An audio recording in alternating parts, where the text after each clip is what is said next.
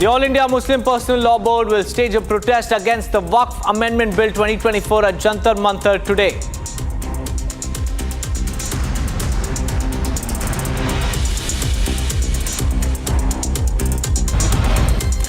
VHP and Bajrang Dal to hold protests across Maharashtra seeking removal of Aurangzeb's tomb. Security around the tomb area has been tightened by the police.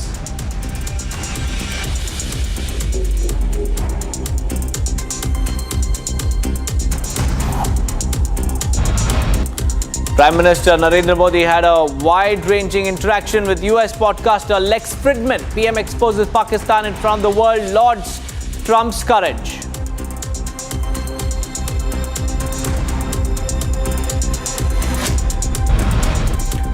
MK Stalin stated that his government used RU instead of official Devanagari-based R symbol, rupee symbol in the logo for the 2025-26 budget to emphasize the state's commitment to the language policy.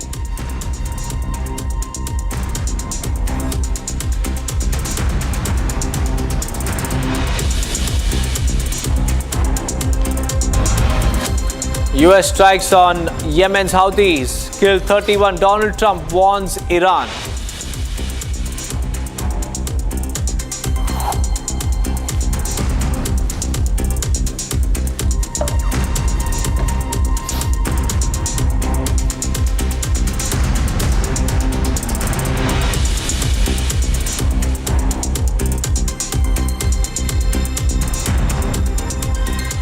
A very good morning, viewers. You're watching Republic TV. This is Live This Morning. I'm Deepak Suresh Kumar. First up, Hindu organizations have called for a statewide protest in Maharashtra demanding the removal of the tomb in Chhatrapati Sambhaji Nagar. Meanwhile, Eknath Shinde has come in support of the move. Take a look at this report.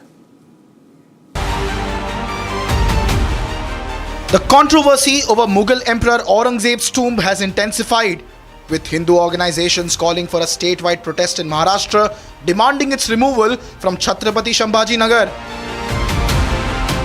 The issue escalated after Maharashtra's Samajwadi Party chief and MLA Abu Azmi sparked outrage by praising Aurangzeb by calling him, quote, a good administrator. Aurangzeb रहमतुल्लाह अलैह ने बहुत सारी मंदिरें बनवाई हैं और आप बनारस में जाकर देखेंगे एक बच्ची, पंडित की बच्ची को जब उनका ही एक सिपाही सालार उसके साथ शादी करना चाहता था, उन्होंने उस सिपाही सालार को 2 हाथियों के बीच पैर बांध कर वो मार दिया और उन पंडितों ने उनके लिए एक मस्जिद बना के दिया वहाँ पर। क्या बात करते हैं, ये गलत हिस्ट्री। तो आप औरंगजेब के ज़माने में भारतवर्ष जो है सोने की चिड़िया था। हमारी सरहद जो है अफगानिस्तान बर्मा तक भरी हुई थी। Reacting to the remark, Maharashtra's Chief Minister Devendra Fadnavis had warned of legal action against Azmi. Azmi's statement has triggered a political storm, with BJP leaders and Vishwa Hindu Parishad renewing the demands for the demolition of Aurangzeb's tomb. The Vishwa Hindu Parishad and Bajrang Dal have announced a statewide agitation, insisting on the removal of Aurangzeb's tomb. Leaders of both organizations stated that they will submit a memorandum to the state government urging immediate action. They argue that the tomb symbolizes the oppression and atrocities committed against Hindus during Aurangzeb's rule and should be demolished.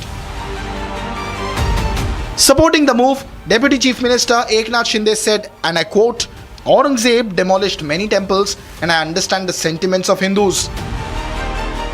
Meanwhile, Union Minister Ramdas Athawale has opposed the demand, stating that the issue should not be politicized. तो इसीलिए लोगों में अभी मांग हो रही है। अभी इतने सालों की मांग तो नहीं हुई थी, तो मुझे लगता है कि अभी क्या करना है। माननीय देवेंद्र फडणवीस, एकनाथ शिंदे जी, अजीत दादा पवार है, इन लोगों ने लॉ एंड ऑर्डर की स्थिति निर्माण ना हो, किसी की भावना को ठेस ना पहुंचे, ऐसा निर्णय लेना चाहिए, ऐसा मुझे लगता है। Congress leader Harshvardhan Sabkal, in a sharp attack on the BJP government, compared Devendra Fadnavis' tenure to that of Aurangzeb, calling both cruel. आणि सदाकदा धर्माचा आधार हा औरंगजेब घ्यायचा। औरंगजेब कधी हजला पण गेला नाही आणि हा क्रूर शासक होता। आज देवेंद्र फडणवीसही तेवढेच क्रूर आहेत। सदाकदा धर्माचा आधार घेतात आहे, मात्र संतोष देशमुख सारख्या हत्या ज्या होतात आहे, जिथे खासदारांच्या लेकीबाळी सुरक्षित नाही, हा प्रकार आज दुर्दैवानं आज महाराष्ट्रात हा देवेंद्र फडणवीस सारखाच आहे. त्यामुळे औरंगजेब आणि देवेंद्र फडणवीस यांचा कारभार एकसारखा आहे. In light of the growing tensions, authorities have tightened security at Aurangzeb's tomb in Aurangabad and restricted entry into the district until April 5th.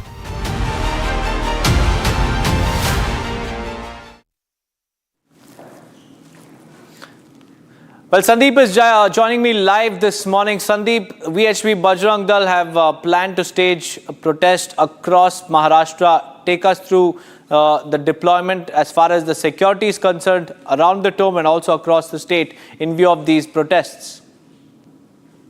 Deepak, yes, a protest has been in fact called by VHP, Vishwa Hindu Parishad at Bajrang Dal across the state. In fact, these protests will be held at the collector office of each and every district. This protest is going to happen statewide.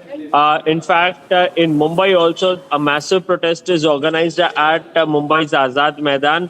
But in rest of the districts, the VHP and Bajrang Dal leaders have warned Babri-like demolition if Aurangzeb grave is not being demolished. And for the same reason, they are coming on the streets today. And in fact, they will be protesting out against the removal of, in fact, they are demanding the removal of Aurangzeb grave. Right, Sandeep, thank you for joining us with those details. The protest will be held across the state outside the district collector's office. We'll get you all the details. And the security has also been heightened.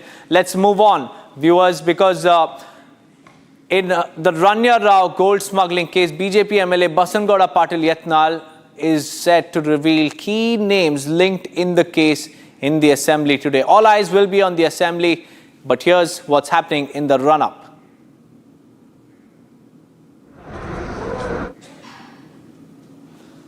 Abhishek is also joining us on the phone lines to give us more details. Abhishek, Basangauda Patil Yatnal often comes out with his startling claims that he knows the names of several politicians who are involved. And do you have any details about what he's claiming? Well, Deepak, BJP MLA Basangauda Patil Yatnal has claimed that he is going to give a couple of names of the MLAs and ministers from the Congress government who are supposed to have been involved in the Ranya Rao gold scam. He's also mentioned that the level of security that she had been provided with, none of them previously had seen that type of security. And also he says that he's not with the central government and he's not involved in the scam at any point of the hour. He also says that the jurisdiction of police have been not taken into custody and the things with the government weren't kept properly. And he also demands that the government speak about this very frankly and make sure that the names of the people who are involved in the scam are out at any hour.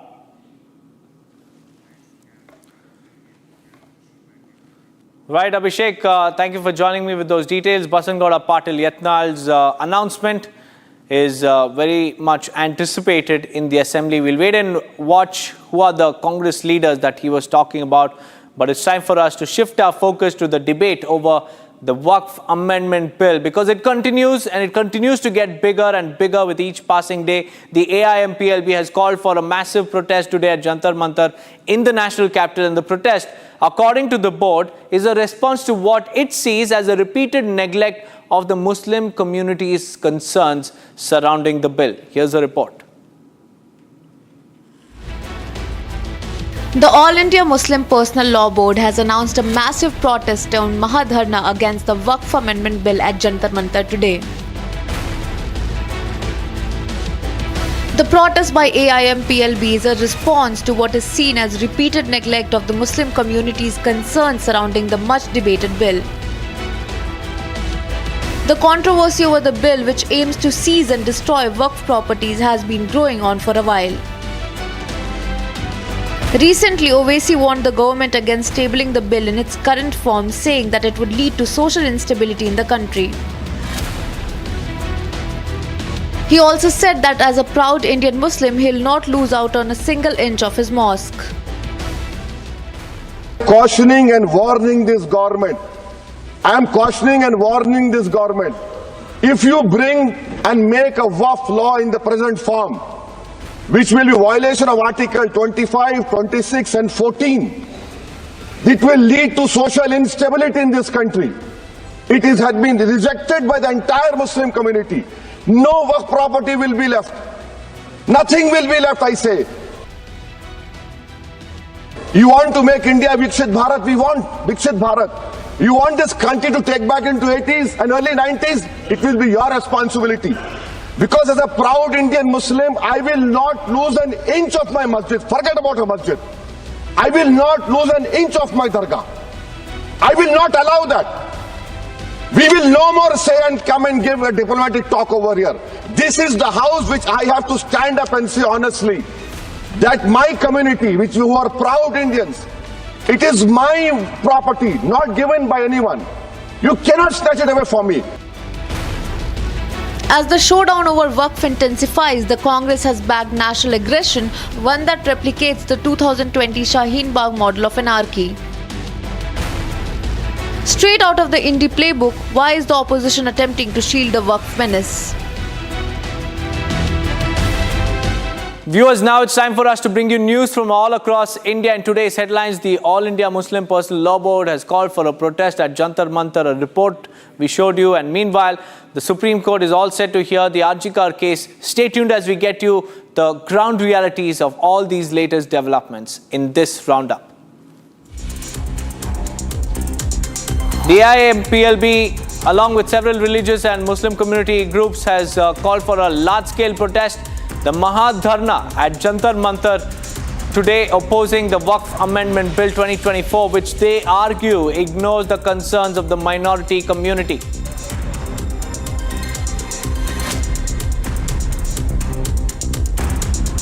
तो ये कोई कारण नहीं है, वो केवल एक देश में इस वक्फ की प्रॉपर्टी को जो केयरटेकर या मुतवल्ली जिनके हितों पे कोई कुठाराघात होगा, जो खुर्द-बुर्द करते थे, एक जब बेहतर कानून आ रहा है तो उसको लेकर के जिस तरह से ये प्रोटेस्ट कर रहे हैं, ये केवल विरोध के लिए विरोध कर रहे हैं। आखिर अब जो एक अमेंडेड या हमारी रिपोर्ट है, उस रिपोर्ट से ऐसी कौन सी बात है कि जिसको ले करके उनके मन में कोई विरोध है या शंका है?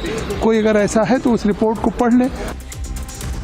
The Vishwa Hindu Parishad and Bajrang Dal have threatened to demolish the tomb of Mughal Emperor and Hindu killer Aurangzeb, announcing a nationwide protest on March 17. That's today, coinciding with Shiv Jayanti. In response, police have tightened security around the tomb in Chhatrapati Sambhaji Nagar.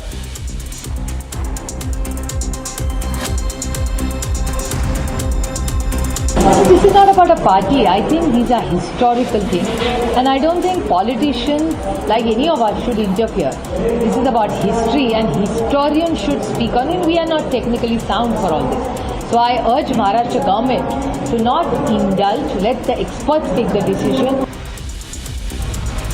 The Supreme Court is set to hear a suo motu case today regarding the rape and murder of a trainee doctor at Kolkata's Arjikar Hospital. The bench will also consider a petition filed by the victims' parents questioning the CBI investigation after they were previously allowed to withdraw and refile their plea seeking similar relief.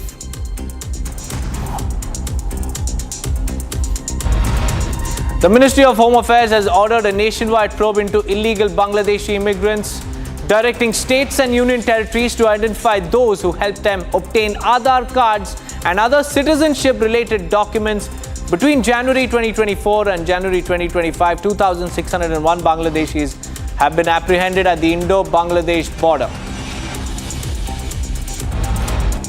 The 10th edition of the Raisina Dialogue is set to begin tomorrow with Prime Minister Narendra Modi inaugurating the event. New Zealand Prime Minister Christopher Luxon will attend as the chief guest and deliver the keynote address at the inaugural session.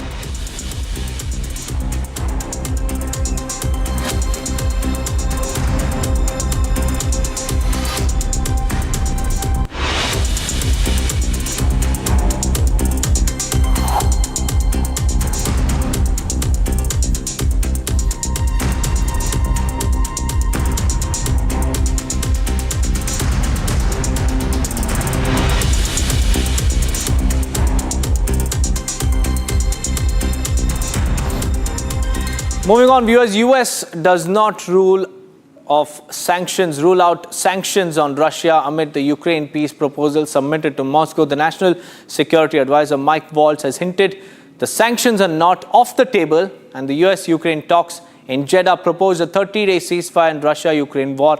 Take a look.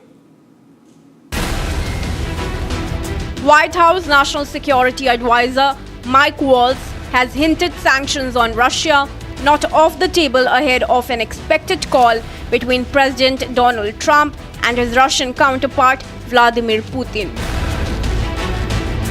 In reference to the Ukraine ceasefire proposal, he said both carrots and sticks are ready to get both sides to the table. The comment comes as suspicion looms over the prospect of the 30-day ceasefire deal in Ukraine war, with Russian President Putin putting conditions. US President Donald Trump insists on the end of the Ukraine-Russia war. President Trump and President Putin spoke in February and agreed to start high-level talks over ending the war in Ukraine. Following the talk, US and Ukraine held high-level talks in Saudi city of Jeddah, resulting to a 30-day ceasefire proposal. The meeting was attended by Secretary of State Marco Rubio and National Security Advisor Mike Waltz. The US looks determined to get the ceasefire proposal work as wished by President Trump. Viewers, protests supporting former Brazilian President Jair Bolsonaro have erupted in Rio de Janeiro as his supporters demand amnesty ahead of his trial. Bolsonaro, who faces charges related to an alleged coup attempt in 2023, continues to refute the accusations, calling them politically motivated. Here's more. Thousands of supporters of Brazil's former president Jair Bolsonaro packed the Copacabana beach of Rio on Sunday. Supporters of the pro-right firebrand leader swarmed the Rio beach in solidarity to the ex-president, who is set to face a trial in Brazil's apex court. The ex-president faces charges of plotting an alleged coup in 2023 in an attempt to overthrow his left-wing successor. Pela memória do coronel Carlos Alberto Brilhante Ustra, o pavor de Dilma Rousseff. His supporters are demanding amnesty for the president, who faces 5 counts of charges for the infamous January 8 riots. While Bolsonaro was expected to draw a crowd of million, local media reported that around 18,000 people attended the rally. Facing a voluntary political exile, the former leader is now seeking a political comeback in a manner akin to Trump's strategy of regaining power. If charges against Bolsonaro are proven in the Brazilian court, the ex-president risks 40 years in prison.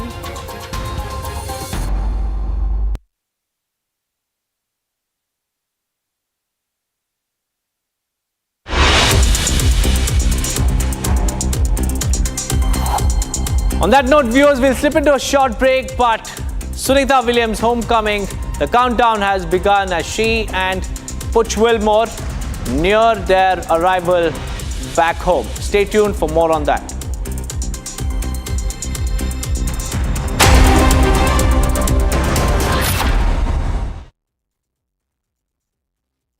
इसको घर पे लगाओगे तो शादी का तो पता नहीं, पर घर पक्का नहीं टूटेगा। रुंगटा नहीं तो घर स्ट्रॉन्ग नहीं। रुंगटा स्टील टीएमटी बार एकदम solid.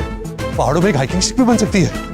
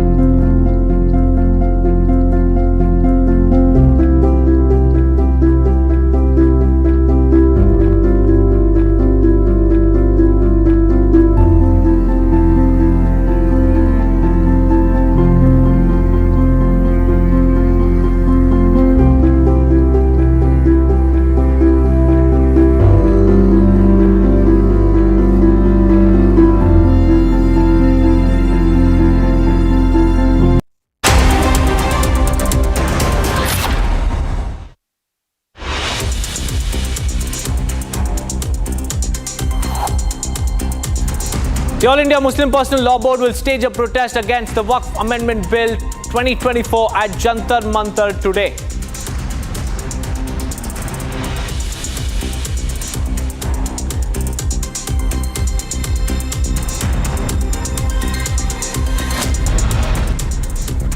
VHP Bajrang Dal to hold protest across Maharashtra seeking removal of Aurangzeb's tomb. Security around the tomb area has been tightened by the police.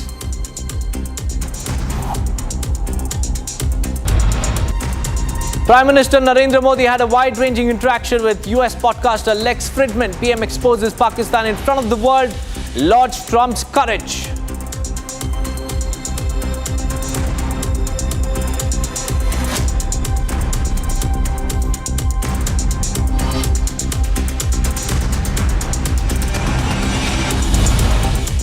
Tamil Nadu Chief Minister M.K. Stalin said that his government used Ru instead of official Devanagari-based rupee symbol in the logo for the 2025-26 budget to emphasize the state's commitment to its language policy.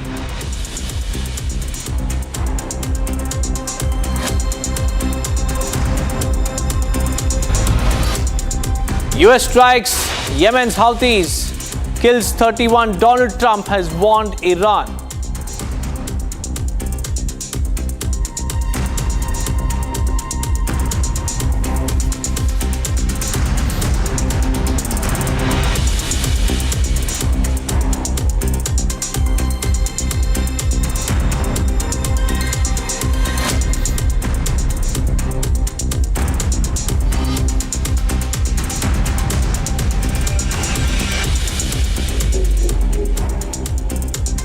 Viewers, NASA astronauts Sunita Williams and Butch Wilmore are preparing for their return to Earth after spending nearly 9 extra months aboard the International Space Station. While their mission was extended due to technical issues, what's drawing attention now is the additional compensation that they'll receive for their prolonged stay. Here's much more on how the two astronauts are nearing the homecoming.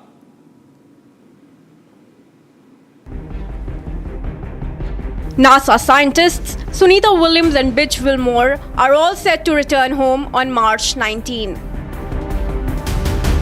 The two NASA astronauts, who were due for an 8-day stay in the International Space Station, were forced to prolong their stay for an additional 9 months after facing technical difficulties. Meanwhile, apart from their return, what's been generating buzz is the additional pay they will be entitled to. Williams and Wilmore are classified under the GS-15 pay grade, the highest level for federal employees. Being a GS-15 government employee, Williams and Wilmore receive an annual base salary ranging between $125,133 to $162,672. However, the only additional compensation they will be receiving is reportedly a $4 stipend for their prolonged stay. To simplify, Williams and Wilmore, after spending over 287 days in space, will likely receive just $1,148,000, approximately Rs 1 lakh each in additional compensation. With the $1,148 in incidental pay, their total earnings for the mission is expected to be between $94,998 to $123,152. All eyes now remain on their return mission that is set to take place after their replacement by the Crew 10 mission members.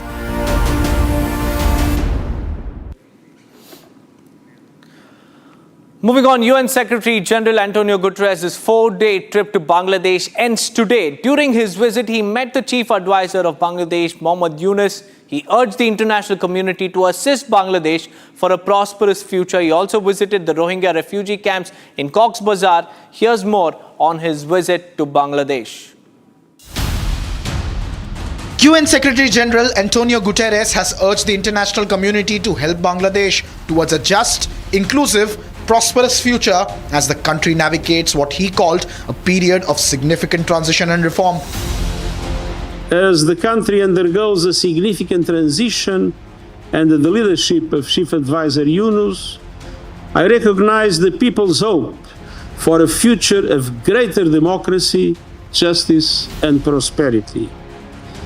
This is a pivotal moment for Bangladesh, and the international community must play its part in supporting your efforts towards a just, inclusive, and prosperous future. The UN Secretary reached Dhaka on a 4-day trip to Bangladesh on Friday. Shortly after arriving, he met with Foreign Policy Advisor to the interim government of Bangladesh, Mohammad Tawhid Hussain. Later, he met the Chief Advisor of Bangladesh, Mohammad Yunus, at the State House, Jamuna. The most significant part of the UN Secretary General's Bangladesh tour was his visit to Cox's Bazar, which houses the Rohingya refugees from Myanmar. He visited the refugee camps at the border district of Cox's Bazar, where he talked with the refugees and aid workers. The visit comes at a critical time, after the United Nations World Food Programme announced potential cuts to emergency food supplies following the shutdown of US aid operations. The UN Secretary General, however, assured that he would do everything he can to stop the funding cuts. Later, Guterres in his social media post called the Rohingya refugee resilient who needed world support. The Secretary General's visit to Bangladesh coincides with the holy month of Ramadan and is seen as an opportunity to express solidarity with both the Bangladeshi people and the Rohingya refugees.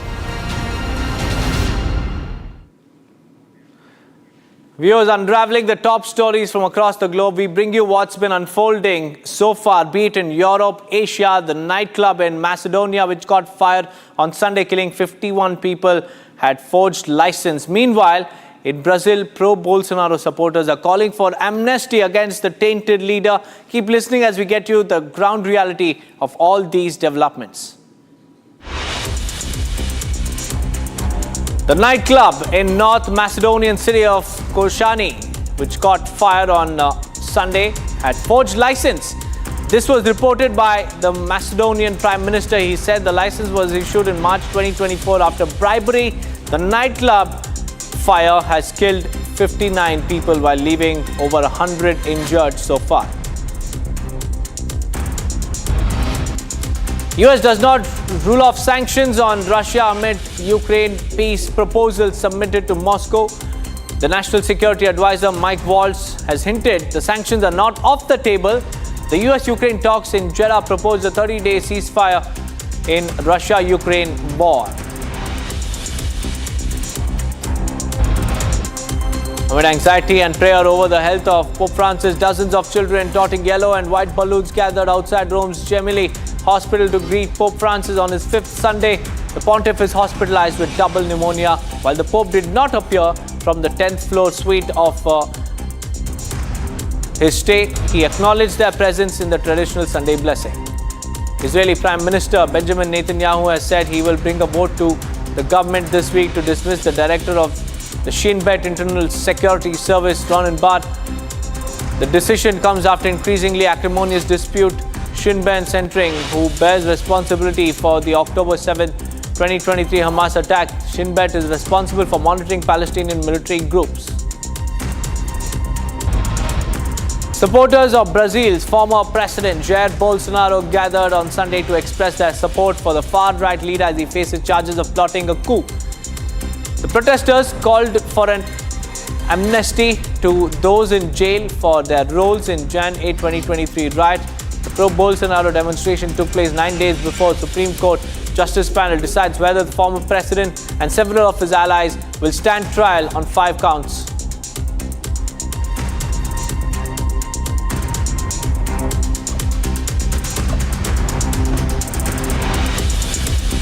Viewers, the US has launched a deadly wave of airstrikes on Houthi rebels in Yemen, and this comes after President Donald Trump had warned against using overwhelming lethal force, citing the terror group's repeated attacks on naval ships in the vital Red Sea corridor.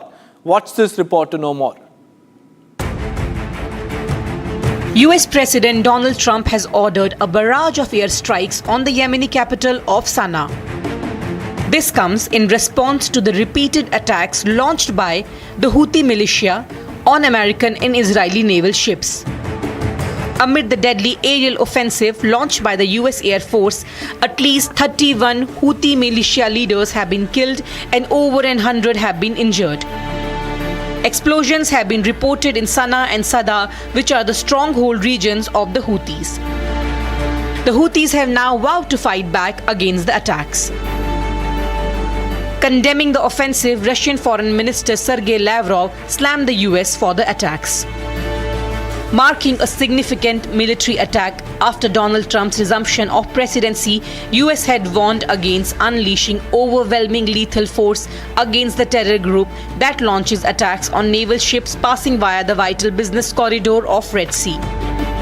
As the skirmish unfolds, Iran has rebuffed all allegations of being associated with the Houthis. انصارالله به عنوان نماینده یمنی ها تصمیمات راهبردی و عملیاتیش را خودش اتخاذ می کند. جمهوری اسلامی ایران نقشی در تنظیم سیاست‌های ملی یا عملیاتی هیچ جریانی از جبهه مقاومت از جمله انصارالله یمن ندارد. The US ambush also comes amid the backdrop of the Houthis repeatedly attacking Israeli naval ships.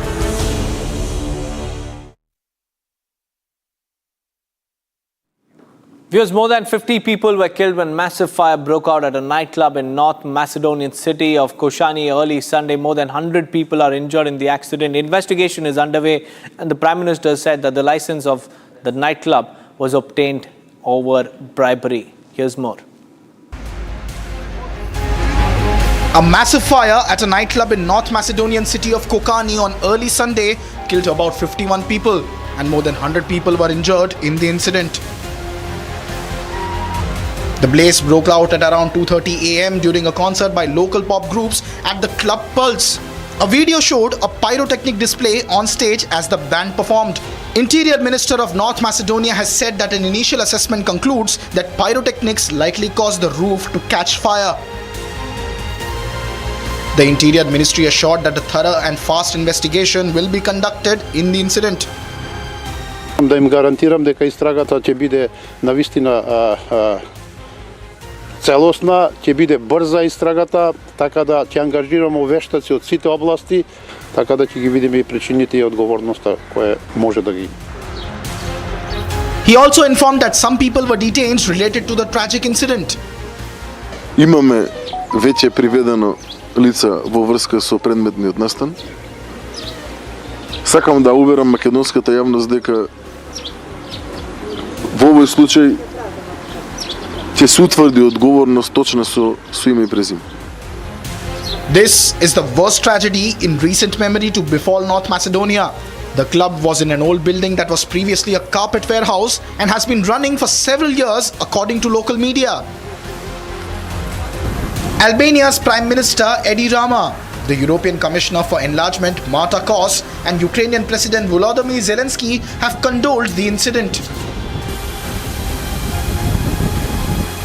Viewers, Indian hockey star Harmanpreet Singh shares his thoughts on the significance of awards, revealing how they motivate him to push towards his goals. Speaking about the revival of Indian hockey, Harmanpreet expressed his optimism, highlighting the importance of India's success in winning medals. He also credited the Indian Hockey Federation and the dedicated coaches for his resurgence. Take a look at this conversation. And how does it feel, captain and medal-winning captain at the Olympics, and now this award? It's been a glory run for you. कैसा लग रहा है आपको? बहुत अच्छा लग रहा है. ये अवार्ड मेरे लिए बहुत मैटर करते हैं और मेरे को मोटिवेट करते हैं कि जो नेक्स्ट जो भी हमारे गोल्स हैं जो मैंने अचीव करने हैं उसके लिए मैंने और हार्ड वर्क करना है. एंड डेफिनेटली जितने भी यंगस्टर्स हैं उनके लिए भी बहुत स्पेशल मोमेंट है, और स्पेशली आज जो हमारे वर्ल्ड कप विनर्स यहाँ पे थे हमारे साथ, और आई थिंक उनके साथ ये मोमेंट शेयर करके हमें मेरे को आई थिंक जो लाइफ टाइम मेमोरी है मेरे लिए. 100 years ऑफ हॉकी सेलिब्रेट किया जा रहा है और आप इस वक्त इस चैप्टर में हैं, इस चैप्टर में मॉडर्न हॉकी में. कितना हमने देखा है कि चेंज होते हुए हॉकी का रिवाइवल पिछले 2 साल से हम देख रहे हैं. क्या कुछ फैक्टर्स इसके पीछे? देखिए आई थिंक एक साइन तो अच्छा है कि हम बैक टू बैक मेडल जीत रहे हैं, और ये इसके पीछे काफ़ी सारा हार्ड वर्क है जो हमारी फेडरेशन, हमारे कोचेस लगाते आ रहे हैं। और जैसे आज हम पूरा डिटेल में बताया गया कि 8 में क्वालिफाई नहीं करना, 12 में 12th पोजीशन, आई थिंक वो जर्नी वहीं से शुरू हो गई थी। बट आई थिंक हर एक अच्छी अचीवमेंट के लिए टाइम तो लगता है, तो वो आई थिंक बट उसके पीछे जो हार्ड वर्क है हमारी फेडरेशन का एंड डेफिनेटली हमारे कोचेस का बहुत बड़ा हाथ है। और आने वाला समय मैं बिलीव करता हूँ कि अच्छा होगा हॉकी का। Viewers, it wasn't just Harmanpreet Singh, but it was also Jarmanpreet Singh who also opened about his journey, his passion for the game, and India's ambitious preparations for the upcoming Hockey World Cup as Indian team gears up to bring home the coveted Champions Trophy, last one in 1975. Jarmanpreet also reflected on his incredible achievement of receiving the prestigious Arjuna Award this year. Stay tuned as we dive into this insightful conversation. 50 साल हो गए करीब, अगले साल world cup होने वाला है, इसकी तैयारियां कैसी हैं? बिल्कुल बहुत अच्छी तैयारियां चल रही हैं, क्योंकि नेक्स्ट ईयर हमारे लिए काफ़ी इंपॉर्टेंट है। काफ़ी सभी को हमारे पे उम्मीदें हैं, जैसे आज भी में जितने हमारे लेजेंड्स हैं उनको भी हमारे पे उम्मीदें हैं कि हम हमारा जो वर्ल्ड कप अभी उस 75 के बाद हमारे घर में नहीं आया, हमारी कंट्री में वापस नहीं आया, हम उनको लेके आएँ, तो हम फुल 100% दे के फुल तैयारी करके ही नेक्स्ट ईयर वर्ल्ड कप में उतरेंगे। जी, और आपके लिए बहुत स्पेशल रहा है इस साल as a young member of the team, Arjuna award भी मिला है आपको। कैसी थी वो फीलिंग, किस तरह से आपको ये और इंस्पायर करता है? काफ़ी इंस्पायरिंग होती है, क्योंकि एज ए प्लेयर सभी का सपना होता है कि आप ओलंपिक्स में खेलें और ओलंपिक्स में मेडल लें, और दूसरा आपको नेशनल अवार्ड मिले, जो कि हमारे स्पोर्ट्स में सबसे बड़ा अवार्ड है, अर्जुन अवार्ड लेना। और आई थिंक काफ़ी हार्ड वर्क्स हैं, काफ़ी सेक्रीफाइस होते हैं प्लेयर के, ये एक सपना होता है, वो कहीं ना कहीं मेरा सपना पूरा हुआ है, और मैं बहुत खुश हूँ इस चीज़ को लेके, और अपनी फैमिली का भी बहुत मैं धन्यवाद करता हूँ। जितने भी लोग मेरी इस जर्नी में आए हैं मैं उनका सबका थैंक यू करता हूँ, और काफ़ी दिल से उनके जो भी उन्होंने मेरे साथ हेल्प करी है, जहाँ कहीं भी खड़े हुए हैं, सो मैं उन सभी का थैंक यू करता हूँ, और एक प्राउड मोमेंट है मेरे लिए। Furthermore, Indian hockey star Srijesh also shared his deep admiration for the legendary players of the 1975 team, describing it as an honor to witness their legacy. He reflects on the fact that India has not won a Hockey World Cup championship in 50 years since that historic victory. Here as Srijesh speaks of the inspiration that he drew from meeting these legends. Keeper PR Srijesh, who's now the junior team coach as well. I mean, I have to think when I say coach, because I still think you're in the hockey team. And thank you so much for joining us on Republic TV. And it's such a great moment commemorating 100 years of Indian hockey, and reliving the past and the glory. And you've been part of Olympics victory, and also today you stand between the legends. Also, what was the feeling like? It's a great honor, because 1975, the last time when we won the World Cup, and when you are witnessing those legends, it's a great honor, and it's a proud moment for us. But it's a kind of reminder for us, because it's almost 50 years. You didn't achieve anything in World Cup. So when India is looking forward to 2026 World Cup, I think this is a great inspiration for the young team to take the courage from these senior players, and to think about, okay, next year is the time to do something different and win a medal in World Cup. And you're the coach of the junior team. How do you really go behind the youngsters? What really goes in to prepare them for this new chapter of Indian hockey? See, it's first important thing is that let them realize that what they are doing, because under 21 team is also a national hockey team, and they are, wherever they go, they are the brand ambassador for the country. So I think it's really important for them to focus, and they need to become more professional in the way that they prepare for the matches, they work hard, and they dream big, so that in the future they can go and play in the Olympic Games or the World Cup. Finally, Srijesh, we've seen you on the field as a player, and we've enjoyed watching you. As a coach, how are you? Are you like the Kabir Khan, or you're a fun coach? How are you? No, I'm not a fun coach. I think I'm Srijesh PR, and I'm a bit serious. Yes. And I played a certain level, so I expect my players also to reach there. Yes. So I am training them like that, so that in future they also perform better than me, not like me, better than me, and to win or change the color of the Olympics medal. Now, in an exclusive, star hockey player Deepika Sehrawat also shared how winning awards fills her with pride and serves as a powerful source of motivation. She also opened up about how the senior players in the team inspire her to improve and deliver stronger performances. Watch this interview to know more on what drives Deepika. Today there have been awards galore for you. एक के बाद एक awards जीते हैं आपने, stage पे आप पूरा छा चुकी थी, कैसा लगा? First of all thank you so much. और काफ़ी अच्छा लगा क्योंकि एक एज ए यंग प्लेयर मुझे काफ़ी प्राउड होता है इस चीज़ के लिए और काफ़ी मोटिवेट होती हूँ मैं। जैसे मुझे लास्ट में Santa Lakra award, upcoming year of the award मिला, सो मेरे लिए एक मोटिवेट है कि मुझे आने वाले टाइम में मुझे अपने आप को और अप करना है, या फिर उस अवार्ड से मैं अपने आप को और सीख सकती हूँ कि मुझे जैसे अभी सीनियर प्लेयर्स को अवार्ड मिल रहे हैं तो मैं अपने आप को भी कर सकती हूँ कि मुझे उधर जाना है और अपने टीम के लिए, जो टीम मेरे को हेल्प करती है सीनियर प्लेयर्स, उनके लिए। और हमने देखा किस तरह से चैंपियंस ट्रॉफी की टीम में आपका एक अहम रोल था और लगातार अच्छा करती जा रही हैं। क्या कुछ है जो आपको आपको मोटिवेशन देता है? ऑफकोर्स मेरे जो सीनियर प्लेयर्स होते हैं वो मुझे काफ़ी मोटिवेट करते हैं क्योंकि जब हम टीम गेम खेलते हैं तो सबको पता होता है कि किसकी क्या प्लस पॉइंट्स हैं। तो अभी सबको पता है कि दीपिका की क्या प्लस पॉइंट है या फिर और स्ट्राइकर्स हैं उनकी क्या प्लस पॉइंट है, सो हम उसको यूज़ करते हैं। सो सबसे अच्छी बात है कि एज अ टीम हम उस चीज़ को यूज़ करते हैं और वो टीम मुझे हेल्प करती है, इसलिए मैं फिनिश कर पाती हूँ। इसलिए वो गोल पे गोल हो रहे थे उधर, चैंपियन गोल पे गोल होता है। आप तो मतलब मैंने पढ़ा है कि आप तो रेसलिंग में थी और सडनली आपने स्विच मारा। आज तो बड़ा अच्छा लग रहा होगा कि हॉकी में सही स्विच मारा मैंने, लेकिन ये हुआ कैसे रेसलिंग से हॉकी? एक्चुअली मैं और मेरा ब्रदर पहले हम गांव में थे तो मेरे चाचा जी, दादाजी सब रेसलर्स हैं, मोस्टली सब कबड्डी और रेसलिंग कुछ ना कुछ करते हैं। और मैंने जब शुरू किया था तो मैं और मेरा ब्रदर जाते थे हिसार में, HU में जाते थे, साई में जाते थे हम। तो उधर मैं और मेरे ब्रदर रेसलिंग में जाते थे और बीच में हॉकी का ग्राउंड पड़ता था। तो उस हॉकी के ग्राउंड ने मुझे नहीं पता क्या हुआ, ना मुझे पता था ये हॉकी है कुछ है, जस्ट मैंने लड़कियों को देखा उधर खेलते हुए और मैं उधर ही बैठती थी फट्टे पे जाके। मैंने फिर बंद कर दिया रेसलिंग जाना ब्रदर के साथ और मैं आके फट्टे पे बैठने लगी थी। Viewers, coming up in sports, Nitish Kumar Reddy is all clear to join Sunrisers Hyderabad's IPL camp while Lando Norris has taken a thrilling win at the Australian Grand Prix. Keep listening to all the buzz in this segment.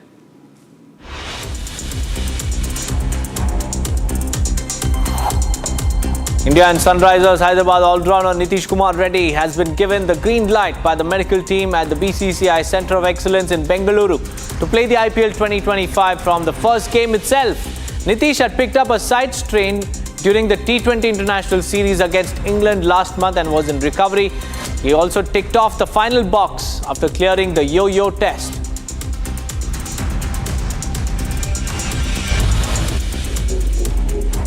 Winger Lal Biakt Dika scored a brace as Aizawl FC beat relegation rivals Delhi FC 2-0 in their I-League match. He also struck in the 40th and 77th minute to give his side the crucial 3 points. The victory took Aizawl above the bottom two for the first time in the season with 19 points from as many matches, albeit having played a game more than SC Bengaluru. McLaren driver Lando Norris won a dramatic rain-hit Australian GP as he fended off defending champion Max Verstappen to take the checkered flag at Albert Park. Norris faced the heat from Verstappen. The final laps after a third safety car saw the Dutchman go all cylinders firing behind the Brit. With Verstappen on his tail, Norris managed to find enough to win the race and take maximum points for the fastest lap behind the duo. George Russell of Mercedes took an unlikely third despite not being in the frame of the podium earlier. It was a sweep by the Kenyan marathoners at the Rome Marathon in Italy. Robert Neno and Betty Chepkwony won the men's and women's marathon event while Robert finished the marathon in 2 hours 7 minutes. Betty finished the Rome Marathon in 2 hours and 26 minutes. The marathon started with 42 seconds of silence in honor of seriously ill Pope Francis. After Arsenal had a 1-0 win in the Premier League against Chelsea, Chelsea's head coach Enzo Maresca has blamed the injuries in the team as the main reason for the dismal defeat, with Cole Palmer joining Nico Jackson and Noni Madueke on the injury list. With the defeat, Chelsea, which is on the 4th place on the points table, has missed their opportunity to gain a single-point lead against Manchester City, who are right behind them in the race to qualify for the UEFA Champions League next season. It's a huge difference if you think that the three players with more goal for us are Cole Palmer, Nicola Jackson and Noni Madueke. No one of them was inside the pitch today. Two of them, it's already a long time that they are out. So it's normal that offensively we can struggle a little bit, even if I think until today we are the second on the third best attacking of the league. So that means that we are in any case doing well without that players, but we could do better with the players that in this moment they are injured.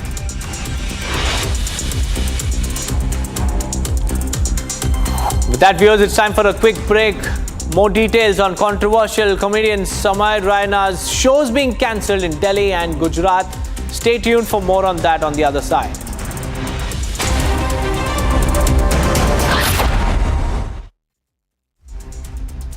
In the global employability rankings by Times Higher Education UK, only the following 6 institutions from India are ranked amongst the top 230 in the world for having the most employable graduates: IIT Delhi, IISc Bangalore, IIT Bombay, IIM Ahmedabad, IIT Kharagpur and Amity University.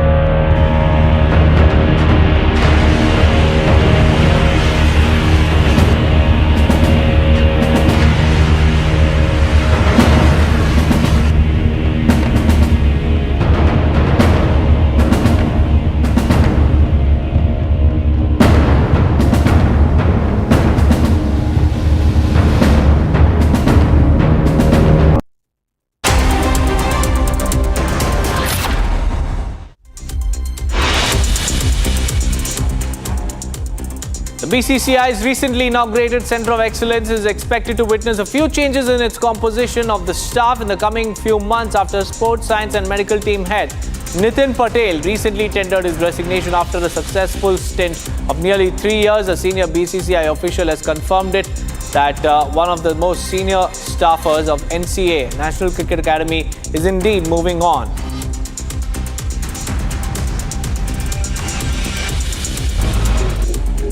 Star India spinner Yuzvendra Chahal recently came forward and branded compatriot Kuldeep Yadav as the best wrist spinner in the world cricket ahead of the IPL 2025.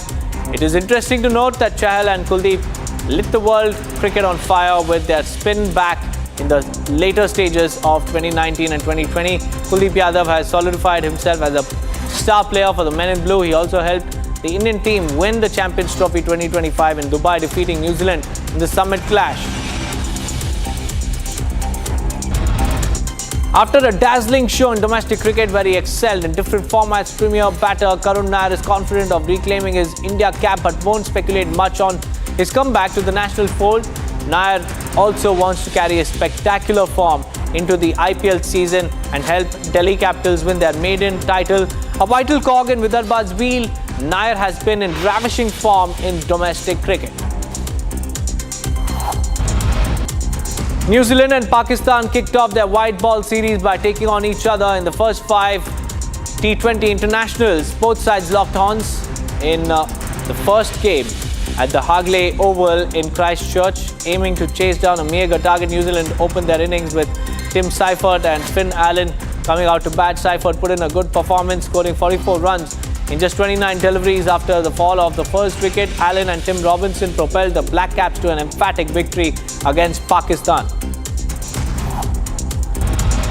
Star batter Virat Kohli supported the presence of players' families on tour, saying that he would always prefer having personal support around him to deal with tough and intense days on the field instead of sulking alone in his hotel room.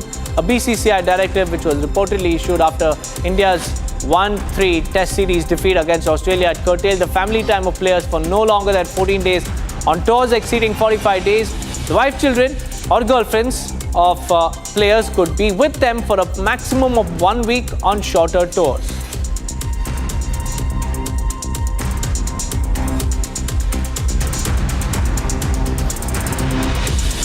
Moving on, viewers, controversial comedian Samay Raina had his show cancelled in Delhi. Raina was scheduled to perform in the national capital. However, just days before the show, the attendees received a message notifying them that the show has been cancelled. Here's more. Controversial comedian Samay Raina's show has been cancelled. Samay was scheduled to perform at Delhi's Talkatore Stadium on March 21 and 23. This comes amid the controversy over an episode of Samay Raina's show India's Got Latent, where the panelists, including Samay, made lewd, perverted comments. The show triggered huge public outrage and police cases were filed against Samay Raina and his co-panelists. Samay already has many of his shows being cancelled. His shows in Gujarat's Ahmedabad and Vadodara are cancelled already. The Vishwa Hindu Parishad has announced that Samay will no longer perform in Gujarat. Samay Raina was also chastised by the Supreme Court for his taunting comment on his trial and the row on his show in Canada in February. It seems the comedian is paying a heavy price for stretching his comment in just a bit too far.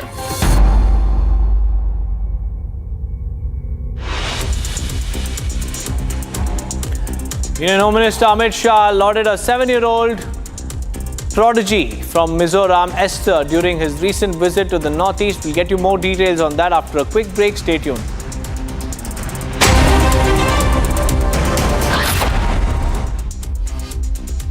In the global employability rankings by Times Higher Education UK, only the following 6 institutions from India are ranked amongst the top 230 in the world for having the most employable graduates. IIT Delhi, IISc Bangalore, IIT Bombay, IIM Ahmedabad, IIT Kharagpur and Amity University.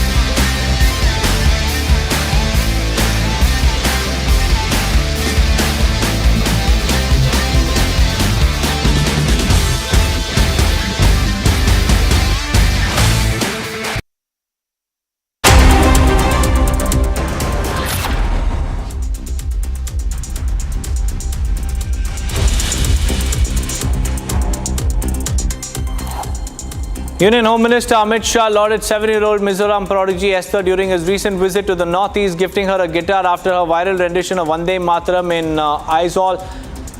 This comes after a video of her performance went viral. Within no time, Esther first gained national fame with her performance of Maa Tujhe Salam during the COVID-19 lockdown. Stars of Asian cinema walked the red carpet at the 18th Annual Asian Film Awards in Hong Kong on Sunday. A total of 30 films from 25 countries and regions will be screened, spanning across 16 competitive categories. The winners of the Film Fest have been decided by a panel of juries presided by Hong Kong veteran martial arts actor and director Sammo Hung. Controversial comedian Samay Raina sold out shows at Delhi's stadium were slated on March 21st and 23rd, but they have been abruptly cancelled, with ticketing platforms now notifying attendees just days before the event that the show has been cancelled. And this follows reports of his shows in Gujarat also being called off earlier. The serial cancellations have been taking place as the comedian finds himself embroiled in a controversy for promoting filthy content.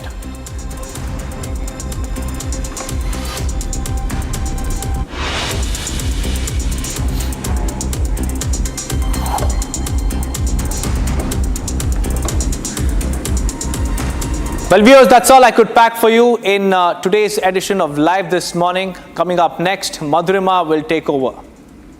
Well, viewers, we are going to bring you a lot more from the length and breadth of the nation and from across the globe. Multiple spectrum news, sports, entertainment, international and business, all waiting for you after this very short break.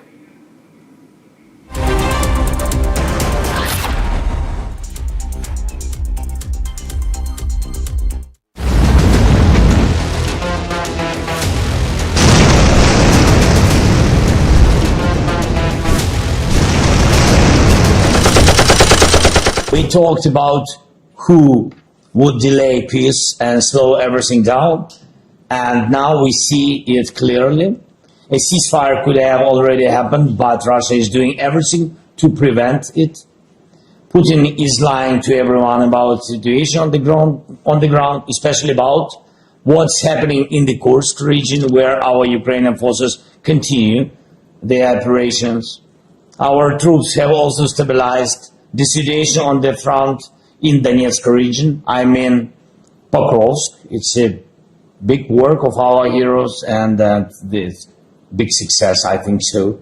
And Putin is also lying about how a ceasefire is supposedly too complicated. In reality, everything can be controlled, and we have discussed this with the Americans. The truth is, Putin has already dragged out the war for nearly a week after the talks in Jeddah in Saudi, and he will keep dragging it out.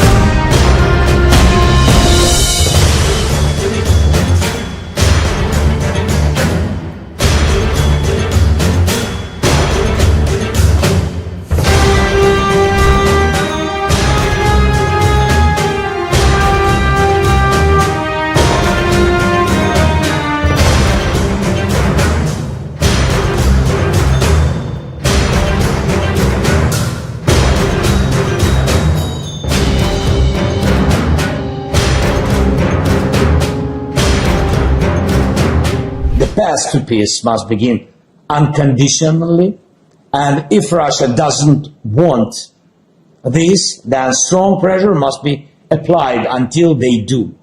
Moscow understands one language. I ask you to talk to America, to President Trump, to help bring peace faster.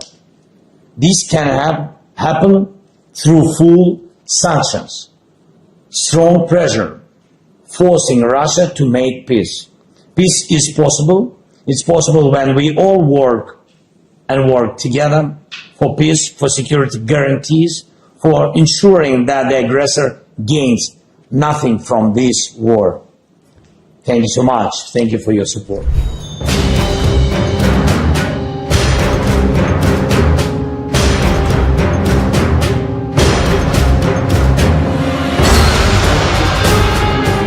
І ми проговорили, що українська сторона має присутність на території Курської області, що оточення українських військових є брехнею Путіна, оточення українських військових на території Курської області немає.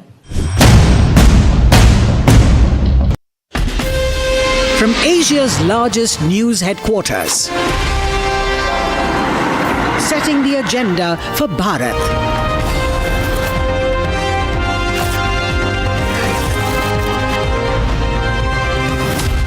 You're watching Republic.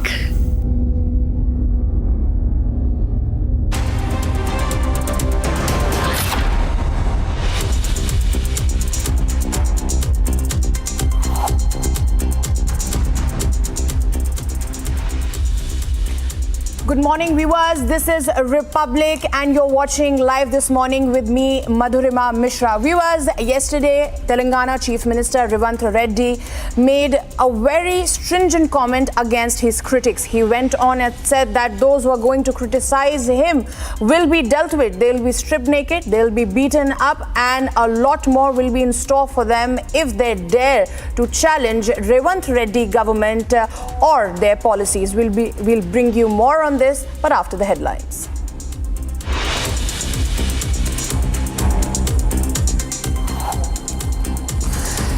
BJP MLA Basangowda Patil Yatnal to reveal key names linked in the case of gold smuggling in the assembly today. VHP Bajrang Dal to hold protests across Maharashtra seeking removal of Aurangzeb's tomb. Security around the tomb area has been tightened by the police. Prime Minister Narendra Modi had a wide-ranging interaction with US podcaster Lex Friedman. PM exposes Pakistan in front of the world, lauds Trump's courage. MK Stalin stated that his government used a different rupee symbol instead of the official Devanagari-based symbol in the logo for 2025-26 budget to emphasize that the state's commitment to its language policy.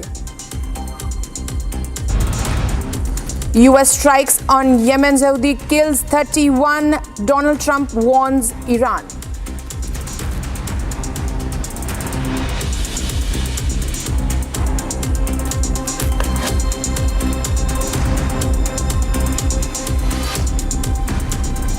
Viewers, we'll start up with news coming in from the state of Telangana. After open threat to critics, Telangana Chief Minister Revanth Reddy hits back at opposition and questioned criticism over welfare scheme. He questioned whether his welfare schemes were angering citizens or merely troubling the political opponents. Remember, viewers, this is the statement coming in from the Telangana Chief Minister after he openly and brazenly inside the assembly said that those who will criticize him, specifically those journalists who are YouTubers or on any other social media site, will be dealt with.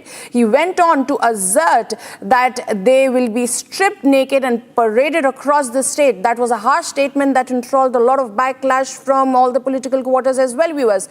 Now, viewers, joining me live on this broadcast is my colleague Aneri.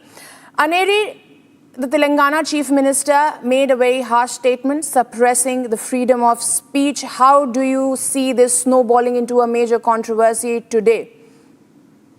Well, yes, that's right, Madhurima. What we have been seeing is that is a massive controversy that has erupted days after journalist Revati was arrested by the police officials early in the morning, and then later we see that on the floor. Well, that comes in the background of a video which was a very highly abusive video which was uploaded on the YouTube channel. Following which we see that Revanth Reddy on the floor of the House has given out this statement, and also at the same time where he has stated that they will be stripped and paraded in public is what Revanth Reddy has stated, and now that has come as a major statement, and following which we also see that how the opposition parties BJP and BRS sitting out at Revanth Reddy for his comments, and they have also further went on to state that this is not a chief minister who is on the post making such comments by him is not right, is what the opposition parties have been stating. And remember earlier also, we had seen that how Revant Reddy had given a warning, and right now also we see that Revant Reddy has once again given a warning to all the journalists and other people who allegedly make any such abusive comments against the government or the chief minister's post or their family members, basically. Well, thank you, Aneri, for those details. We'll keep coming back to you because indeed this is going to snowball into a massive controversy today, specifically with the parliament in session in the national capital. Thank you, Aneri. Now, viewers, let's shift our focus to the new order that has been issued by the Ministry of Home Affairs. A comprehensive order has been issued, and the MHA has passed an umbrella probe into the cases of illegal Bangladeshi immigrants. The main focus is on identifying individuals that helped illegal immigrants obtain Aadhaar cards and other Indian citizenship related documents. Remember, viewers, this is coming in line after the immigration bill has already been passed, has already been introduced in the Lok Sabha. There's going to be a discussion this week likely on it. 6 hours have already been allocated for the discussion on the immigration bill that is going to tighten as to who enters and exit India.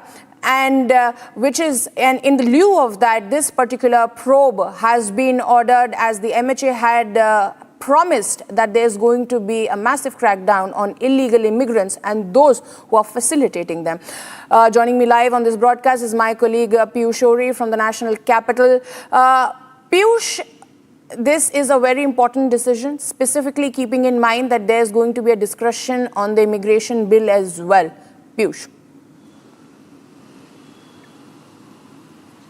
So yes, good morning to you, Madhurima, and good morning to all our viewers who are viewing us at the moment. And you rightly mentioned that this is indeed a very important bill because as per the Ministry of Home Affairs official data, between January 2024 to January 2025, there have been over 2,600 Bangladeshis, and I repeat over here that there have been over 2,600 Bangladeshis that have been identified residing illegally over here within the country, and thereby taking into consideration that how much of danger it can pose to the national security. Now, the Ministry of Home Affairs has also now introduced a kind of an umbrella form of an investigation wherein they would not only make an initiative to identify these illegal Bangladeshis who are residing illegally within the country, but are also going to make sure that all those agents that are corrupt and are making sure that these documents are being provided to the Bangladeshis and Rohingyas that allows them to reside illegally in the city are identified and punitive action are taken against them. It is also important over here that now the Ministry of Home Affairs, in consultation with the Government of India, is also bringing the immigration bill that is going to be introduced in the Parliament soon. But yes, the key aspect now which the Government of India along the Ministry of Home Affairs is going to introduce is to make sure that first they identify all the illegal Bangladeshis that are residing illegally in the city, and more importantly, they also identify the agents, they also identify those corrupt bureaucrats that make sure that the documentations are provided to these Bangladeshis, which thereby make the deportation of these Bangladeshis quite difficult for the Ministry of Home Affairs and government agents. Back in the studio.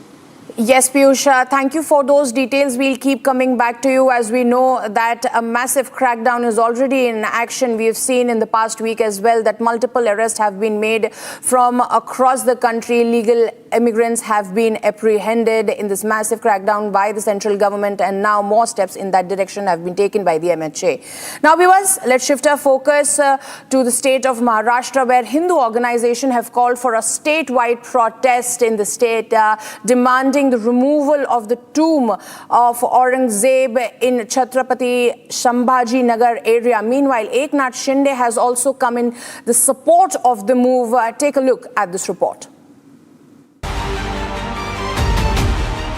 The controversy over Mughal Emperor Aurangzeb's tomb has intensified, with Hindu organizations calling for a statewide protest in Maharashtra, demanding its removal from Chhatrapati Shambhaji Nagar. The issue escalated after Maharashtra's Samajwadi Party chief and MLA Abu Azmi sparked outrage by praising Aurangzeb by calling him, quote, a good administrator. Aurangzeb रहमतुल्लाह अलैह ने बहुत सारी मंदिरें बनवाई हैं और आप बनारस में जाकर देखेंगे एक बच्ची, पंडित की बच्ची को जब उनका ही एक सिपाही सालार उसके साथ शादी करना चाहता था, उन्होंने उस सिपाही सालार को 2 हाथियों के बीच पैर बांध करके वो मार दिया और उन पंडितों ने उनके लिए एक मस्जिद बना के दिया वहाँ पर। क्या बात करते हैं, ये गलत हिस्ट्री। तो आप औरंगजेब के ज़माने में भारतवर्ष जो है सोने की चिड़िया था, हमारी सरहद जो है अफगानिस्तान बर्मा तक बढ़ी हुई थी। Reacting to the remark, Maharashtra's Chief Minister Devendra Fadnavis had warned of legal action against Azmi. Azmi's statement has triggered a political storm with BJP leaders and Vishwa Hindu Parishad renewing the demands for the demolition of Aurangzeb's tomb. The Vishwa Hindu Parishad and Bajrang Dal have announced a statewide agitation, insisting on the removal of Aurangzeb's tomb. Leaders of both organizations stated that they will submit a memorandum to the state government urging immediate action. They argue that the tomb symbolizes the oppression and atrocities committed against Hindus during Aurangzeb's rule and should be demolished. Supporting the move, Deputy Chief Minister Eknath Shinde said, and I quote, Aurangzeb demolished many temples and I understand the sentiments of Hindus. Meanwhile, Union Minister Ramdas Athawale has opposed the demand, stating that the issue should not be politicized. तो इसीलिए लोगों में अभी मांग हो रही है, अभी इतने सालों की मांग तो नहीं हुई थी, तो मुझे लगता है कि अभी क्या करना है, माननीय देवेंद्र फडणवीस, एकनाथ शिंदे जी, अजीत दादा पवार है, इन लोगों ने लॉ एंड ऑर्डर की स्थिति निर्माण ना हो, किसी की भावना को ठेस ना पहुंचे, ऐसा निर्णय लेना चाहिए, ऐसा मुझे लगता है। Congress leader Harshvardhan Sabkal, in a sharp attack on the BJP government, compared Devendra Fadnavis' tenure to that of Aurangzeb, calling both cruel. आणि सदाकदा धर्माचा आधार हा औरंगजेब घ्यायचा. औरंगजेब कधी हजला पण गेला नाही आणि हा क्रूर शासक होता. आज देवेंद्र फडणवीसही तेवढेच क्रूर आहेत.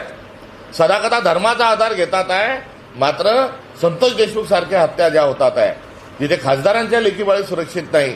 हा प्रकार आज दुर्दैवानं आज महाराष्ट्रात हा देवेंद्र फडणवीस सारखाच आहे. त्यामुळे औरंगजेब आणि देवेंद्र फडणवीस यांचा कारभार एकसारखा आहे. In light of the growing tensions, authorities have tightened security at Aurangzeb's tomb in Aurangabad and restricted entry into the district until April 5th.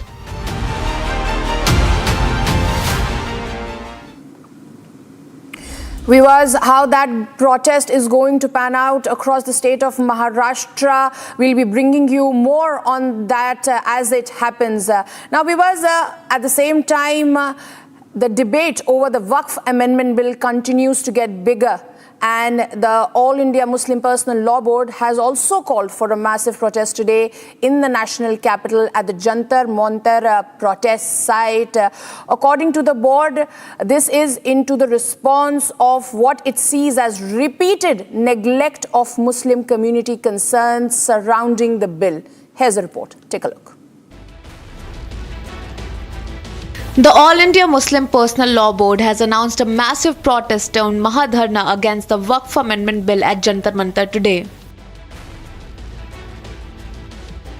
The protest by AIM-PLB is a response to what is seen as repeated neglect of the Muslim community's concerns surrounding the much-debated bill. The controversy over the bill, which aims to seize and destroy Waqf properties, has been growing on for a while. Recently, Owaisi warned the government against tabling the bill in its current form, saying that it would lead to social instability in the country.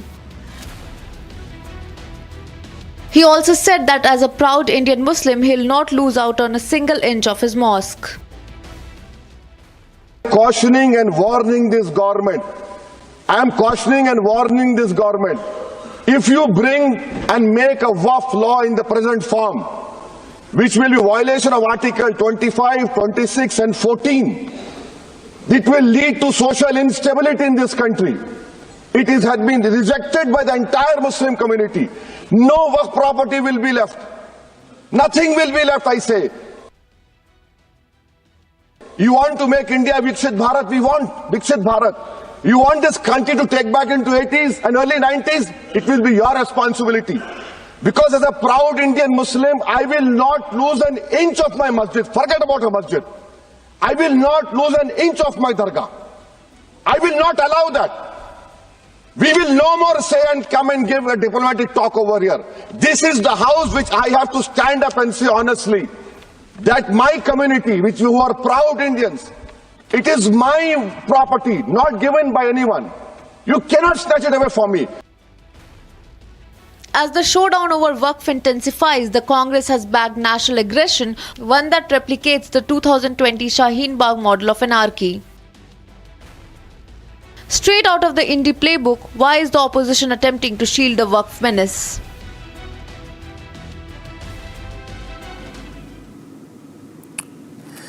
Viewers, now we'll bring you an amalgamation of all the news that matters from across the quarters of the country, from the Supreme Court to hear the Arjikor case, to Parliament session to begin, where multiple issues will be raised, from the immigration bill to the Manipur issue.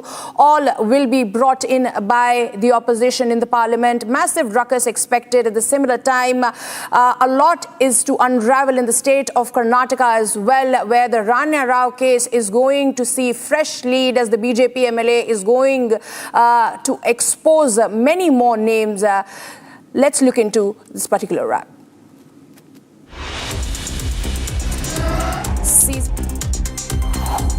CCTV footage captured the collision between two cars in Gurugram due to stunt. Police arrested two accused, Ankit and Shiv Sundar, after the accident. The driver fled with the car, but later police caught him with the help of CCTV. The incident took place in Sector 4 of Gurugram.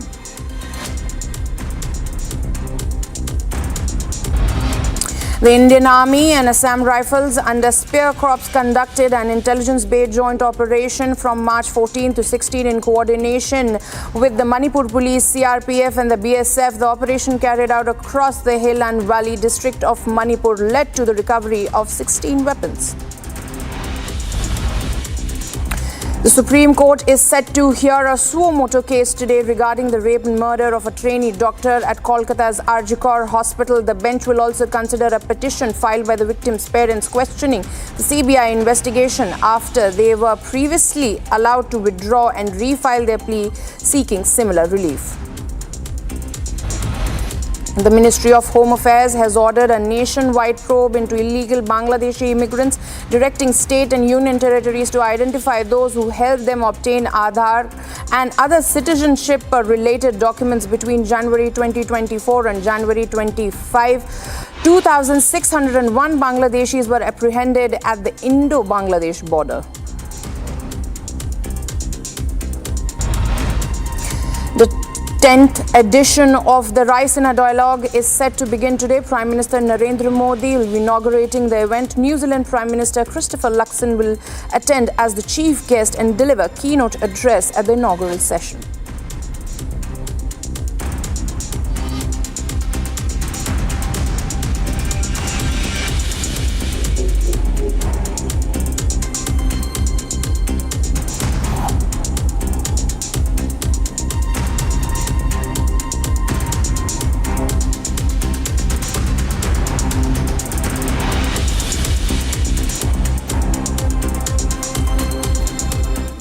Moving on, viewers, the United States has launched a deadly wave of airstrikes on Houthi rebels in Yemen. This comes after President Donald Trump had warned against using overwhelming lethal force, citing terror groups' repeated attacks on naval ships in the vital Red Sea corridor. Watch our report to know more on this. US President Donald Trump has ordered a barrage of airstrikes on the Yemeni capital of Sana'a. This comes in response to the repeated attacks launched by the Houthi militia on American and Israeli naval ships. Amid the deadly aerial offensive launched by the US Air Force, at least 31 Houthi militia leaders have been killed and over 100 have been injured. Explosions have been reported in Sana'a and Sada, which are the stronghold regions of the Houthis. The Houthis have now vowed to fight back against the attacks. Condemning the offensive, Russian Foreign Minister Sergei Lavrov slammed the US for the attacks. Marking a significant military attack after Donald Trump's resumption of presidency, US had warned against unleashing overwhelming lethal force against the terror group that launches attacks on naval ships passing via the vital business corridor of Red Sea. As the skirmish unfolds, Iran has rebuffed all allegations of being associated with the Houthis. انصارالله به عنوان نماینده یمنی ها تصمیمات راهبردی و عملیاتیش را خودش اتخاذ می کند. جمهوری اسلامی ایران نقشی در تنظیم سیاست‌های ملی یا عملیاتی هیچ جریانی از جبهه مقاومت از جمله انصارالله یمن ندارد. The US ambush also comes amid the backdrop of the Houthis repeatedly attacking Israeli naval ships.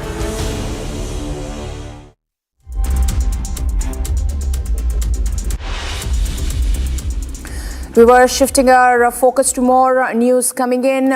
More than 50 people were killed when a massive fire broke out in a nightclub in North Macedonian city of Konik early Sunday.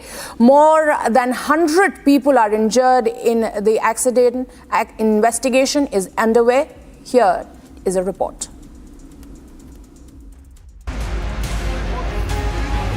A massive fire at a nightclub in North Macedonian city of Kokani on early Sunday killed about 51 people and more than 100 people were injured in the incident. The blaze broke out at around 2:30 a.m. during a concert by local pop groups at the Club Pulse. A video showed a pyrotechnic display on stage as the band performed. Interior Minister of North Macedonia has said that an initial assessment concludes that pyrotechnics likely caused the roof to catch fire. The Interior Ministry assured that a thorough and fast investigation will be conducted in the incident. Да им гарантирам дека истрагата ќе биде навистина целосна, ќе биде брза истрагата, така да ќе ангажираме вештаци од сите области, така да ќе ги видиме и причините и одговорноста која може да ги има. He also informed that some people were detained related to the tragic incident. Имаме веќе приведено лица во врска со предметниот настан. Сакам да уверам македонската јавност дека во овој случај ќе се утврди одговорност точно со име и презиме. This is the worst tragedy in recent memory to befall North Macedonia.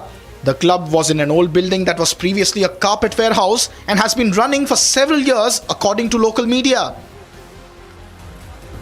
Albania's Prime Minister Edi Rama, the European Commissioner for Enlargement Marta Kos and Ukrainian President Volodymyr Zelensky have condoled the incident.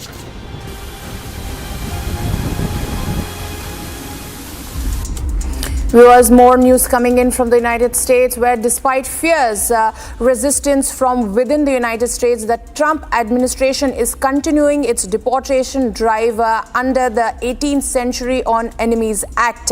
In the late series of deportation, the U.S. has sent over 200 Venezuelan gang members to El Salvador. This is done under prison outsourcing scheme where US will pay El Salvador to house what it calls alien enemy members. Venezuela is up in arms, but El Salvador seems to have reached a deal with the United States. Here's a full story. US President Donald Trump's fight against illegal immigration continues despite opposition from the courts in the United States. More than 200 gang members of the Tren de Aragua, a Venezuelan prison gang, were deported to El Salvador this weekend from the United States. Gang members shackled.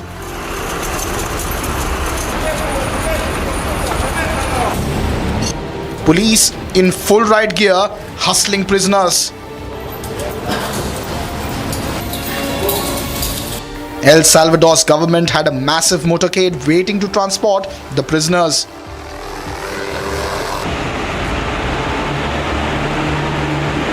The gang members were seen kneeling on the ground as their heads were shaved before they changed into the white overall uniform of the prison.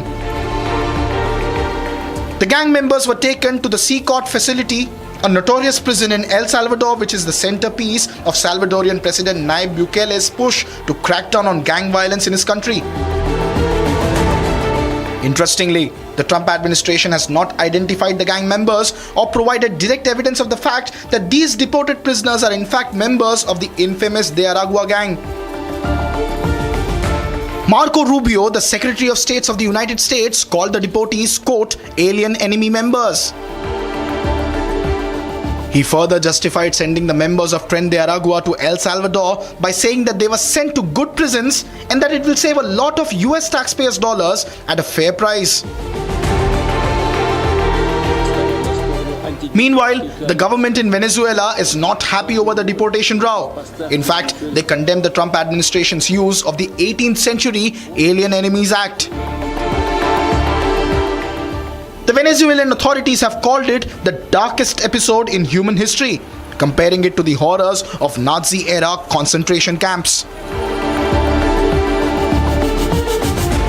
Despite court orders to stop the deportation from the United States under the 18th century Alien Enemies Act, Trump continues his war against, quote, illegal immigration.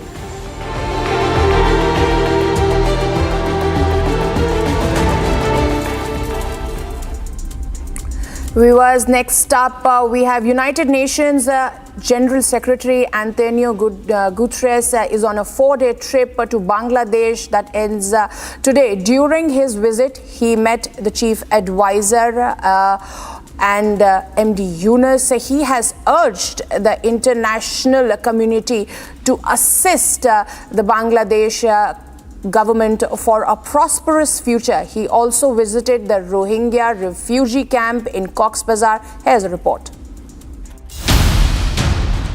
UN Secretary General Antonio Guterres has urged the international community to help Bangladesh towards a just, inclusive, prosperous future as the country navigates what he called a period of significant transition and reform.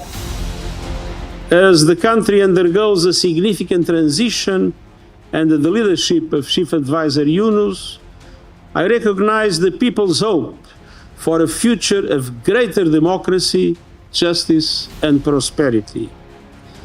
This is a pivotal moment for Bangladesh, and the international community must play its part in supporting your efforts towards a just, inclusive and prosperous future. The UN Secretary reached Dhaka on a 4-day trip to Bangladesh on Friday. Shortly after arriving, he met with Foreign Policy Advisor to the interim government of Bangladesh, Mohammad Tawhid Hussain. Later, he met the Chief Advisor of Bangladesh, Mohammad Yunus, at the State House, Jamuna. The most significant part of the UN Secretary General's Bangladesh tour was his visit to Cox's Bazar, which houses the Rohingya refugees from Myanmar. He visited the refugee camps at the border district of Cox's Bazar, where he talked with the refugees and aid workers. The visit comes at a critical time, after the United Nations World Food Programme announced potential cuts to emergency food supplies following the shutdown of US aid operations. The UN Secretary General, however, assured that he would do everything he can to stop the funding cuts. Later, Guterres in his social media post called the Rohingya refugee resilient who needed world support. The Secretary General's visit to Bangladesh coincides with the holy month of Ramadan and is seen as an opportunity to express solidarity with both the Bangladeshi people and the Rohingya refugees.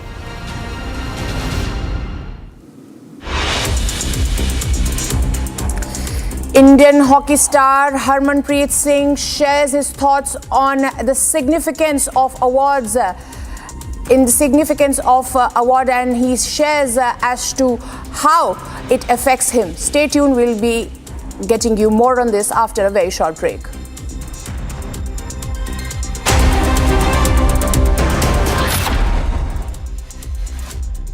इसको घर पे लगाओगे तो शादी का तो पता नहीं, पर घर पक्का नहीं टूटेगा। रुंगटा नहीं तो घर स्ट्रॉन्ग नहीं। रुंगटा स्टील टीएमटी बार एकदम सॉलिड। पहाड़ों में हाइकिंग शिप भी बन सकती है। The rise of absolute rise of rampant corruption, venal corruption. There is the fear of total spread of unemployment. It's at 12.6% is the employment levels in Nepal. So all these have coalesced to create a kind of a situation in which the people are feeling worried, concerned about their country, about their future, and about the loss of their identity with the rampant levels of conversion that are taking place in Nepal. They are threatened with the loss of identity, and that can be a major threat. Don't forget that in 1857, one of the causes was the fear of mass-scale conversion, threatening a threat to the religious identity, and that had brought in problems. That had created the first war of independence there in India against the British rule. So loss of identity can be a very destabilizing factor, a fear of the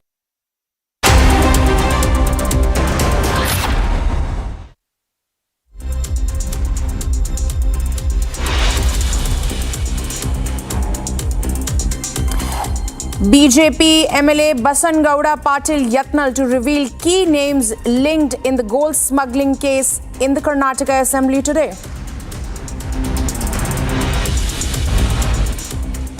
VHP Bajrang Dal to hold protest across Maharashtra seeking removal of Aurangzeb's tomb. Security around the tomb area has been heightened by the police. Prime Minister Narendra Modi had a wide-ranging interaction with US podcaster Lex Fridman. PM exposes Pakistan in front of the world, lauds Trump's courage. MK Stalin stated that his government used a different rupee symbol instead of the official Devanagari-based rupee symbol in the logo for 25-26 budget to emphasize that the state's commitment to its language policy remains intact.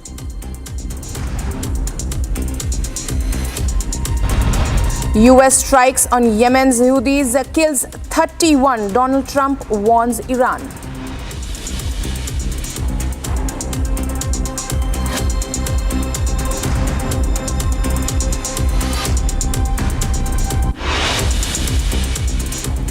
Viewers, Indian hockey star Harmanpreet Singh has shared his thoughts on the significance of the awards, revealing how they motivate him to push towards his goal. Speaking about the revival of Indian hockey, Harmanpreet expresses his optimism, highlighting the importance of India's success in winning medals. He credits the Indian Hockey Federation and the dedicated coaches for the resurgence. Here's more on this conversation. And how does it feel, captain and medal-winning captain at the Olympics, and now this award? It's been a glory run for you. कैसा लग रहा है आपको? बहुत अच्छा लग रहा है। ये अवार्ड मेरे लिए बहुत मैटर करते हैं और मेरे को मोटिवेट करते हैं कि जो नेक्स्ट जो भी हमारे गोल्स हैं जो मैंने अचीव करने हैं उसके लिए मैंने और हार्ड वर्क करना है।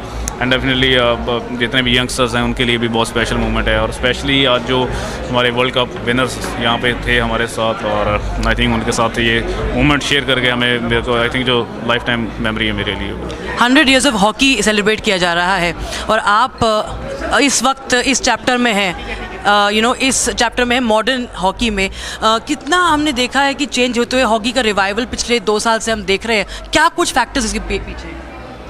देखिए, आई थिंक एक साइन तो अच्छा है कि हम बैक टू बैक मेडल जीत रहे हैं, और ये इसके पीछे काफ़ी सारा हार्ड वर्क है जो हमारी फेडरेशन हमारे कोचेस लगाते आ रहे हैं। और जैसे आज हम पूरा डिटेल में बताएगा कि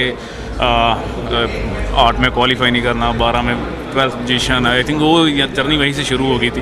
बट आई थिंक हर एक अच्छी अचीवमेंट के लिए टाइम तो लगता है, तो वो आई थिंक बट उसके पीछे जो हार्ड वर्क है हमारी फेडरेशन का एंड डेफिनेटली हमारे कोचेस का बहुत बड़ा हाथ है। और आने वाला समय मैं बिलीव करता हूँ कि अच्छा होगा हॉकी का। Well, viewers, That was Harmanpreet, and an exclusive interview. The hockey star opens up about his journey, his passion for the game, and India's ambitious preparation for the upcoming Hockey World Cup as the Indian team gears up to bring home the coveted Champions Trophy, last one in 1975. Harmanpreet reflects on his incredible achievement of receiving the prestigious Arjuna Award this year. Stay tuned as we dive into this insightful conversation. 50 साल हो गए करीब, अगले साल world cup होने वाला है, इसकी तैयारियां कैसी हैं? बिल्कुल बहुत अच्छी तैयारियां चल रही हैं क्योंकि नेक्स्ट ईयर हमारे लिए काफ़ी इंपॉर्टेंट है। काफ़ी सभी को हमारे पे उम्मीदें हैं, जैसे आज भी मैं जितने हमारे लेजेंड्स हैं उनको भी हमारे पे उम्मीदें हैं कि हम हमारा जो वर्ल्ड कप अभी उस 75 के बाद हमारे घर में नहीं आया, हमारी कंट्री में वापस नहीं आया, हम उनको लेके आएँ तो हम फुल 100% दे के फुल तैयारी करके ही नेक्स्ट ईयर वर्ल्ड कप में उतरेंगे। जी, और आपके लिए बहुत स्पेशल रहा है इस साल as a young member of the team, Arjuna award भी मिला है आपको। कैसी थी वो फीलिंग, किस तरह से आपको ये और इंस्पायर करता है? काफ़ी इंस्पायरिंग होती है क्योंकि एज ए प्लेयर सभी का सपना होता है कि आप ओलंपिक्स में खेलें और ओलंपिक्स में मेडल लें और दूसरा आपको नेशनल अवार्ड मिले, जो कि हमारे स्पोर्ट्स में सबसे बड़ा अवार्ड है, अर्जुन अवार्ड लेना।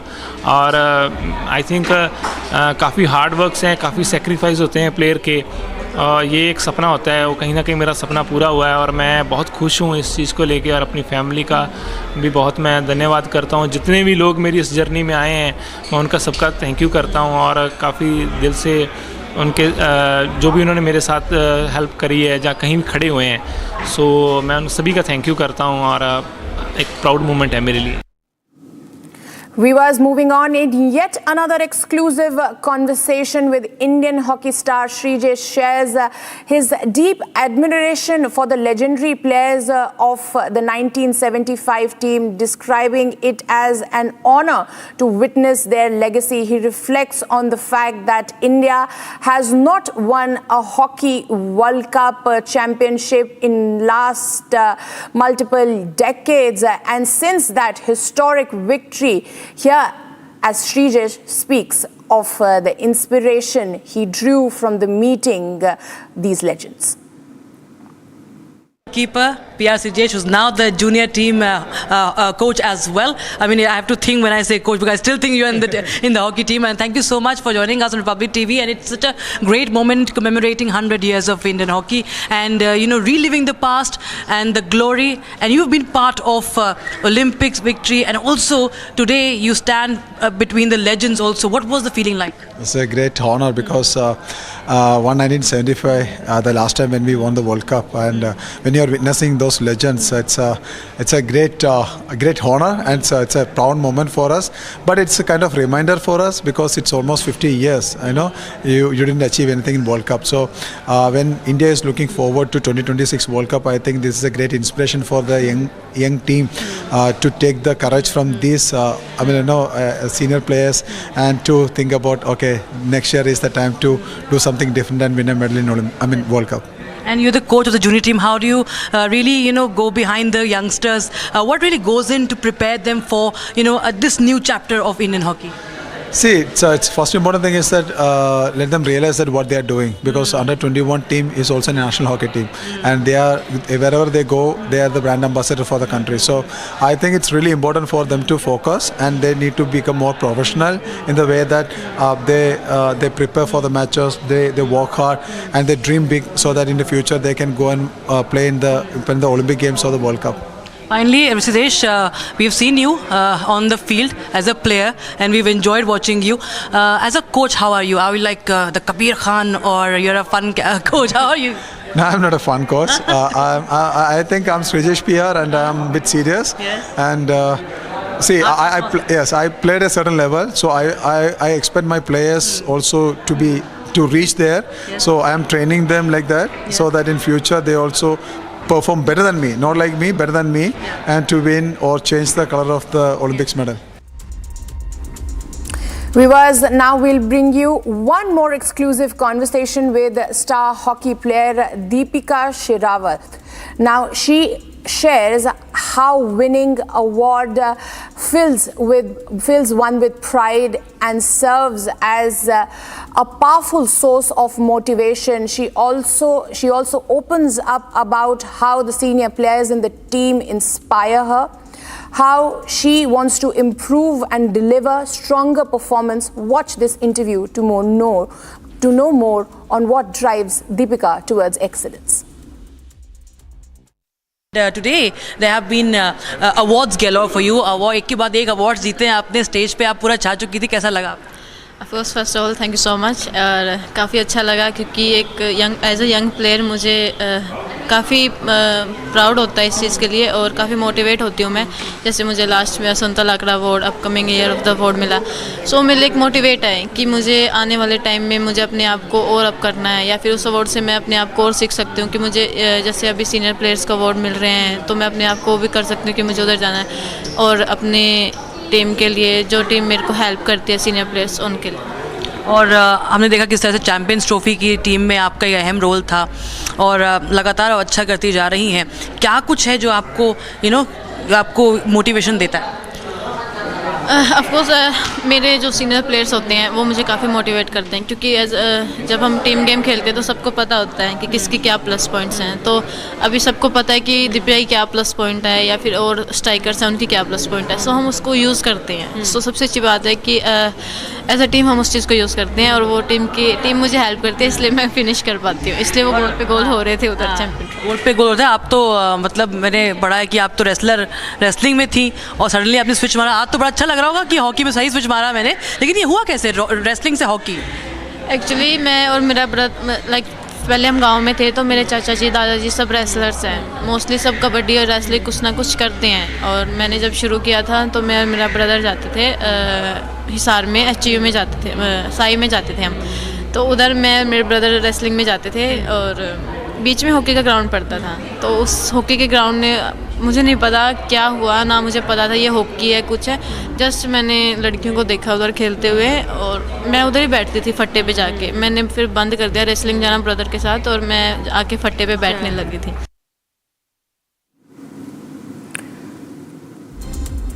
Well, viewers, these were some exclusive conversation we brought with our hockey stars who have made the nation proud on several occasions, and in this exclusive conversation, they continue to pledge to do so in the future. Now, viewers, let's dive into more sports news coming from across the globe.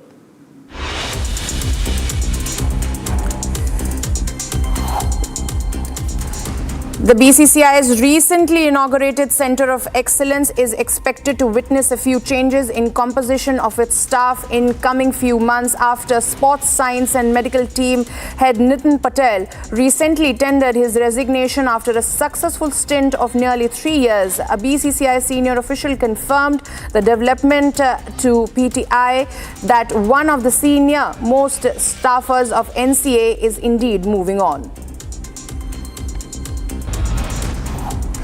Star India spinner Yuzvendra Chahal recently came forward and branded compatriot Kuldeep Yadav as the best wrist spinner in the world cricket ahead of the IPL 2025. It is interesting to note that Chahal and Kuldeep lit world cricket on fire with their spin back in the later stages of 2019 and 2020.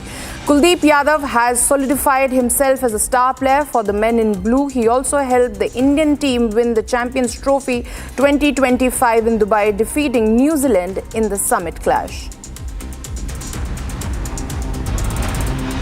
After a dazzling show in domestic cricket where he excelled in different formats, Premier batter Karun Nair is confident of reclaiming his Indian cap but won't speculate much on his comeback to the national fold. Nair also wants to carry his spectacular form in the upcoming IPL season and help Delhi Capitals win their maiden title.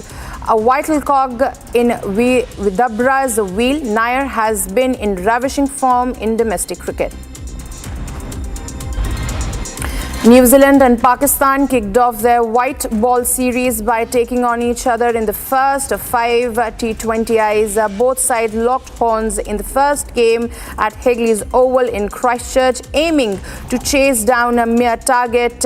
New Zealand opened their innings with Tim Siffert and Finn Allen coming out to bat. Siffert put in a good performance, scoring 44 runs in 29 deliveries. After the first wicket, Allen and Tim Robinson propelled the Black Caps to an emphatic victory. Star batter Virat Kohli supported the presence of players' families on tour, saying he would always prefer having personal support around him to deal with tough and intense days on the field instead of sulking alone in his hotel room.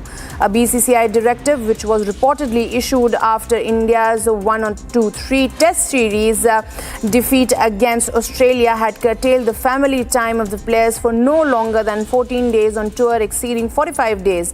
The wife, children or girlfriends of players could be with them for a maximum of 1 week on shorter tours.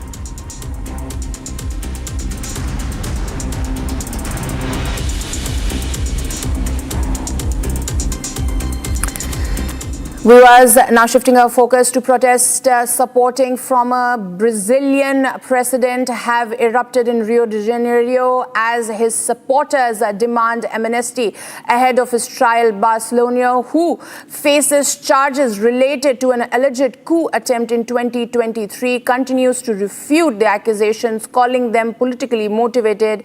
Here's a latest report on this. Thousands of supporters of Brazil's former president Jair Bolsonaro packed the Copacabana beach of Rio on Sunday. Supporters of the pro-right firebrand leader swarmed the Rio beach in solidarity to the ex-president, who is set to face a trial in Brazil's apex court. The ex-president faces charges of plotting an alleged coup in 2023 in an attempt to overthrow his left-wing successor. Pela memória do coronel Carlos Alberto Brilhante Ustra, o pavor de Dilma Rousseff. His supporters are demanding amnesty for the president, who faces 5 counts of charges for the infamous January 8 riots.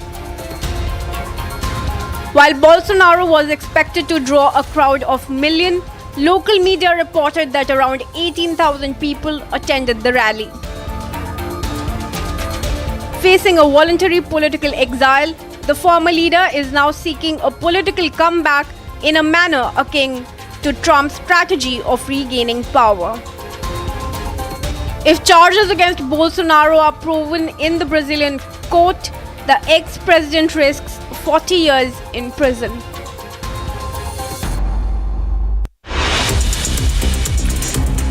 NASA astronaut Sunita Williams and Butch Wilmore near homecoming. Sunita Williams will receive extra stipend for extended stay. Stay tuned, we'll be right back after a very short break.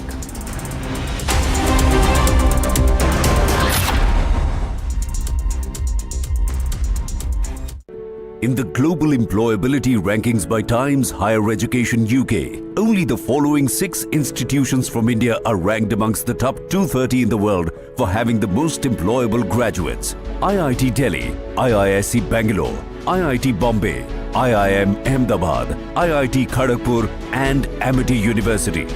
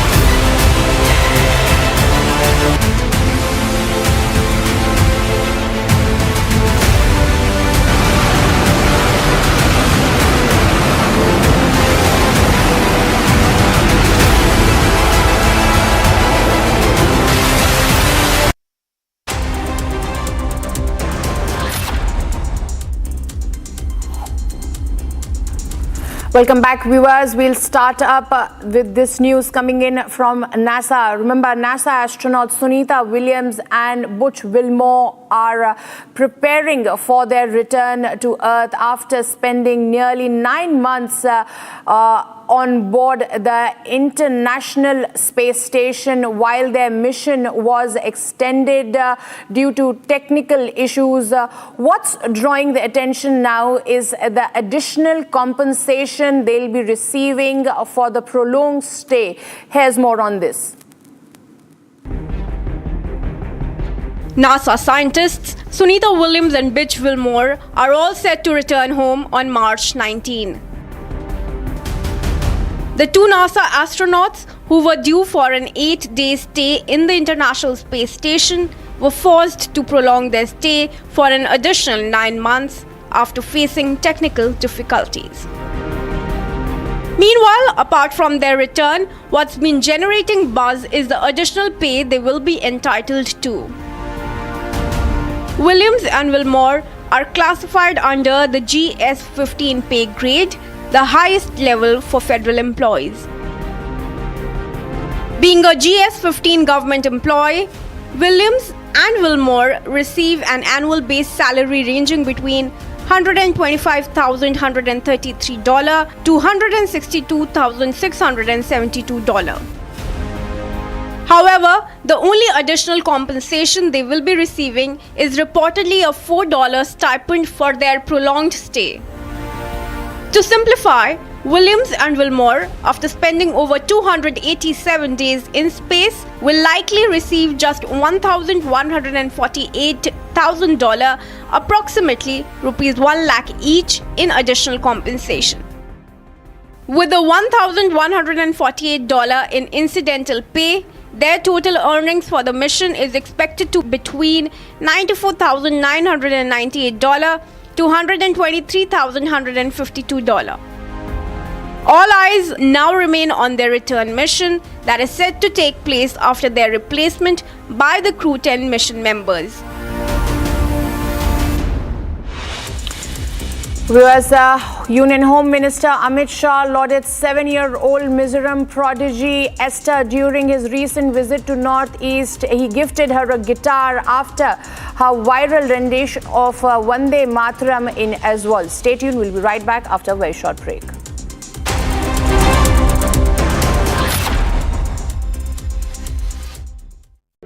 In the global employability rankings by Times Higher Education UK, only the following 6 institutions from India are ranked amongst the top 230 in the world for having the most employable graduates: IIT Delhi, IISc Bangalore, IIT Bombay, IIM Ahmedabad, IIT Kharagpur and Amity University.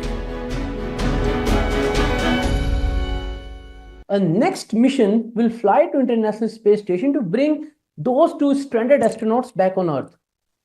And Crew 9 flew to International Space Station. Actually, usually the size of a crew is 4 members, but in Crew 9 there were just 2 members.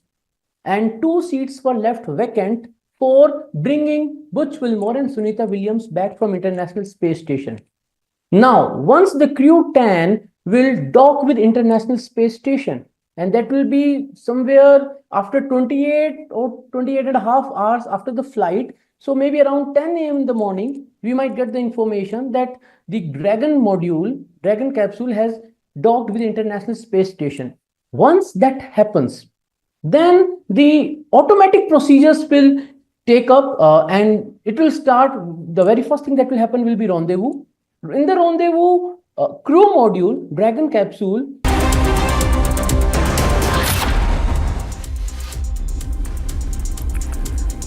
Welcome back, viewers. The entire controversy on India Got's Latent does not agree to reside now. The controversial comedian Samay Raina had his show cancelled in the national capital. He was scheduled to perform in Delhi. However, just days before his show, the attendees received a message notifying that the show has been cancelled. Here's a report. Controversial comedian Samay Raina's show has been cancelled. Samay was scheduled to perform at Delhi's Talkatore Stadium on March 21 and 23. This comes amid the controversy over an episode of Samay Raina's show India's Got Latent, where the panelists, including Samay, made lewd, perverted comments. The show triggered huge public outrage and police cases were filed against Samay Raina and his co-panelists. Samay already has many of his shows being cancelled. His shows in Gujarat's Ahmedabad and Vadodara are cancelled already.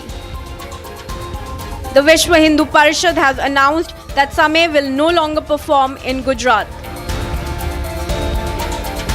Samay Raina was also chastised by the Supreme Court for his taunting comment on his trial and the row on his show in Canada in February. It seems the comedian is paying a heavy price for stretching his comment in just a bit too far.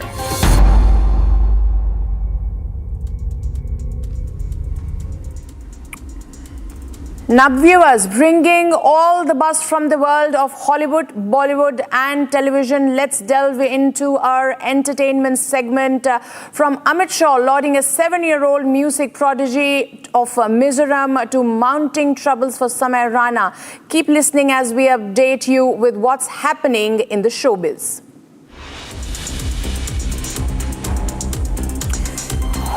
Union Home Minister Amit Shah lauded 7-year-old prodigy, Mizoram prodigy Esther during his recent visit to Northeast, gifting her a guitar after a viral rendition of Vande Mataram in Aizawl. This comes after a video of her performance went viral within no time. Esther first gained national fame with the performance of Ma Tujhe Salam during the COVID-19 lockdown.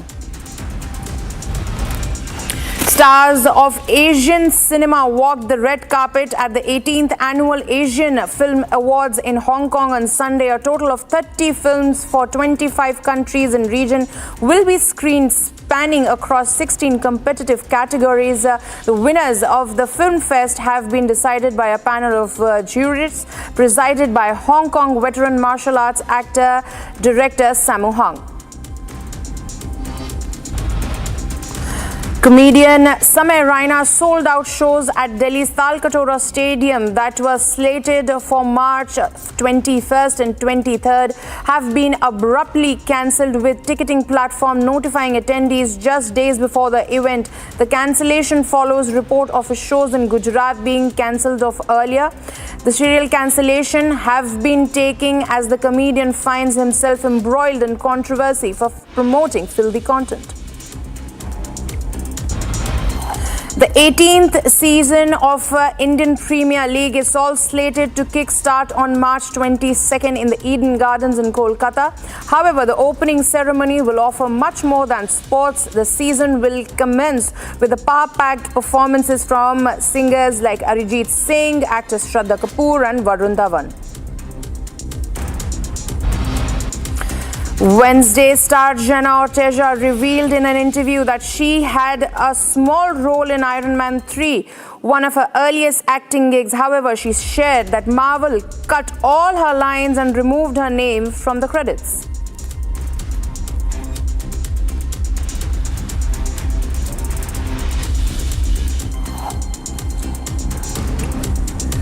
Well, Kharge has been speaking on the delimitation. Opposition has been raising this issue time and again, including the previous parliament session, and continues to raise it in this one as well. Stay tuned. We'll be right back after a very short break.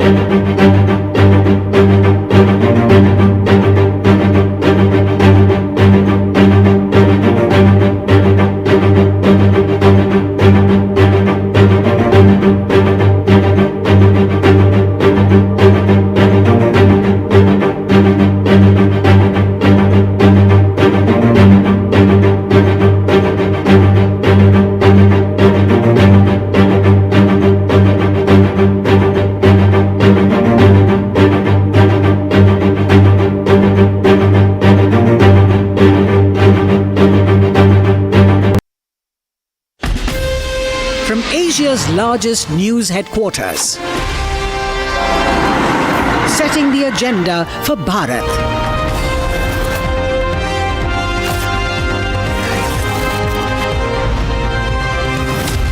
You're watching Republic.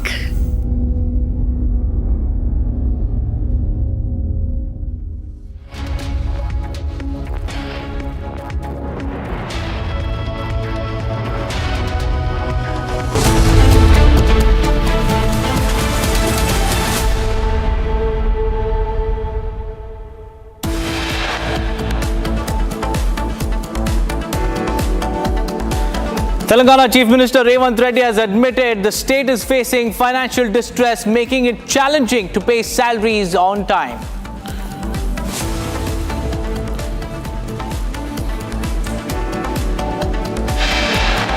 Congress President Mallikarjun Kharge opposes delimitation, says delimitation based on population will be injustice to southern states.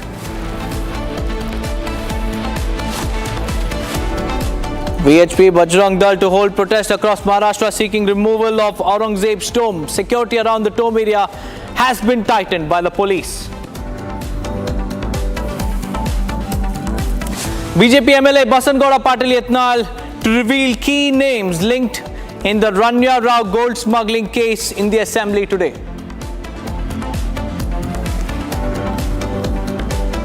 Tamil Nadu Chief Minister M.K. Stalin stated that his government used RU instead of official Devanagari-based rupee symbol in the logo for the 2025 and 26 budget to emphasize the state's commitment to its language policy.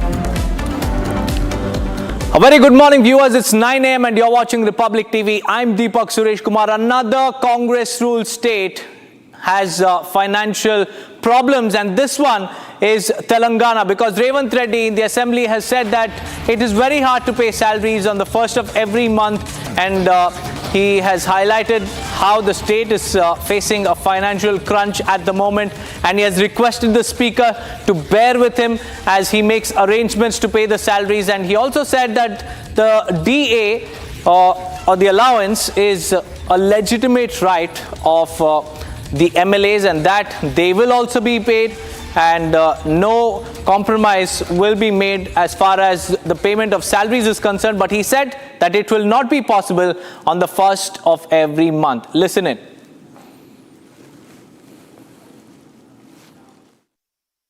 ప్రతి నెల మొదటి తారీఖు నాడు జీతాలు ఇవ్వడానికే తలప్రాణం తోకొకొస్తుంది. మా ప్రభుత్వ ఉద్యోగులకు నేను ఇక్కడ నుంచి విజ్ఞప్తి చేస్తున్నా, మీ లెజిటిమేట్ రైట్ డిఏలు కావచ్చు, కరువు భత్యం కావచ్చు, ఇవన్నీ మీ లెజిటిమేట్ రైటే. కానీ నిజమైన జీతభత్యాలు మొదటి తారీఖు నాడు ఇవ్వడానికే నిస్సహాయ పరిస్థితి ఉంది. నిస్సహాయ పరిస్థితి ఉన్నప్పుడు అప్పుడప్పుడు మనకు జ్వరం వచ్చినప్పుడు పత్యం పాటిస్తాం అధ్యక్ష.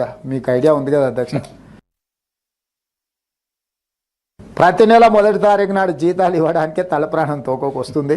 మా ప్రభుత్వ ఉద్యోగులకు నేను ఇక్కడ నుంచి విజ్ఞప్తి చేస్తున్నా, మీ లెజిటిమేట్ రైట్ డిఏలు కావచ్చు, కరువు భత్యం కావచ్చు, ఇవన్నీ మీ లెజిటిమేట్ రైటే. కానీ నిజమైన జీతభత్యాలు మొదటి తారీఖు నాడు ఇవ్వడానికే నిస్సహాయ పరిస్థితి ఉంది. నిస్సహాయ పరిస్థితి ఉన్నప్పుడు అప్పుడప్పుడు మనకు జ్వరం వచ్చినప్పుడు పత్యం పాటిస్తాం అధ్యక్ష. మీకు ఐడియా ఉంది కదా అధ్యక్ష. Aneri is joining us live. Aneri, tall promises made by the Congress just before the elections, and now they don't have money to even pay salaries. What's happening in Telangana? Well, Deepak, a clear statement coming in from the Telangana Chief Minister Revanth Reddy that how the Telangana state has been facing a financial crunch.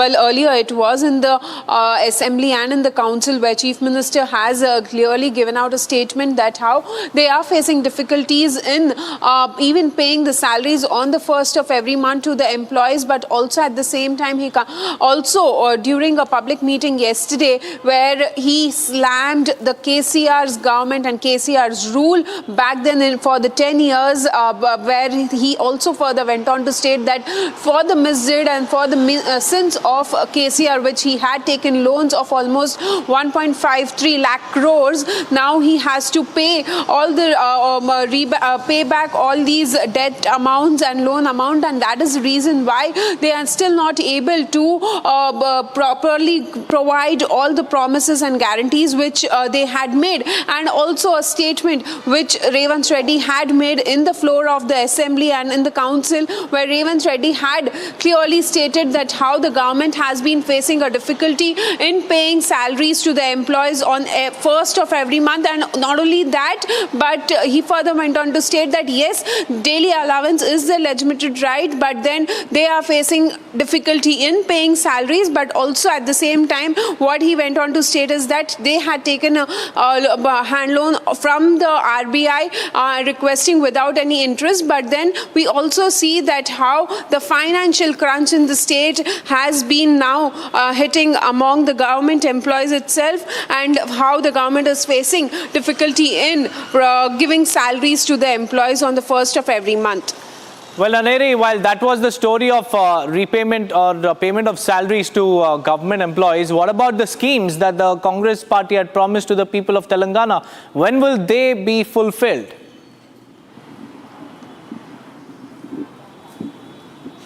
Well, that's a larger question that remains to be seen, Deepak, because remember yesterday, while Revanth Reddy was addressing a public meeting where he had very clearly come out and given a statement where he says that for the loans, for the huge amount of loans that were taken back then by KCR, for the for the mistakes which KCR has done, now the Congress government has been facing a lot of difficulties. And also at the same time, he says that for the loan amount which was taken by KCR, if he would have got that amount in hand, then by now he would have fulfilled all the promises which they have made. But then he still, after 15 months of the Congress government, also Revanth Reddy continues to say that they are facing financial difficulties, and also they are not able to provide all the promises which they had made, because they are still in the mode of repaying the loan amount that was taken back then by KCR. So now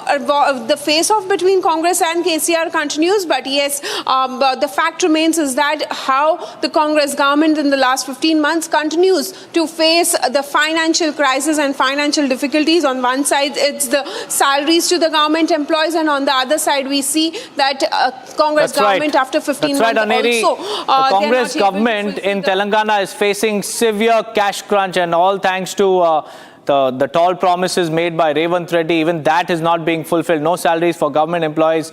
We'll have to wait and watch how Revanth Reddy will fight out this financial crunch in the coming days. But let's move on, viewers, because in Tamil Nadu, the BJP is all set to protest outside the TASMAC head office, and this in respect to a liquor scam. BJP is all set to stage protest outside TASMAC head office over liquor scam, and Vinod P. Selvam has already been placed under house arrest by Tamil Nadu police. To give us more insights, we have Sharada joining us live from Chennai. Sharada, a very good morning to you. What's happening in Tamil Nadu, because the BJP is planning a major protest over the liquor scam? If you could tell our viewers about the scam and also why Vinod P. Selvam has been placed under house arrest.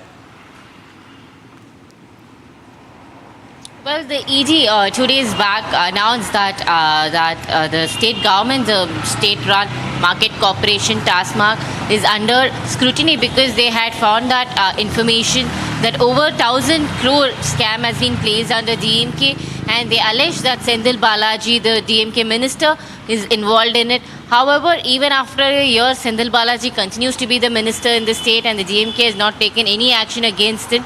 So following the ED allegations, the BJP here in the state planned for a massive protest to happen today, while K. Annamalai, the BJP leader, is going to march from the Egmore Stadium to the TASMAC head office, a full walk-in protest. So, meanwhile, at 9 a.m., Vinod P. Selvam, the BJP spokesperson and leader, had planned to protest outside the TASMAC head office in Chennai. However, even before he left from his house, the Tamil Nadu police has house arrested him, and place them under scrutiny and eyes to be that so the protest doesn't take place. However, the BJP is continuing to be strong, and K. Annamalai is making sure that the 10:30 a.m. protest happens there outside Egmore Tasmak head office. Right, Sharda, thank you for joining us with those details. Let's move on, viewers. We have more developments coming in from Pakistan. This time, another leader has been shot dead. Another terror outfit leader has been shot dead by unknown gunmen yet again in Quetta of Pakistan. The situation remains quite tense. And Mufti Abdul Baqi Noorzai, a senior leader of the Jamiat Ulema Islam, was tragically killed when unidentified gunmen opened fire on him at Quetta airport. The assailants fled the scene immediately after the attack, and local police are actively investigating the incident. Once again, Mufti Abdul Baqi Noorzai, a senior leader of the JUI, was killed after unidentified gunmen opened fire on him.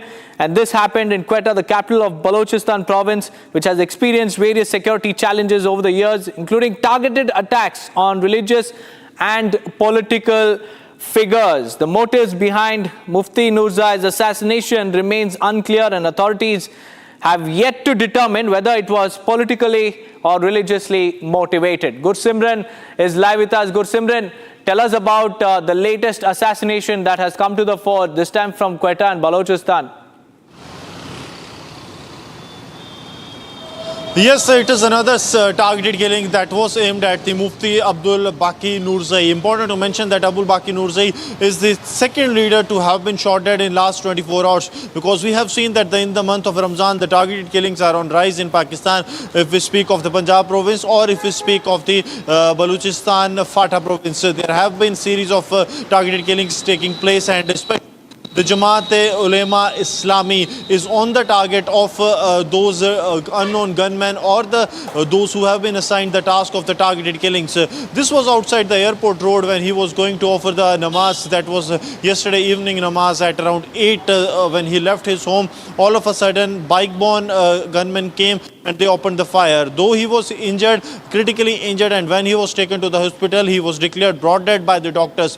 Now the investigation has begun, but what it seems for now that this was another targeted killing that was aimed, and now the Abdul Noorzai, who is one of the prominent leaders of the Jamaat-e-Ulema Islam, he has now been shot dead, which means that there is a serious law and order concern for the Pakistan authorities as well, not only at the federal level but also at the provincial level, that how these unknown gunmen are now going on a spree and giving a tough time, and also their target is the prominent personalities, be it those who have been associated with the terror groups or the hardliners, those have been radicalizing the youth in the Pakistan to wage war against, be it in the western borders or in their northern borders. Stay on with me, Gursimran, because we also have Major General KK Sinha also joining us live on this broadcast. A very good morning to you, Major General. Nobody is safe in Pakistan, and repeated incidents of targeted killings and targeted attacks goes on to highlight how Pakistan's intelligence has failed once again. Good morning in Jai Hind. What is happening in Pakistan is more or less a civil war. We are seeing, the elements who is doing it, whether it is, terrorist or so-called terrorist, who has been perpetuating, the incident. Even in India, 33 of them was eliminated by unknown gunmen. But I feel that, there are a section of the society which feels that, it is the Pakistan establishment with the deep state, which is actually, they are the strategic asset, who are getting eliminated. And the section of the society feels it that it is a very dangerous for the Pakistan to stay as a unit, and that's why this balkanization you see everywhere. Whether it was with the train hijacking which has taken place in Balochistan, whether the terrorists who are the listed terrorists by not only by India but also by the other organizations like UN also, they are getting eliminated. And now with Jamaat-e-Islam, he is also the radicalized. That is what the jihad, they propagate jihad. So the world is also against that, and that's why there is I feel it is the forward-looking the Pakistanis are getting. It is not a law and order problem. because the deep state is actually behind all these things. They are their strategic asset that is getting eliminated. And I think it is for the survival of Pakistan is very important, because these people are established, jihadis, oblique the terrorists, or what you can call it. So Pakistan is totally failed as a state, and there is no law and order. It has started in every province of, and everyone is, trying to get away from the union of, so-called, Pakistan, which was established in 1947. And this is what exactly happening in 21st century. And this is what the global, because Pakistan has sold itself to the China.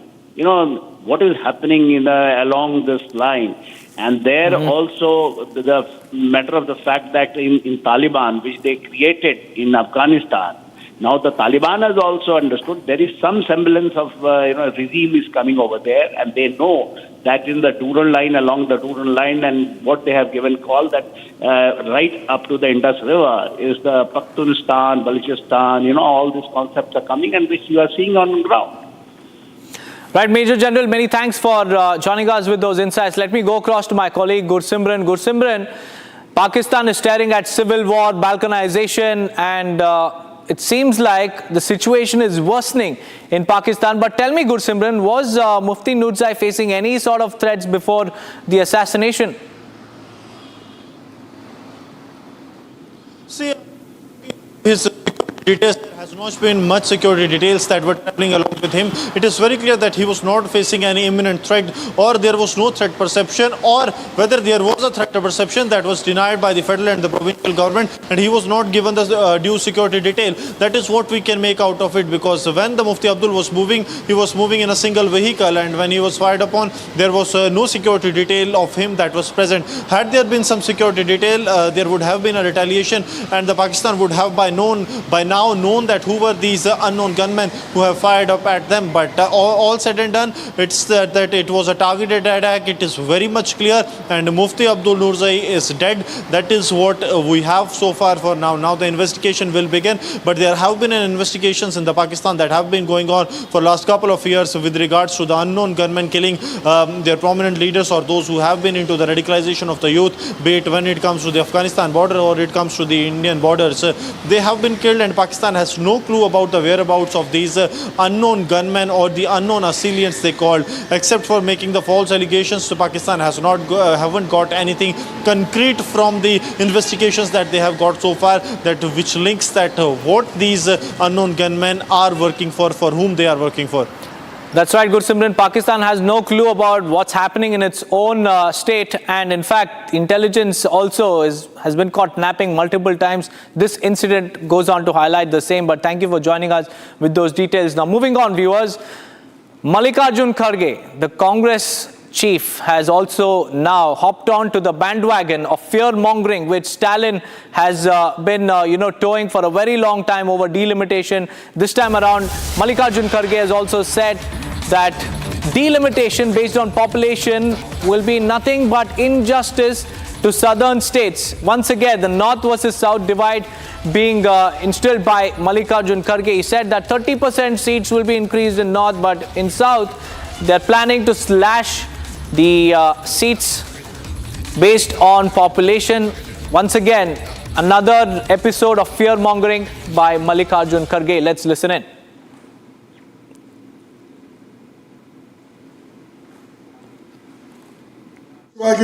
Delimitation ಮಾಡಿ ಜನಸಂಖ್ಯೆ ಆಧಾರದ ಮೇಲೆ ಅದು ಏನೇನೋ ಮಾಡಬೇಕು ಅಂತ ಹೇಳಿ ಸ್ವಲ್ಪ ಪಾರ್ಲಿಮೆಂಟ್ ಸೀಟ್ಗಳು ಎಂಎಲ್ಎ ಸೀಟು ಕಡಿಮೆ ಮಾಡಕ್ಕೆ ಹೊಂಟಿದ್ದಾರೆ ಈ ಭಾಗದಲ್ಲಿ, ದಕ್ಷಿಣ ಭಾಗದಲ್ಲಿ. ಉತ್ತರ ಭಾಗದಲ್ಲಿ ಸುಮಾರು 30% ಹೆಚ್ಚಿನ ಸೀಟು ಮಾಡಿಕೊಳ್ತಾ ಇದ್ದಾರೆ ಅನ್ನೋದು ಈಗ ಹೊರಗಡೆ ಬರ್ತಾ ಇದೆ. ಇನ್ನು ಅದನ್ನು ನಾವು ಕಾದು ನೋಡಬೇಕು. ಇದು ಆಯ್ತಂದ್ರೆ ಎಲ್ಲರಿಗೂ ಅನ್ಯಾಯ ಆಗ್ತದೆ. ನಾವೆಲ್ಲರೂ ಇದು ನಮ್ದು ಅಂತ ಹೇಳಿ ಒಕ್ಕಟ್ಟಾಗಿರ್ಬೇಕು. ಬರೇ ಒಡಕಿನ ಮಾತು ಮತ್ತು ಕೈಯಾಗ ಅಧಿಕಾರ ಬಂದ್ರೆ ಎಲ್ಲರಿಗೂ ತೆಗೆದುಕೊಂಡು ಹೋಗ್ಬೇಕು ಅನ್ನೋದು ಇಲ್ಲ. ಅವಾಗ ಇಲ್ಲಿ ಜಗಳ ಬರೋದು.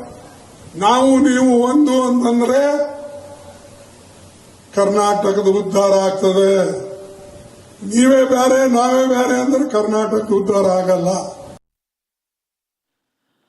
Abhishek is live with us. Abhishek, once again, this time it is not MK Stalin, it is Mallikarjun Kharge, the Congress president, who has fear-mongered over delimitation, saying that, severe injustice will be meted out towards southern states if the delimitation exercise is, done. And he has also, injected the north versus south rift once again. Tell us more about his statement coming in. Well, Deepak, when speaking to a public gathering, Mallikarjun Kharge, who's the AICC chairperson, says that the centre has decided to delimit the constituencies based on the population. And with respect to whatever delimitation happens, this will obviously create an injustice to the southern states, because the number of seats of MLAs and MPs would be lowered, whereas 30% of the seats on the northern states would increase, obviously creating a better position for the north over the south is what his speech means. He also says that at this hour, everyone, irrespective of their caste, creed and political ideas and the parties, should unite one as Karnataka, and that will only uphold and take the Karnataka forward in a couple of decades. And with this type of attitude the centre is showing, it isn't good for Karnataka, is what Mallikarjun Kharge feels. He also says that he has been in politics for over 60 years and he hasn't ever seen this type of behavior from the central government, whomsoever is in power. He also feels that the central government should actually, in fact, consider the feelings of people opinion. And he also says whomsoever is in power should work for the people and not for their own interest. So, what Mallikarjun Kharge also said, that people should unite against the decision of delimitation, which will obviously create a problem in the near future for the people of Karnataka as well as southern states. So, underlying statement is that he has clearly mentioned that the northern states will obviously have better power than the southern states if this delimitation comes into force, and this in fact will create a problem for the southern states in the future. Deepak. Right, Abhishek, look at this hypocrisy of Mallikarjun Kharge. In a statement, he says that we should all remain united. If we are divided, then severe injustice will be done. And he himself is saying that north versus south. He himself, being the Congress party president, his divide and rule mindset is also exposed. But many thanks for joining me with those details, Abhishek. Moving on, after a firing incident in Kupwara, security forces are on high alert. A search and cordon operation is currently underway by the forces. And this after a firing incident was reported in Handwara at village Kramhura, Zachaldara, Rajwar in Kupwara district. Now the cordon and search operation is being launched by the SOG, the Special Operation Group. And as per sources, the terrorists have escaped from the spot. So a manhunt has been launched, search operation, and the entire area has been cordoned off in light of the incident that was witnessed. Zenith is joining me live. Zenith, tell us about the latest firing incident and also the search operation that's currently underway. What we understand from our sources is that the terrorist who was there has now escaped from the spot. The encounter has started between the joint forces and the terrorists in Zachaldara. This is a village which is quite close to the Handwara, and also it is a Rajwar track which has been the point and the track of infiltration, the terrorists coming from the Pakistan for a long time, because this is one of the shortest routes that the North Kashmir shares with the line of control. So mostly the terrorists use this kind of tracks like Rajwara track to infiltrate into the hinterland of Kashmir Valley in North Kashmir. And today the search was carried by the J&K police. The police component of Handwara had carried this search, and later the search was managed, also was accompanied by the army, though the first search operation was launched by the police, as they had a specific inputs about the presence of the terrorists in the Zachaldara village in Handwara's North Kashmir. And in the search, when the search was extended, the terrorists fired from a distance towards the joint security forces and triggering an encounter. As of now, Jammu and Kashmir police has confirmed that there is an encounter taking place between terrorists and the J&K police in Handwara, North Kashmir, although the Police, apart from police, the army is yet to confirm about the incident, but this is a joint operation being carried in the Handwara, because yesterday you see there was an alertness after the ID was recovered by the Indian Army in the Kupwara belt, because Handwara and Kupwara, they are just next to each other, two districts. It's a distance between of around 20 to 30 minutes distance, where these districts fall on the, as far as the geographical locations are concerned. And North Kashmir has been quite active this and 2024 also, when many of the operations were reported from the line of control, where the terrorists, mostly foreign terrorists, were neutralized near the line of control, and some operations were also carried in the hinterland. As of now, the encounter has started between the terrorists and the joint security forces in the Handwara. Needs to be seen whether the terrorists will be neutralized or they again will try to escape. As of now, the reports from the J&K police suggest that 2 to 3 terrorists have been trapped in the area where the encounter is on. We are seeing the rush of the forces, the deployment of the number of the deployment is getting increased. We are seeing the external cordon also being carried by the forces to see that the terrorists do not escape from any lane or the by-lane, although the civilian movement has not been hampered. But this will be almost after a long time when again the North Kashmir is witnessing an encounter. Though Jammu and Kashmir police have been maintaining that the local terrorists have refused to join the terror outfits, and with the results, the Pakistan is pushing their men into the Indian territory, because Kashmiris have refused to be part of this proxy war. That is why the recruitment number of the local terrorists have drastically gone down. But meanwhile, we are also seeing the intel reports that suggest that this time the summers are going to be hot. Pakistan is trying to revive the terrorism on the ground. He is trying to provide the logistics and other support to the terror network, apart from its own men here on the Indian soil. Right, Zeenat, many thanks for joining us with those details. Even as Pakistan continues to face its own crisis, it continues to, push terrorists across the border, trying to revive terrorism in Jammu and Kashmir. But thank you for joining us with those details. 3 terrorists have been trapped. The operation is currently underway. With that, viewers, we'll slip into a very, very short break. But on the other side, we'll tell you more about Hindu groups calling for a protest and also removal of Aurangzeb's tomb in Maharashtra. Stay tuned.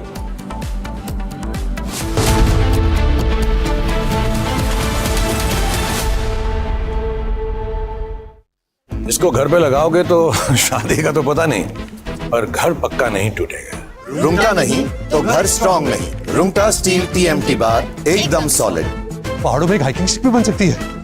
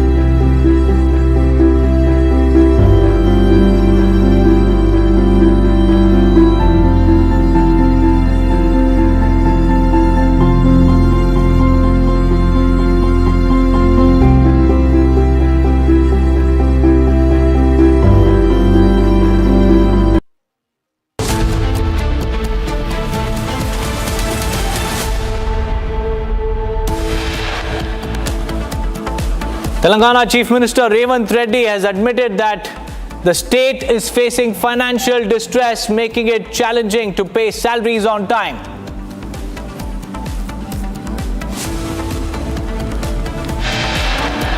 Congress President Mallikarjun Kharge opposes delimitation, says delimitation based on population will be injustice to southern states.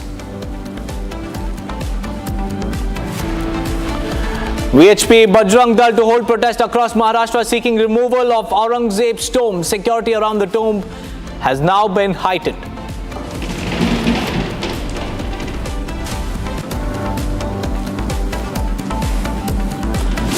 BJP MLA Basangowda Patil Yatnal to reveal key names linked to the gold smuggling case in the assembly today.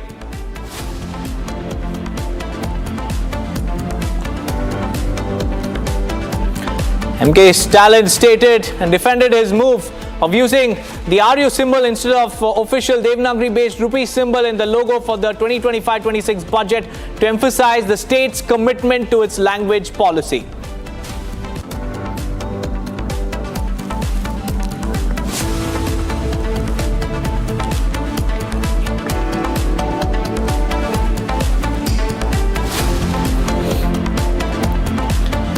Viewers, it's 9:30 and you're watching Republic TV. I'm Deepak Suresh Kumar. First up, Bangladesh's chief advisor Mohammad Yunus is all set to visit China later this month, and during this visit, he will be meeting President Xi Jinping. This is the big breaking news that we are tracking at the moment. Mohammad Yunus is all set to visit Beijing. He will be holding talks with the Chinese President Xi Jinping during his visit, and we still have more details on how many days this visit will be and what are the details about the meeting that is scheduled to take place between him and Xi Jinping. But what we know right now is Mohammad Yunus is all set to meet Xi Jinping and discuss with him. And we'll get you all the details about this particular meeting, and this particular visit is still impending.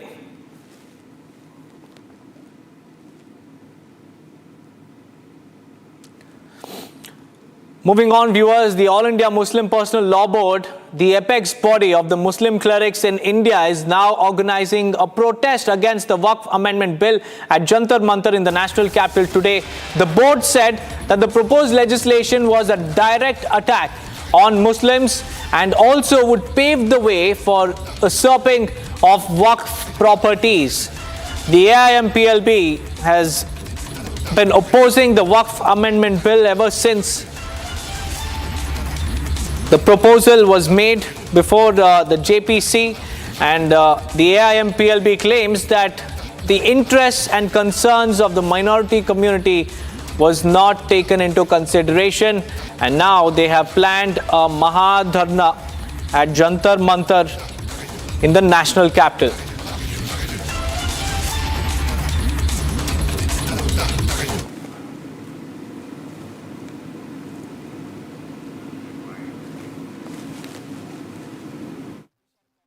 तो ये कोई कारण नहीं है, वो केवल एक देश में इस वक्फ की प्रॉपर्टी को जो केयरटेकर या मुतवल्ली जिनके हितों पे कोई कुठाराघात होगा, जो खुर्द-बुर्द करते थे, एक जब बेहतर कानून आ रहा है तो उसको लेकर के जिस तरह से ये प्रोटेस्ट कर रहे हैं, ये केवल विरोध के लिए विरोध कर रहे हैं। आखिर अब जो एक अमेंडेड या हमारी रिपोर्ट है, उस रिपोर्ट से ऐसी कौन सी बात है कि जिसको लेकर के उनके मन में कोई विरोध है या शंका है? कोई अगर ऐसा है तो उस रिपोर्ट को पढ़ ले। वक्फ एक बहाना है, आग देश में लगाना है, दंगे भड़काना है, वोट बैंक की दुकान चलाना है। आज जिस प्रकार से जंतर मंतर पर आंदोलन की बात की जा रही है, ये वही मंडली है जिसने कहा है कि हम लोग शाहीन बाग स्टाइल प्रोटेस्ट करेंगे। ये वही जमात है, समाजवादी पार्टी, तृणमूल, कांग्रेस और सारे लोग जो ऐसे आंदोलनों को पीछे से मदद करते हैं और कहते हैं कि सड़कों पर उतरना होगा। वक्फ के नाम पर वैसे ही भड़काया जा रहा है जैसे कि सीए के नाम पर भड़काया जा रहा है। Well, viewers, the Waqf Amendment Bill aims at curbing the rights and also ensures that the Waqf board does not go on and claim any piece of land that it sees. And in fact, Piyush is joining me live from the national capital. Piyush, has the protest started? What are their demands? So yes, good morning to you, Deepak, and good morning to all our viewers who are viewing us at the moment. And the protest is going to start at around 10 a.m. But yes, you can see over here from the visuals that are being presented to you by my video journalist, Vijay Ranbir, that how the people over here from the All India Muslim Person Law Board and All India Majlis-e-Ittehad Muslimin, that is also known as AIMIM, have begun to congregate over here. In fact, what we are going to be also doing is we are going to be having a word with some of the people over here to make our viewers know that what exactly are their demands. आपने लिखा है कि demanding Waqf demanding दीन, इसका मतलब क्या है? आप किस लिए विरोध कर रहे हैं? अपना किस लिए अपना विरोध प्रकट कर रहे हैं? वैसे पूछा आप बताइए, आप किस लिए अपना विरोध प्रकट कर रहे हैं? सरकार वक़्फ़ की संपत्ति को हड़पना चाहती है। ये मुसलमानों की संपत्ति है। इसको जो ये बिल पास कर रही है, ये मुसलमानों की संपत्ति है, देश की संपत्ति है। मुसलमानों की संपत्ति है। वक़्फ़ जो वक़्फ़ लैंड है वो मुसलमानों का है। अच्छा, इसको सरकार हड़पना चाहती है। इस बिल को वापस लो, ये इसलिए इकट्ठे हुए। आप बताइए कि किस लिए आप मतलब विरोध प्रकट कर रहे हैं? आप आए हैं, आप तो कुछ बोलिए। आप कुछ बोलना चाहेंगे? आप कुछ बोलना चाहेंगे? गवर्नमेंट के खिलाफ हम प्रदर्शन कर रहे हैं। जो वक्फ बोर्ड की जो संपत्ति है वो अल्लाह की संपत्ति है, वो अल्लाह के उसमें है, हक में, इंसान की नहीं है। वो ता क़यामत तक उसी की रहेगी। आप कहाँ के हैं? मतलब all India Muslim person law board के हैं या ऑल इंडिया मजलिस से मुस्लिम हैं। अच्छा, आप किस लिए धरना दे रहे हैं? हम इसलिए धरना दे रहे हैं, देखो जो प्रॉपर्टी हमारी है उस पर खाली हमारा हक है, इसमें सरकार का कोई रोल नहीं है। नई सरकार ने मस्जिदें बनवाई हैं, ना किसी चीज़ के लिए उन्होंने नई कब्रिस्तान बनवाए हैं। खाली उन पर जिन्हें हमारा हक है और हमारे ही रहेगा, ये कानून लागू नहीं होगा। इसके लिए हम यहाँ मरने के लिए भी तैयार हैं और रहने के लिए भी। So here you are seeing that what there are some very one would say aggressive statements also being made over here by the protesters. Yes, there can be difference of opinion, but yes, taking into consideration that now the union government is also all set to introduce this bill in the parliament, you are seeing that how the protesters over here are trying to in a way exert pressure on the government by doing a protest over here. Most of the protesters, most of the protesters, Piyush, don't even know what they're protesting against. If you can actually, go back to those protesters and ask about the bill, and you can expose how these protesters have just been called here to stage a protest, but they don't even know what the bill is about.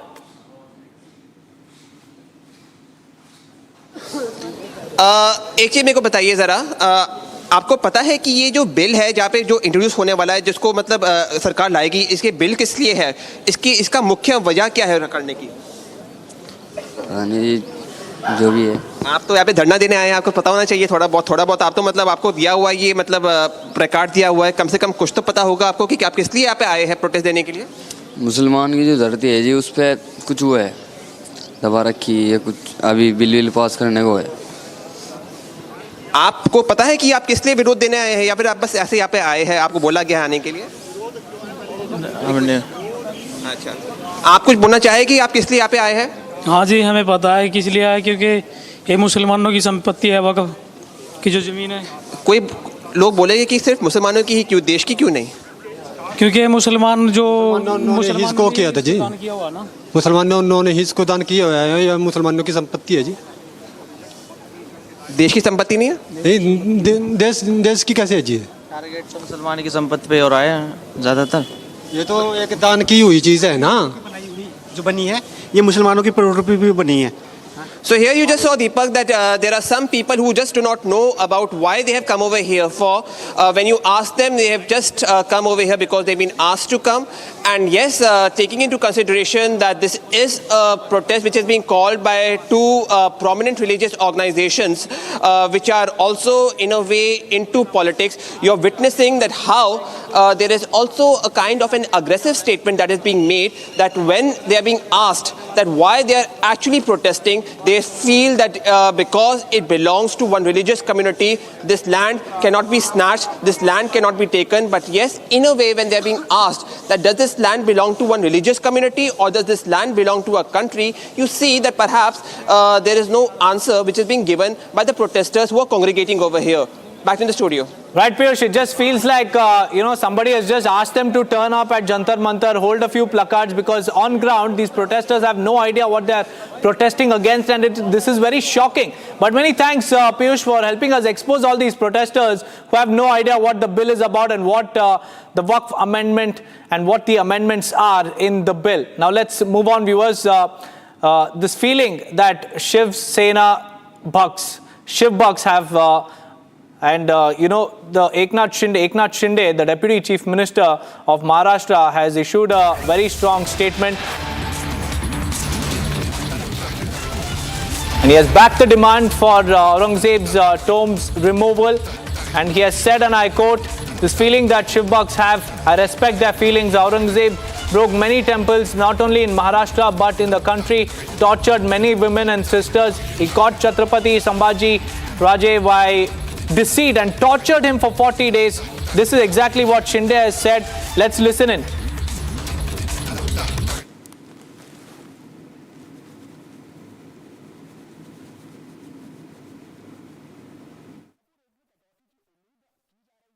म्हणजे ज्या भावना या शिवभक्तांच्या आहेत त्या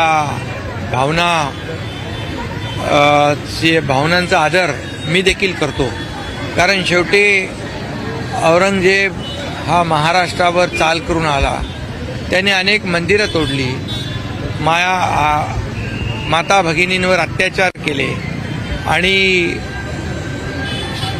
धर्मवीर संभाजी महाराजांचा अनन्वित छळ केला. 40 दिवस त्यांना हातपाय साखळदंडाने बांधून त्यांचे डोळे काढले, जीभ छाटली, त्यांची नखं कापली, अंगावरची कातडी सोडली. अत्याचार एवढे भयानक केले, परंतु छत्रपती धर्मवीर संभाजी महाराजांनी प्राणांचं बलिदान केलं, परंतु ते औरंग्यासमोर झुकले नाहीत. कौर्याची जी काय परिसीमा त्यांनी गाठली होती आणि अशा औरंग्याच्या आठवणी किंवा त्याच्या निशाणी या महाराष्ट्रामध्ये कशाला पाहिजे. ही भावना जी आहे ही या तमाम शिवभक्तांची, त्याचा आदर केला पाहिजे आणि त्यांची भावना बरोबर आहे. त्यांची भावना जी आहे तीच माझी भावना आहे.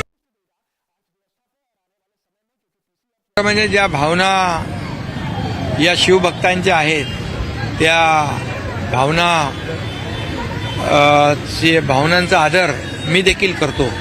कारण शेवटी औरंगजेब हा महाराष्ट्रावर चाल करून आला. त्याने अनेक मंदिरं तोडली, माता भगिनींवर अत्याचार केले आणि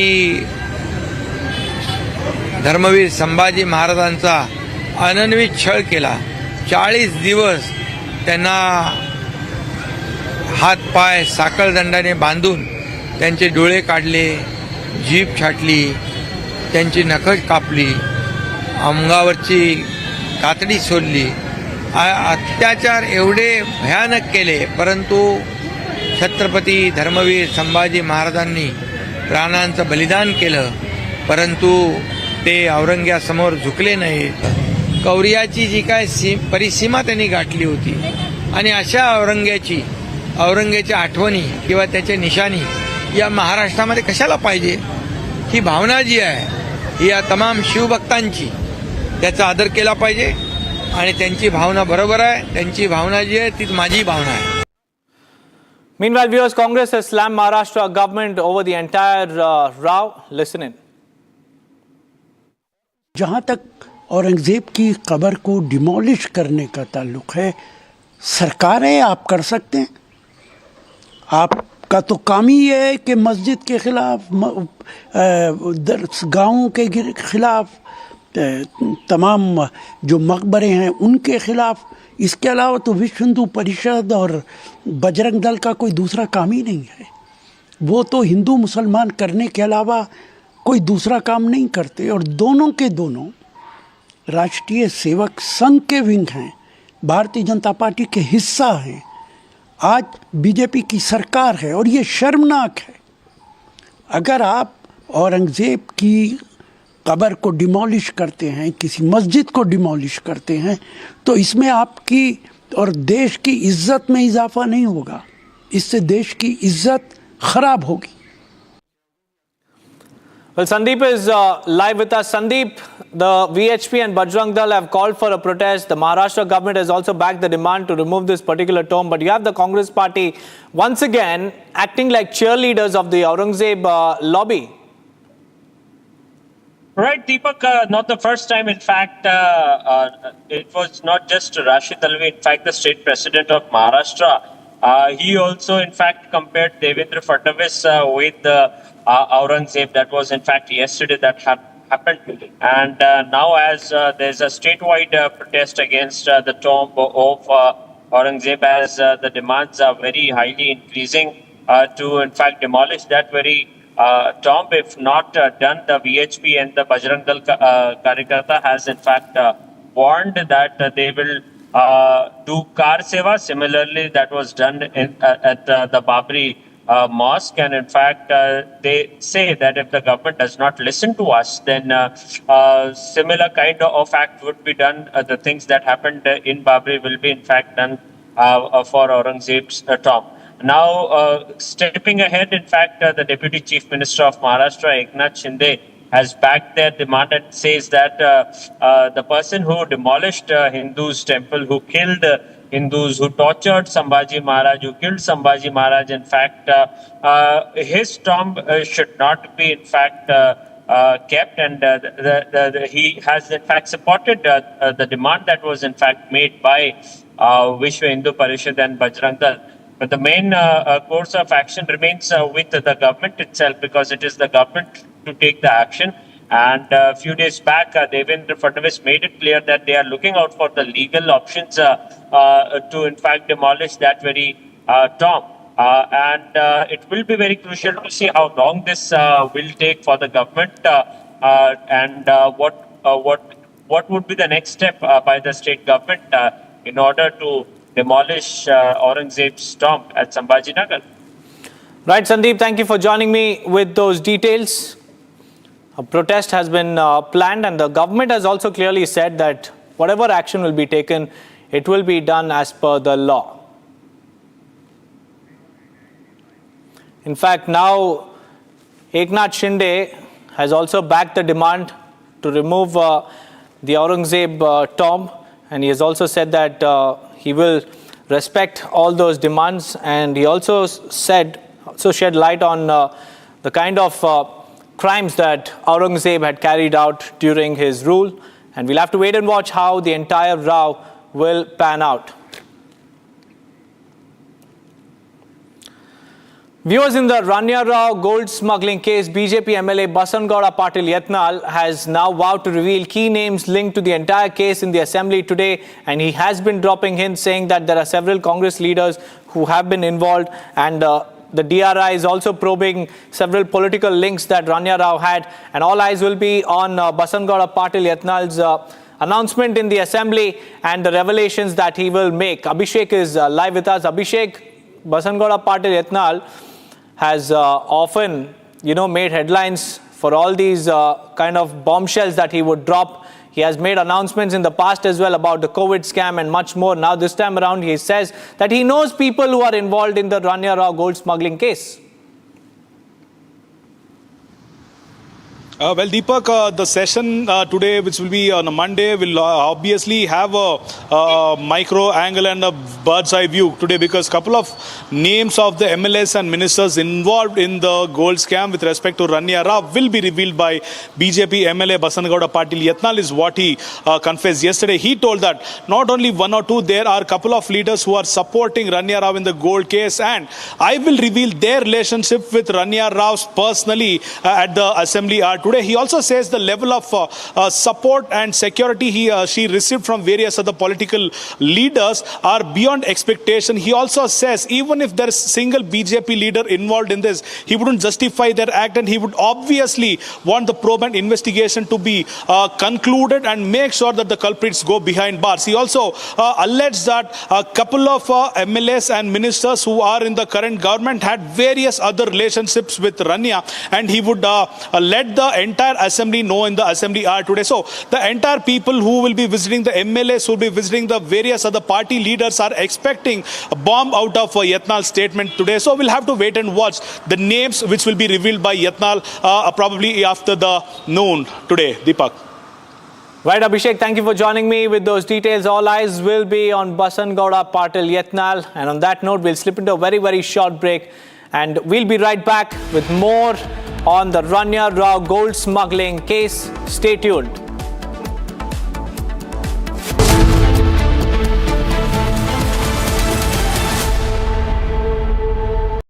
In the global employability rankings by Times Higher Education UK, only the following 6 institutions from India are ranked amongst the top 230 in the world for having the most employable graduates. IIT Delhi, IISc Bangalore, IIT Bombay, IIM Ahmedabad, IIT Kharagpur and Amity University.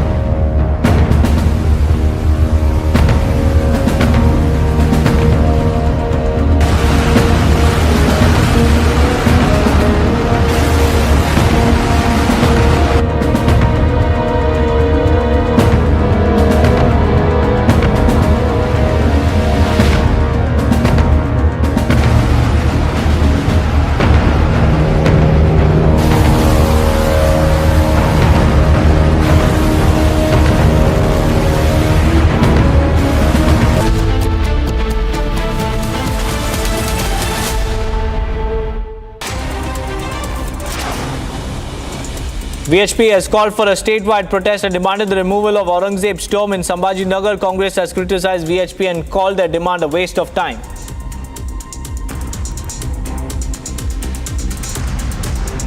उनके पास में दूसरा बचा ही क्या है? काम धंधा तो कुछ है ही नहीं कि और हिंदुत्व का नाम बिगुल बजाकर खुद की रोटी सेकना इतना ही काम है। अरे औरंगजेब की कब्र खोदने से पहले आपने किए हुए पाप की कब्र खोदो पहले। औरंगजेब को लेकर हिंदुत्ववादी संगठनों को मैं ये कहूँगा, जब 27 साल औरंगजेब यहाँ रहा तो उसने इस राज्य का कुछ नहीं बिगाड़ सका। अब मरने के बाद में उसका कब्र को खोद के आपको क्या मिलेगा? The All India Muslim Personal Law Board will hold a protest against Waqf Amendment Bill today. The apex body of Muslim clerics will hold a protest at Jantar Mantar in the national capital. In another tragic accident, 2 overspeeding cars collided with another car in Haryana's Gurugram, following which the accused fled the scene. Police arrested the accused with the help of CCTVs.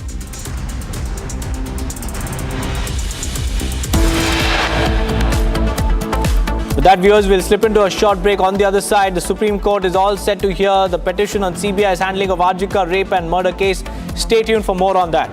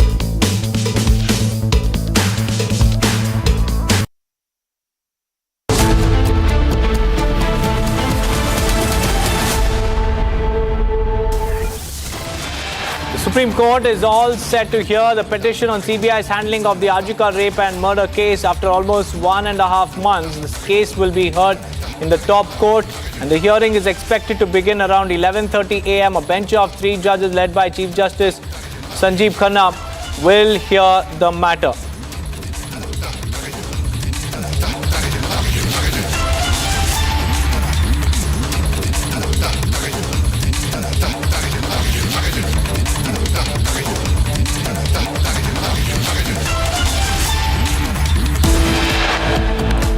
We'll slip into a short break, viewers. On the other side, we'll show you more CCTV clippings from the Vadodara crash horror. Stay tuned.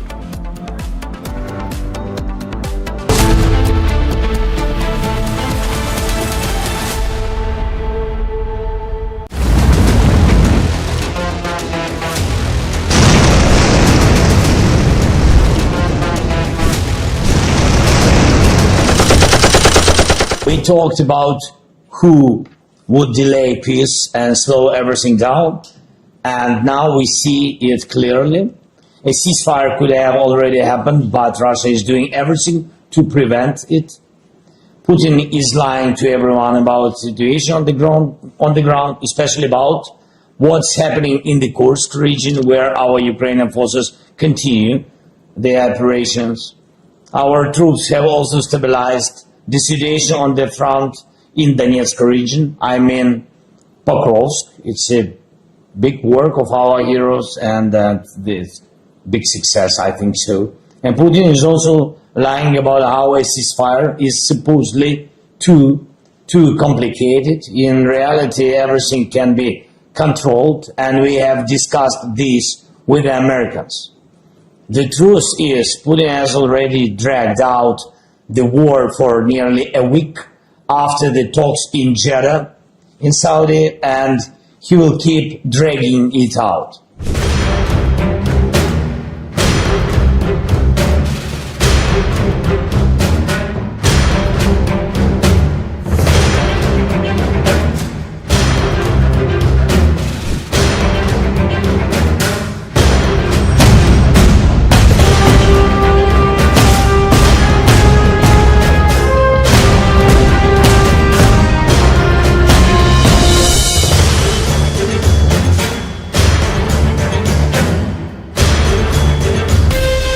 From Asia's largest news headquarters,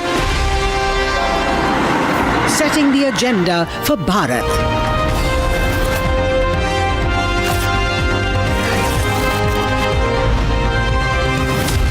You're watching Republic.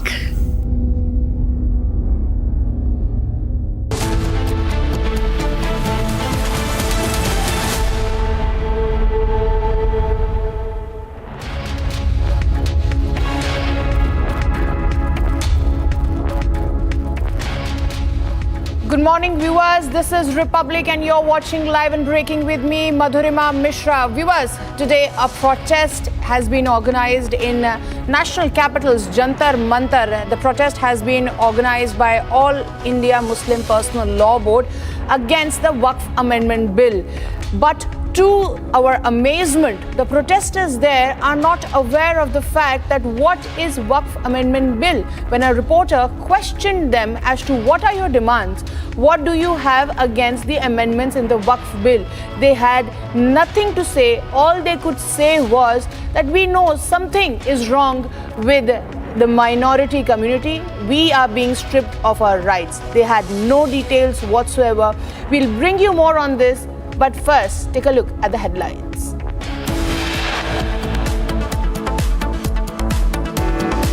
Telangana CM Revanth Reddy has admitted the state is facing financial distress, making it challenging to pay salaries on time. Congress President Mallikarjun Kharge opposes delimitation, says delimitation based on a population will be injustice to southern states.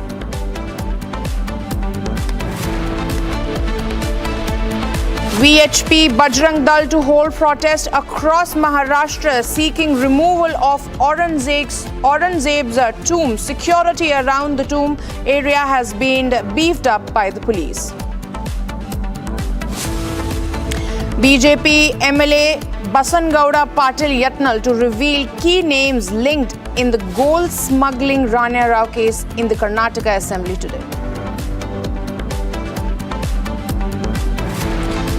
Tamil Nadu Chief Minister M.K. Stalin stated that his government used a different rupee symbol instead of the Devanagari-based rupee symbol in the logo for 2025-26 budget to emphasize the state's commitment to its language policy.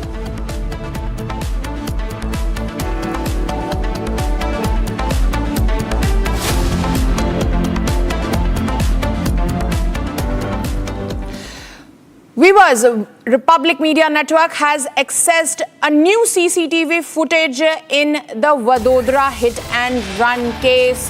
Now, this CCTV has emerged in this particular case where the CCTV is of 45 minutes before the hit and run took place. The accused in the case, Rakshit, went to Suresh Bharwad's residence where he spent 45 minutes. Later, Pranshu Chauhan comes with his car and both leave from Suresh's residence. So this indeed is a clincher video over there,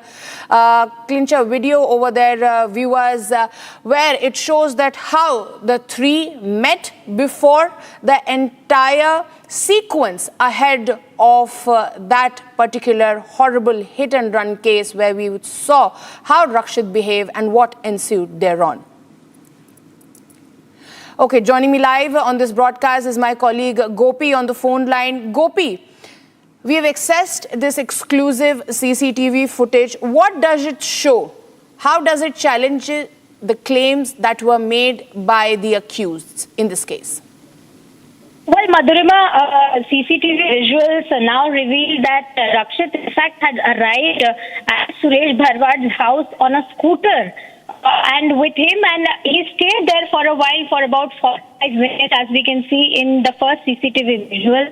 While a little later, you can see from that CCTV visual that Pranshu Chauhan arrives, and both Pranshu and Rakshit leave together.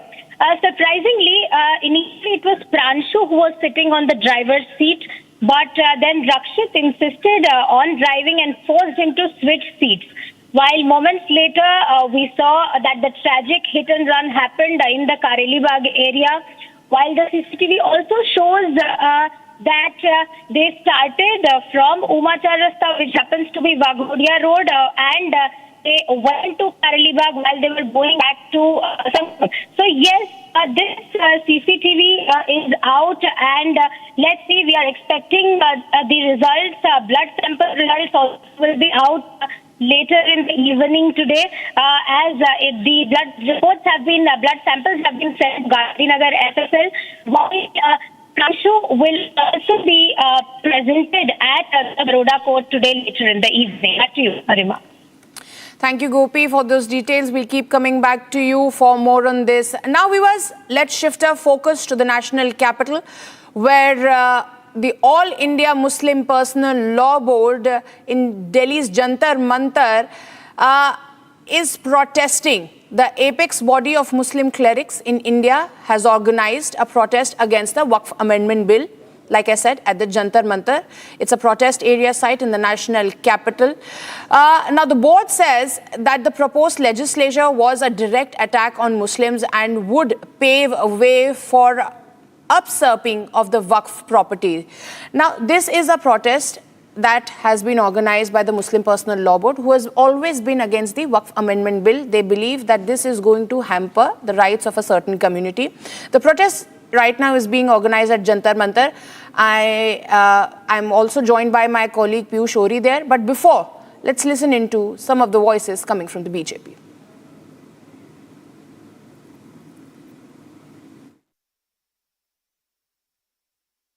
तो ये कोई कारण नहीं है, वो केवल एक देश में इस वक्फ की प्रॉपर्टी को जो केयरटेकर या मुतवल्ली जिनके हितों पे कोई कुठाराघात होगा, जो खुर्द-बुर्द करते थे, एक जब बेहतर कानून आ रहा है तो उसको लेकर के जिस तरह से ये प्रोटेस्ट कर रहे हैं, ये केवल विरोध के लिए विरोध कर रहे हैं। आखिर अब जो एक अमेंडेड या हमारी रिपोर्ट है, उस रिपोर्ट से ऐसी कौन सी बात है कि जिसको लेकर के उनके मन में कोई विरोध है या शंका है?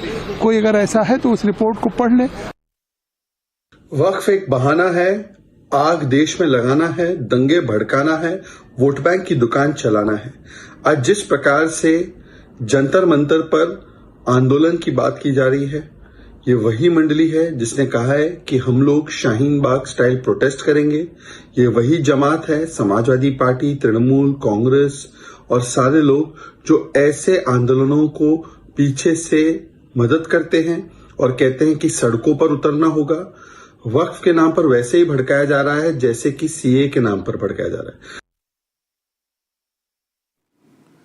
Viewers, we just heard Jagdambika Pal over there. He was the chief of the committee that was given the responsibility of drafting that amendment bill by taking in all the views from all the quarters. Now we are joined by my colleague Piyush Ori from the protest site. Piyush, we just saw a couple of minutes back that you questioned those protesters over there as to what are their demands, what is wrong in the amendments, which amendment in particular are they not in favor of. But they were seen searching for words. They did not know what they were doing. I say, go on Piyush and ask them what in particular in the Waqf Amendment Bill do they not approve of? And what is the entire idea behind this protest? Has the Muslim Personal Law Board briefed them as to what does this bill brings in as it is passed? Right. So in fact, Madhurima, what I can tell you is that because we had a word with them and because we were able to also bring out that how several youth who have collected over here do not actually know what exactly is the essence of the Waqf bill. Now a strict directive has been given to the people over here that they should not speak to the media. However, what we will be doing is we will still be having a word with them. We will be trying having a word with them so that at least we can try to show our people that how many of the people over here actually do not know the essence of the bill. In fact, I would just request our journalists to show the visuals over here. आप यहाँ पर आए हैं, आप कुछ बोलना चाहेंगे? आपने प्लेकार्ड आपने किया है, कुछ तो बोलना चाहेंगे? आपको क्यों नहीं बोला गया है बोलने के लिए भैया? आपने ये प्लेकार्ड रखा है। अच्छा, प्लेकार्ड दिखा दीजिए, आपने क्या लिखा है? प्लेकार्ड क्या है? सेव वक्फ, सेव कॉन्स्टिट्यूशन। आपको क्यों लगता है कि वक्फ संविधान कैसे बचेगा? आप कुछ बोलिए, आप तो बड़ों से बात कर लो। अच्छा ठीक है, अच्छा हाँ, आप कुछ बोलना चाहेंगे? आप इतनी दूर से आए, आप कहाँ से? हम कुछ नहीं बोलना चाहेंगे। बोलना स्टेज पे कुछ नहीं। आपने प्लेकार्ड तो रखा हुआ है कि Waqf assets are not for the state seizure. Waqf का जो लैंड है ये, आपको ऐसा क्यों लगता है? मीडिया के लोगों से खुसूसन अपील की जाती है। ठीक है, so here you can see, Madhurima, that strict directive has now been given to the organization over here, to the people over here, that they should not speak to the media. And I would also request my journalists to show the visuals over there at the people who have collected at the stage, who have now going to be speaking and who are going to be now making their advocacy of why they are opposing the Waqf bill. The key point over here, Madhurima, is to understand that many people over here perhaps do not understand the essence of the Waqf bill. They've been given the placards by certain organizations, which includes the All India Muslim Personal Law Board and All India Majlis-e-Ittehad Muslimin, which are the key political organizations.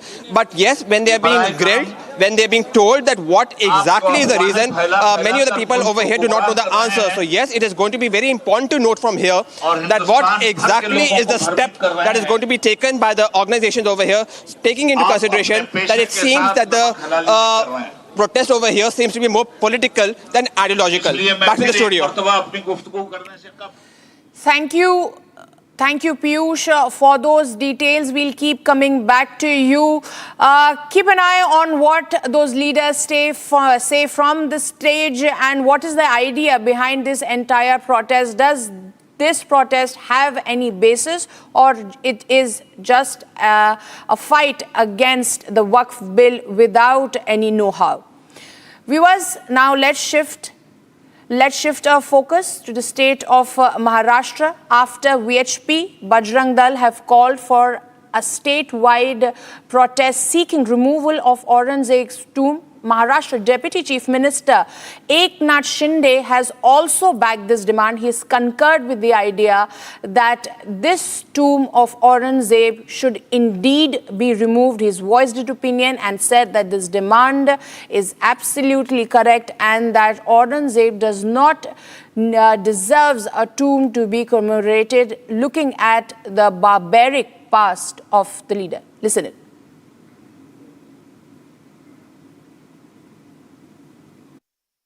भावना या शिवभक्तांच्या आहेत त्या भावना भावनांचा आदर मी देखील करतो कारण शेवटी औरंगजेब हा महाराष्ट्रावर चाल करून आला त्याने अनेक मंदिरं तोडली माता भगिनींवर अत्याचार केले आणि धर्मवीर संभाजी महाराजांचा अनन्वित छळ केला 40 दिवस त्यांना हातपाय साखळदंडाने बांधून त्यांचे डोळे काढले जीभ छाटली त्यांची नखं कापली अंगावरची कातडी सोडली अत्याचार एवढे भयानक केले परंतु छत्रपती धर्मवीर संभाजी महाराजांनी प्राणांचं बलिदान केलं परंतु ते औरंग्यासमोर झुकले नाहीत कौर्याची जी काय परिसीमा त्यांनी गाठली होती आणि अशा औरंग्याच्या आठवणी किंवा त्याच्या निशाणी या महाराष्ट्रामध्ये कशाला पाहिजे ही भावना जी आहे ही या तमाम शिवभक्तांची त्याचा आदर केला पाहिजे आणि त्यांची भावना बरोबर आहे त्यांची भावना जी आहे तीच माझी भावना आहे. Viewers, we just heard Maharashtra Deputy Chief Minister. He's concurred with the fact that absolutely Aurangzeb's tomb should be in fact removed from that area in Sambhaji Nagar. Meanwhile, viewers, Congress has slammed the Maharashtra government over the row. Remember, they had said that the Maharashtra government, the central government had no rights to change history. Listen in to this reaction coming in from Rashid Alvi. जहाँ तक औरंगज़ेब की कब्र को demolish करने का ताल्लुक़ है सरकारें आप कर सकते हैं आपका तो काम ही है कि मस्जिद के ख़िलाफ़ गाँवों के ख़िलाफ़ तमाम जो मकबरे हैं उनके ख़िलाफ़ इसके अलावा तो विश्व हिंदू परिषद और बजरंग दल का कोई दूसरा काम ही नहीं है वो तो हिंदू मुसलमान करने के अलावा कोई दूसरा काम नहीं करते और दोनों के दोनों राष्ट्रीय सेवक संघ के विंग हैं भारतीय जनता पार्टी के हिस्सा हैं आज बीजेपी की सरकार है और ये शर्मनाक है अगर आप औरंगज़ेब की कब्र को डिमोलिश करते हैं किसी मस्जिद को डिमोलिश करते हैं तो इसमें आपकी और देश की इज्जत में इजाफा नहीं होगा इससे देश की इज्जत खराब होगी.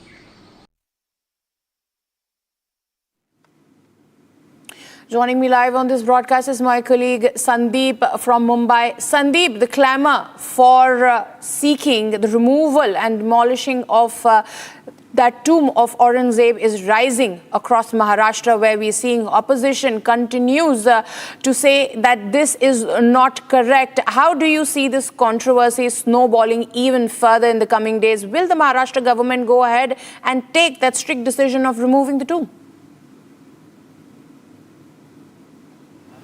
See, Madhurima, first thing that the Chief Minister of Maharashtra, Devendra Fadnavis, has already clarified with the fact that they are looking out for the option to, in fact, demolish that very tomb. In fact, they are exploring legal option. He, in the past, had clearly mentioned that as this decision to give the tomb to ASI, that is the archaeological department, there are legal technicalities due to which the state government are having, in fact, difficulties to remove that very tomb out there in Sambhaji Nagar. But at the same point of time, we can see the war of words between opposition as well as the government side. In fact, we saw the kind of statement given given by Eknath Shinde. He in fact backs the protest. A statewide protest has been called by the Vishwa Hindu Parishad and the Bajrang Dal to remove the tomb of Aurangzeb in Sambhajinagar. If not done, then they will take step like Babri demolition. So a warning is in fact given by the Vishwa Hindu Parishad, and in fact that is also being backed by the Deputy Chief Minister Eknath Shinde. But at the same point in time, the Congress party is in fact have different opinions. We saw Rashid Alvi speaking. In the past, Harshvardhan Sapkal, the state president of Congress party, he in fact compared Devendra Fadnavis with Aurangzeb.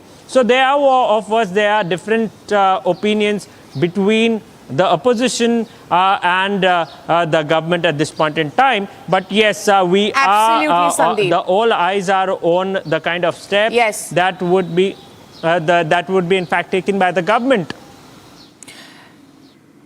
Well, yes, absolutely, Sandeep. We'll have to wait and watch as to what really would be the next step of the Maharashtra government, because the demand for seeking removal of that tomb of Aurangzeb from Sambhajinagar continues to gain momentum.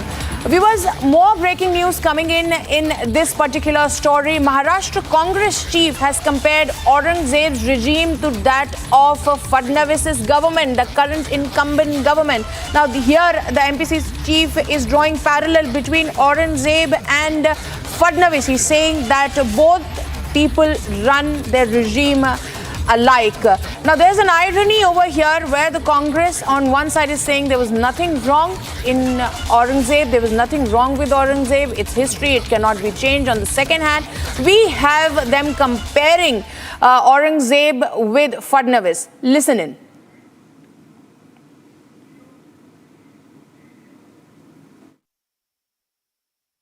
आणि सदाकदा धर्माचा आधार हा औरंगजेब घ्यायचा. औरंगजेब कधी हजला पण गेला नाही आणि हा क्रूर शासक होता. आज देवेंद्र फडणवीसही तेवढेच क्रूर आहेत. सदाकदा धर्माचा आधार घेतात आहे, मात्र संतोष देशमुख सारख्या हत्या ज्या होतात आहे, जिथे खासदारांच्या लेकीबाळी सुरक्षित नाही, हा प्रकार आज दुर्दैवानं आज महाराष्ट्रात हा देवेंद्र फडणवीस सारखाच आहे. त्यामुळे औरंगजेब आणि देवेंद्र फडणवीस यांचा कारभार एकसारखा आहे.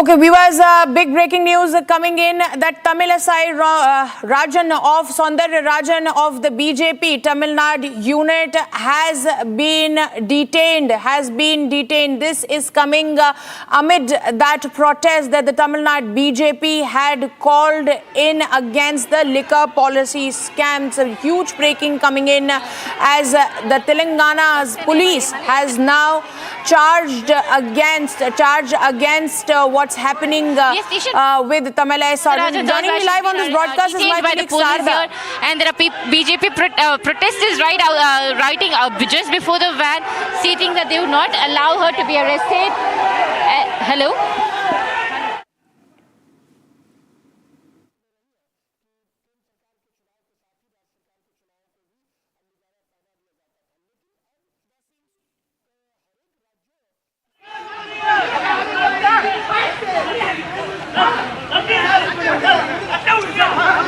Yeah.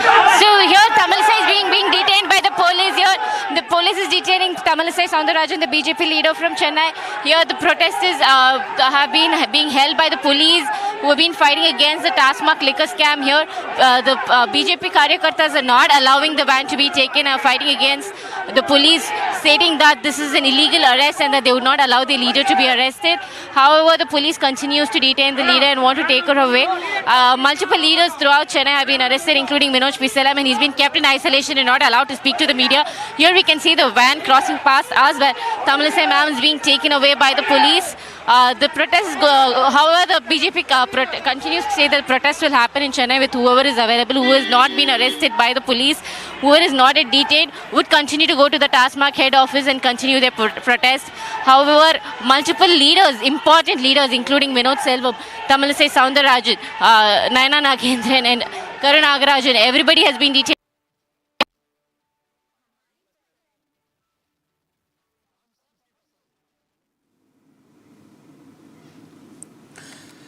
Viewers, those are the exclusive visuals that we are bringing for you from Chennai, where the BJP's Tamilisai Soundararajan has been arrested now. Earlier, she was detained. Remember, BJP had called for a massive protest against the involvement of the incumbent government in the liquor policy scam.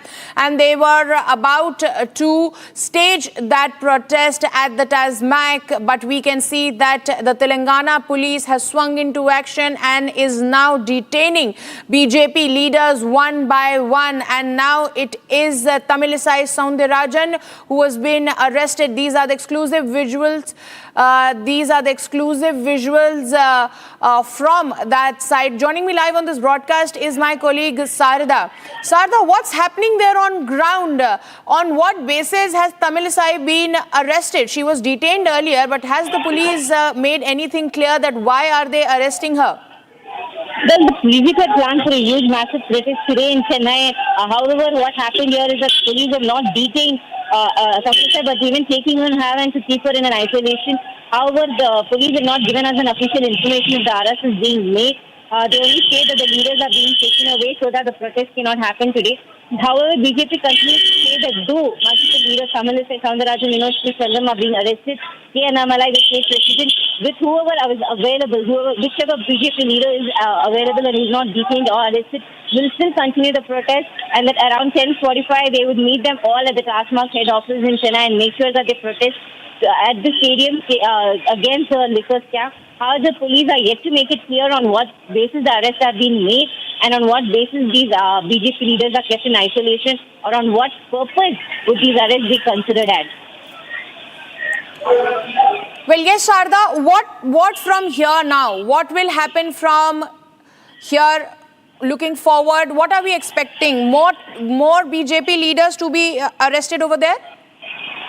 It looks like multiple leaders around across the state will be arrested. Though the protest is set to happen only in Chennai, the police have detained other district leaders as well, so that multiple protests that were planned throughout the day against the liquor scam will stop. However, following this arrest, we need to wait and see if other leaders who are especially K.Annamalai, police to detain him or arrest him anytime soon. The situation is right now unclear in Chennai as to what the BJP leaders are planning. You can see the visuals right here where multiple Karyakartas of the BJP are being pushed into the van by the police so the protest doesn't take place. They're making sure that the DMK government is not taking an opposition from BJP. So right now all we can see is the protest is being taken away by the police, and it's still unsure and unclear as to what the police want to do according to the situation. Well, yes, Sarda, has the Stalin government made anything clear as to why cannot the BJP protest, and the way the state police is behaving over there, Sharada? What next from here now? The Stalin government is not yet made clear as to how and why the arrests are being made. They call it as a precautionary statement so the protest doesn't happen. However, it is being very unfair on the BJP Karyakartas there, because the BJP are not even telling them as to why the arrest is being made. The police, they are being very cross with everybody that's here. And you can see the visuals right here where police pushing the Karyakartas into the van, and it's unsure as to what the Stalin government would be doing next. Sharda, have the BJP cadre violated any directive from the Stalin government? Did they get permission to protest there at the Tasmac? Well, the protest happened here in such case that you only sent a letter, an application form of protest, and a personal permission was allotted by the Tamil Nadu police earlier to go on a walk-on protest. However, even before the protest started, I think Tamil Nadu police around across the district here has stopped the leaders right outside their house. So even after seeking proper permission, the BJP workers are being detained in Chennai. However, I think the BJP will continue to protest. Whoever is continues to say that they will be protest against the liquor scam, against the confidence. Allow me. I won't go separately. I wanted everyone to come with me.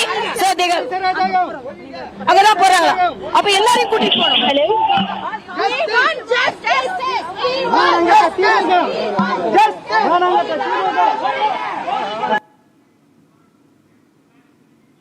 Well, the BJP leaders have now been arrested by the Tamil Nadu police, and we have to figure out whether the protest will take place here or not. K. Annamalai, who's tweeted out saying that there will be actions taken. We have to wait and see if anything else is happening. The DMK government, though after seeking the BJP has sought permission, the DMK government is now asking the police to detain every single leader across the state. Though the protest was planned only in Chennai, they have now made sure that all district presidents are arrested, all district leaders are arrested, and this detain is illegal by the police because there's no proper arrest permission with them that they can do. However, the leaders are being taken away by the police, especially they are being kept in isolation, and the leaders are not allowed to talk to the media if they are being detained or arrested. Well, Sharda, we just heard Tamilisai over there. She said that she will not go alone, and we saw multiple other women protesters as well in that van in which she has been detained. What is the Tamil Nadu BJP cadre saying? Tamil Nadu BJP cadres are very... அப்ப எல்லாரையும் கூட்டிட்டு போறோம்.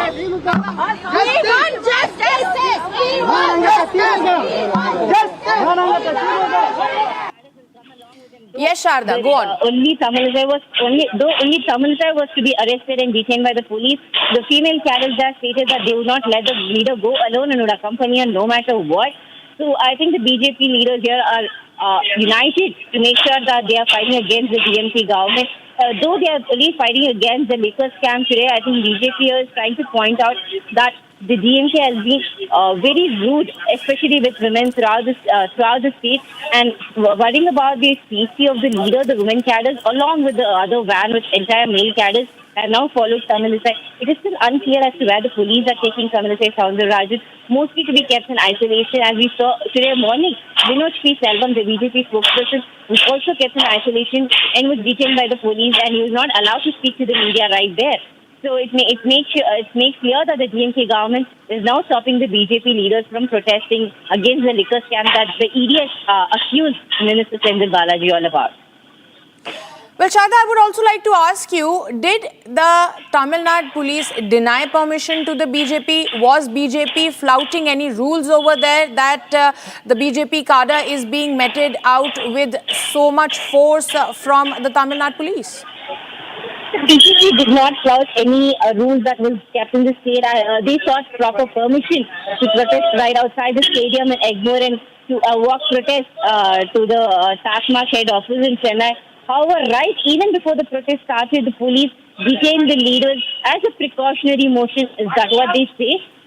Of all the BJP leaders to stop the protest, though BJP has sought permission from the Tamil Nadu police for the protest. Now, there's a different angle from the police saying that it's precautionary measure for them to arrest leaders so the protest doesn't become very huge or stating law and order issue in the state. Well, thank you, Sarada, for those details. We'll keep coming back to you. Viewers, this entire protest has taken an ugly turn where the Stalin's police has now charged against the BJP cadre, and they are not allowing them to protest against the liquor scam like they had planned. Stay tuned. We'll be right back after a very short break.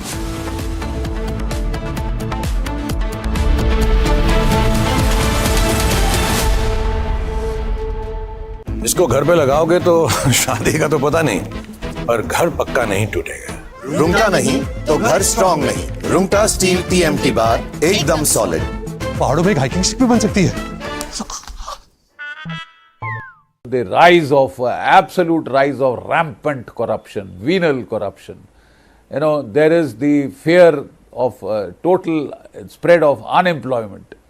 You know, it's at 12.6% is the employment levels in Nepal. So all these have coalesced to create a kind of a situation in which the people are feeling worried, concerned about their country, about their future, and about the loss of their identity with the rampant levels of conversion that are taking place in Nepal. They are threatened with a loss of identity, and that can be a major threat. Don't Don't forget that in 1857, one of the causes was the fear of mass-scale conversion, threatening a threat to the religious identity, and that had brought in problems. That had created the first war of independence there in India against the British rule. So loss of identity can be a very...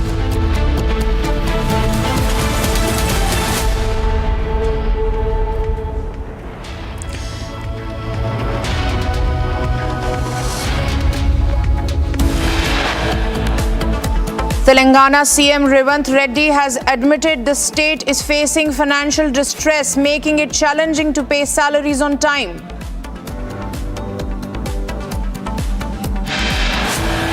Congress President Mallikarjun Kharge opposes delimitation, says delimitation based on population will be injustice to southern states.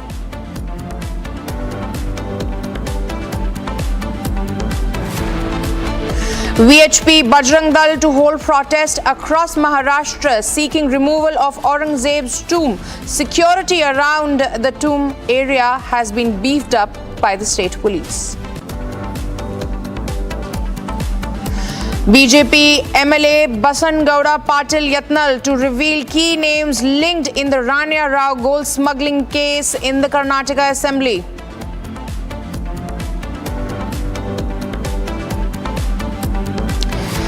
Tamil Nadu Chief Minister M.K. Stalin stated that his government used a new symbol instead of the official Devanagari symbol in the logo for the budget to emphasize the state's commitment to its language policy. Viewers, we'll start up with US President Donald Trump says that he will speak to Putin on Tuesday as talks continue over potential end war in Ukraine. Viewers, this is yet another call made by the US president, where he has been very adamant in the past as well, viewers, where he has said that one of his main agendas is to end this war. During his first address to the US Congress as well, he had asserted that he has pledged to make sure that these two countries end the war. Remember, viewers, it was only after that showdown at the Oval Office in Washington, D.C. that Zelensky had even agreed for a 30-day ceasefire. This entire step was also welcomed by Russia. Russian President Vladimir Putin has also accepted it. But tensions, as they still continue to simmer, US President Donald Trump has said that he's again going to make a call to the Russian president and make sure that the issue is resolved and the war ends.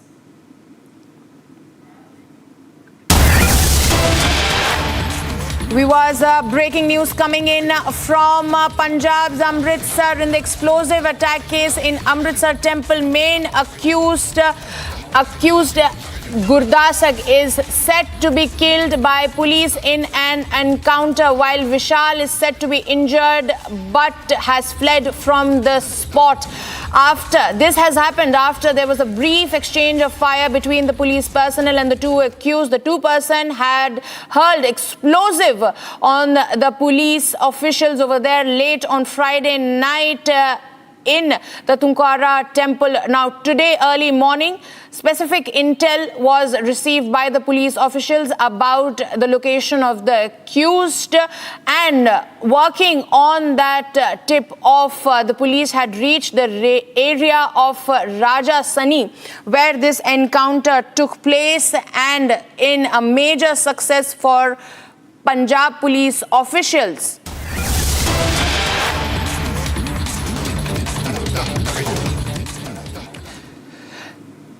We was moving back to the state of Tamil Nadu, where an aggressive protest is now being curtailed by the Stalin police. We we're showing you the exclusive visuals over here on your screens, viewers, that to how the BJP cadre is being detained one by one by the Tamil Nadu police over there. They were, remember viewers, they were protesting against the involvement of the state government in the liquor policy scam. And after that, we saw those visuals where Tamilisai was dragged out of her residence, detained along with multiple women workers of the state BJP unit. Joining me live on this broadcast is my colleague Sharda. Sharda, what's happening now? Police have now taken Tamilisai into isolation to a hall nearby. They've not legally arrested her and they're not taking her to the police station, but keeping her in isolation until 6 p.m. in the evening. So the police is now here trying to make sure that the protest is not happening. However, Tamilisai, speaking to us exclusively, stated that though the police have arrested her and other BJP leaders, the protest will continue to happen with whichever leaders are available here. And the K. Annamalai, the state president, will continue to take action against the DMK from his side and make sure that the BJP leaders are not mishandled by the policemen in Tamil Nadu. And is expected that she also added that the protest will continue no matter what, and that the BJP will try to bring out the DMK liquor scam no matter what. And it's expected now that the police will release a statement stating why the BJP leaders have been arrested in the state. Well, Sharda, it was being alleged that there is a serious financial fraud in the matter, and this is the aspect that the Bharatiya Janata Party was implying to highlight via this protest. Do you think that this is a bid by the state government to stall that process and to stop this thing to coming into light? Well, GMK has been very scared of BJP right from the moment that they have been fighting against NEP. So this is not the first time that GMK has asked the police to detain or arrest BJP leaders. So last week when we see Tamilisai Soundararajan was arrested when she was seeking signatures for acceptance of national education policy in the state. And now she's been arrested for stating that she would protest against the TASMAC scam. The Enforcement Directorate, after 3 to 4 days of searches in the TASMAC offices, the state offices of TASMAC, it was found that Minister Sendil Balaji was alleged in the scam and almost 1,000 crore rupees was informed to be taken away in corruption, and that this black money was stored with DMK leaders. And it was also alleged that the DMK leaders were to use this money for the upcoming elections in 2026.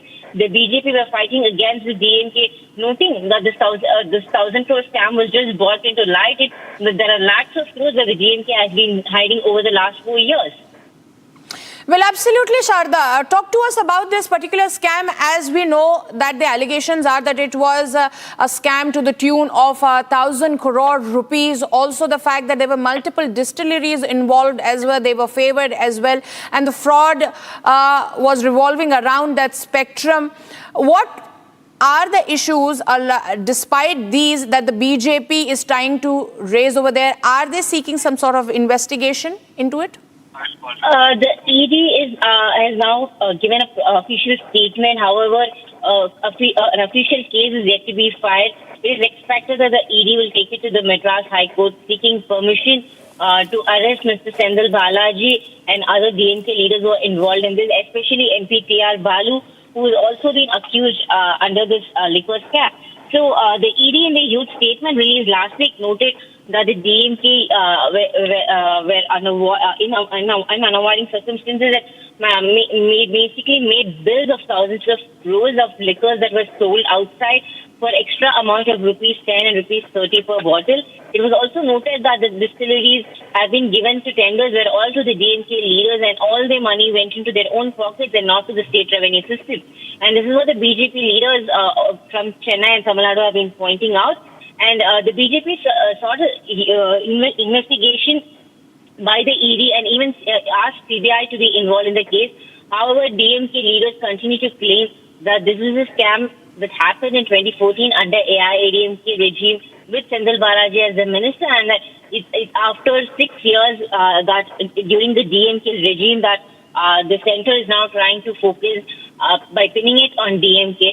However, Mr. Sendil Balaji, who is the main accused of the case, continues to say that this is a master plan by BJP, and he also noted that the ED is following central's orders, and he quoted that it was Annamalai who stated 1,000 crore, and right next day ED is also saying that the DMK has made a corruption of 1,000 crore and stated that it was a planned action between BJP and ED, and he claims that the DMK government has not done anything but good for the people. However, BJP continues here to say that the ED statements are true and that it is only 1,000 crore that's come into the eye through liquor scam, and that following which there is a transportation scam, of food corporation scam, sand mining scam, and many more.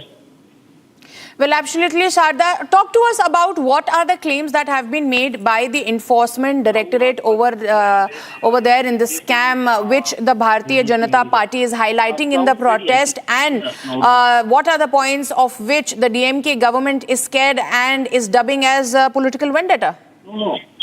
Well, the ED last week in a statement stated that this liquor scam was completely made by the DMK leaders, and the tenders were only given to people who are part of DMK, and that it was not given to other liquor producers, and the distillations were made in such a way that each bottle that were given outside were given at a higher price. However, the difference in the price was not noted into the budget of the state, however, was taken by the DMK.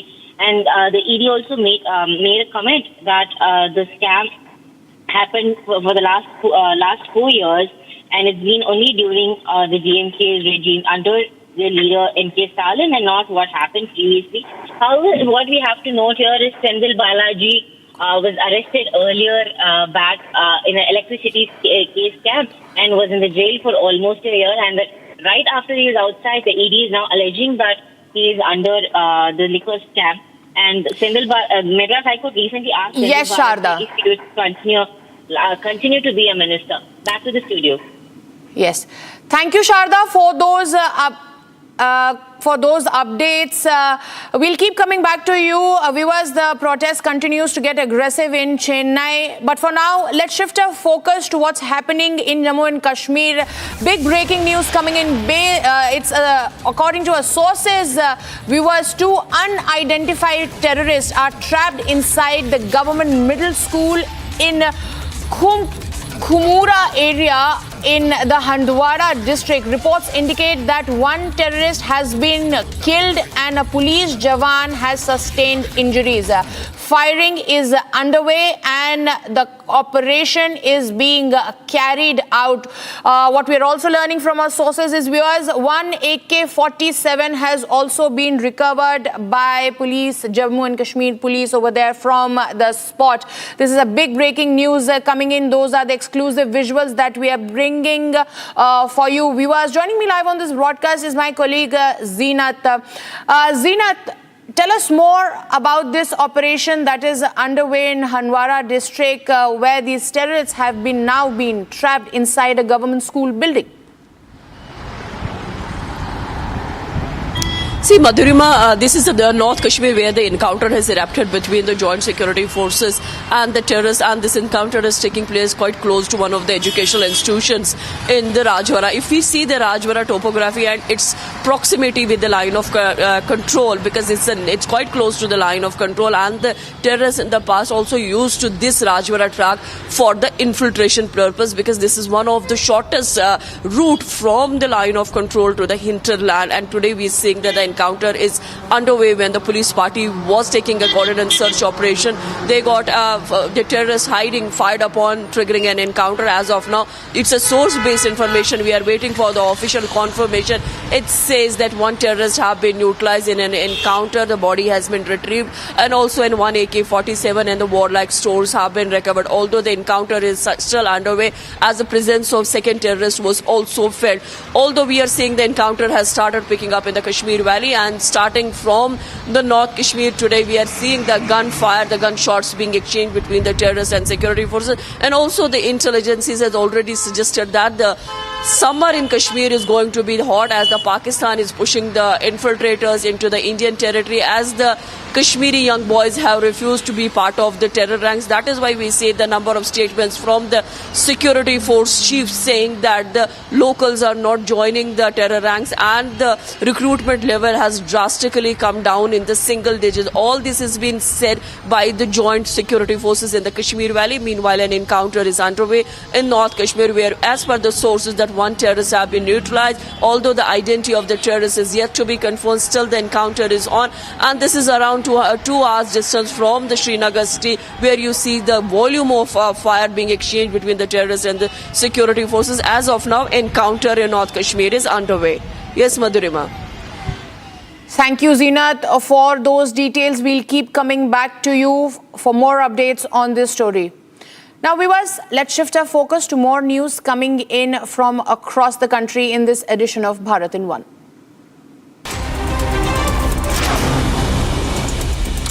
VHP has called for a statewide protest and demanded the removal of Aurangzeb's tomb in Sambhaji Nagar. Congress has criticized VHP and called their demands waste of time.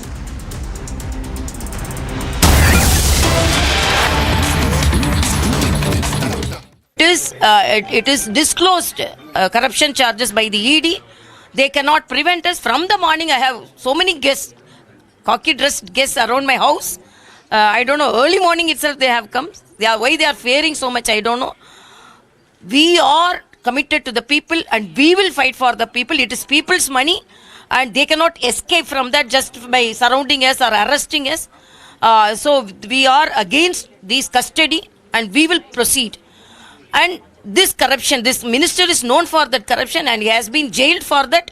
But in spite of that, he is telling, okay, you disclose your transparency. But why you are surrounding us, even ordinary karyakartas, all our office bearers have been arrested. I strongly condemn this activity and we won't fear such activity. No, nothing can stop us from agitating and nothing can stop us from exposing these type of harassment, this type of corruption.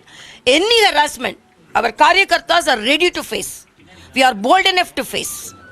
And this is not the first time that the police is stopping you. Last time when you had gone for the getting signatures for the NEP and third language implementation, they had also stopped you. So will DMK's action against BJP, what is this agitation they have against BJP? No, now they are fearing because they thought they can be continuing their corruption charges. Nobody will be there to control them. And now we have started it. Now all the other opposition parties also will be with us. This is a very big corruption charges, 1,000 crores, it's only a beginning. There will be lakhs and lakhs of crores. Everybody knows, even the media was writing previously. So we are committed to expose this corruption and whatever may be the activities from the government, whatever may be the force they apply on us, we will proceed. Well, the BJP leaders are planning. Well, viewers, that was my colleague Sarda in an exclusive conversation with BJP's Tamilisai Soundararajan, where she says that how the BJP was planning to highlight the loopholes of the Stalin government in the entire liquor policy scam and to muzzle the voice of the BJP and its protesters. Stalin unleashed the state police to curb the protest. Viewers.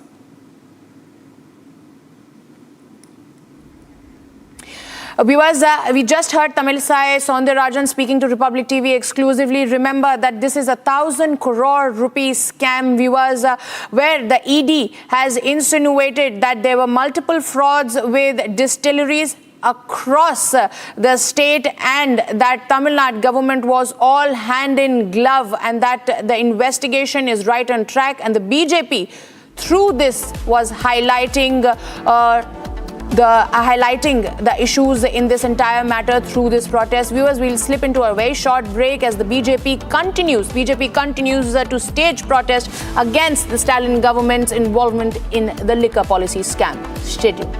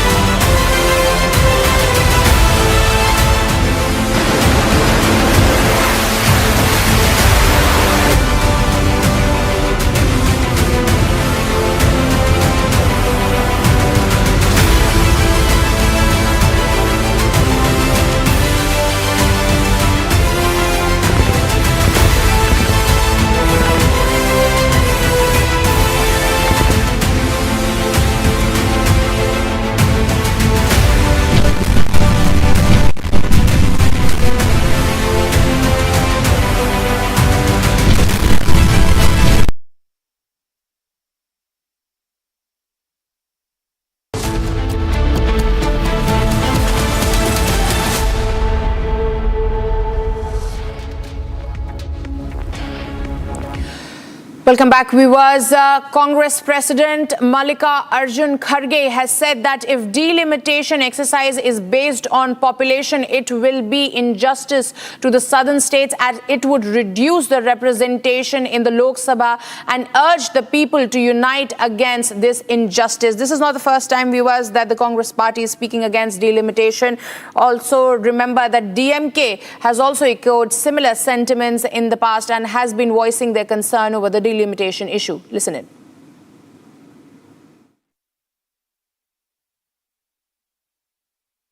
ವಿಶೇಷವಾಗಿ delimitation ಮಾಡಿ ಜನಸಂಖ್ಯೆ ಆಧಾರದ ಮೇಲೆ ಅದು ಏನೇನೋ ಮಾಡಬೇಕು ಅಂತ ಹೇಳಿ ಸ್ವಲ್ಪ ಪಾರ್ಲಿಮೆಂಟ್ ಸೀಟ್ಗಳು ಎಂಎಲ್ಎ ಸೀಟು ಕಡಿಮೆ ಮಾಡಕ್ಕೆ ಹೊಂಟಿದ್ದಾರೆ ಈ ಭಾಗದಲ್ಲಿ ದಕ್ಷಿಣ ಭಾಗದಲ್ಲಿ. ಉತ್ತರ ಭಾಗದಲ್ಲಿ ಸುಮಾರು 30% ಹೆಚ್ಚಿನ ಸೀಟು ಮಾಡಿಕೊಳ್ತಾ ಇದ್ದಾರೆ ಅನ್ನೋದು ಈಗ ಹೊರಗಡೆ ಬರ್ತಾ ಇದೆ. ಇನ್ನು ಅದನ್ನು ನಾವು ಕಾದು ನೋಡಬೇಕು. ಇದು ಆಯ್ತಂದ್ರೆ ಎಲ್ಲರಿಗೂ ಅನ್ಯಾಯ ಆಗ್ತದೆ. ನಾವೆಲ್ಲರೂ ಇದು ನಮ್ದು ಅಂತ ಹೇಳಿ ಒಕ್ಕಟ್ಟಾಗಿರ್ಬೇಕು. ಬರೇ ಒಡಕಿನ ಮಾತೆ ಮತ್ತು ಕೈಯಾಗ ಅಧಿಕಾರ ಬಂದ್ರೆ ಎಲ್ಲರಿಗೂ ತೆಗೆದುಕೊಂಡು ಹೋಗಬೇಕು ಅನ್ನೋದು ಇಲ್ಲ. ಅವಾಗೇ ಇಲ್ಲಿ ಜಗಳ ಬರೋದು. ನಾವು ನೀವು ಒಂದು ಅಂತಂದ್ರೆ ಕರ್ನಾಟಕದ ಉದ್ಧಾರ ಆಗ್ತದೆ. ನೀವೇ ಬೇರೆ ನಾವೇ ಬೇರೆ ಅಂದ್ರೆ ಕರ್ನಾಟಕದ ಉದ್ಧಾರ ಆಗಲ್ಲ. Viewers, we'll slip into a very short break, but Tamil Nadu BJP continues to protest and Stalin's police has charged against them. Tamilisai Soundararajan, amongst other senior BJP Tamil Nadu leader, arrested. Stay tuned, we'll be right back with more on this after this very short break.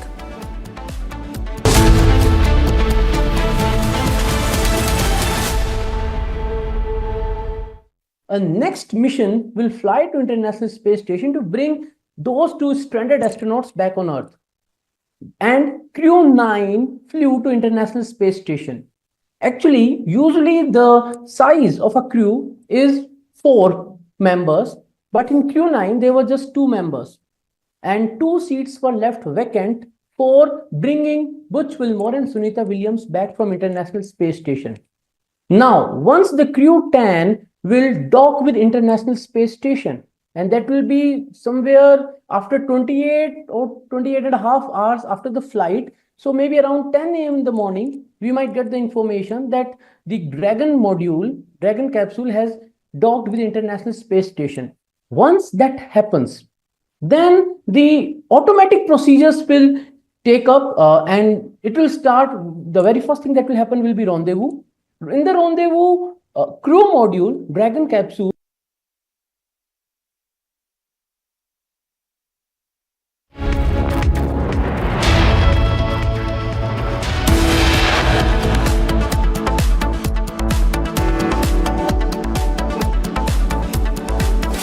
Viewers, Tamil Nadu BJP has staged an aggressive protest against the DMK's involvement in the liquor policy scam. The scam, according to the Enforcement Directorate, is up to the tune of 1,000 crores. DMK government has unleashed the state police on the BJP protesters. They have been detained and heckled with. We'll be right back after a very short break to keep you ahead of this story.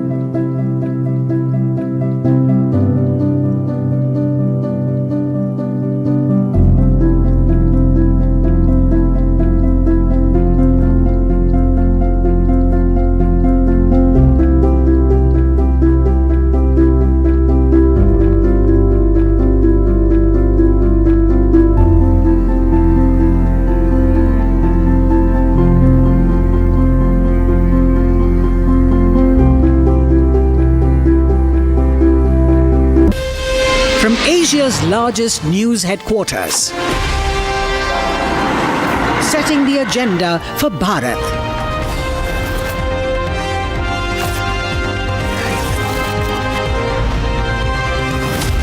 You're watching Republic.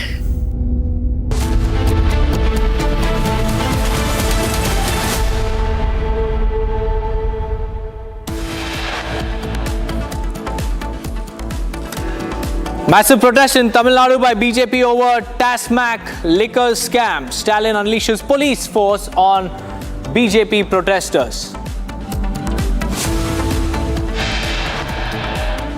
Telangana Chief Minister Revanth Reddy has admitted that the state is facing khatakat financial distress, making it challenging to pay salaries on time.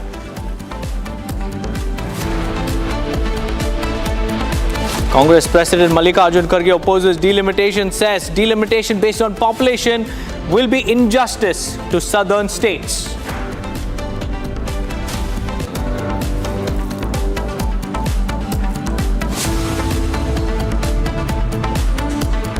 VHP Bajrang Dal to hold protest across Maharashtra seeking removal of Aurangzeb's tomb. Security around the tomb area has been tightened by the police.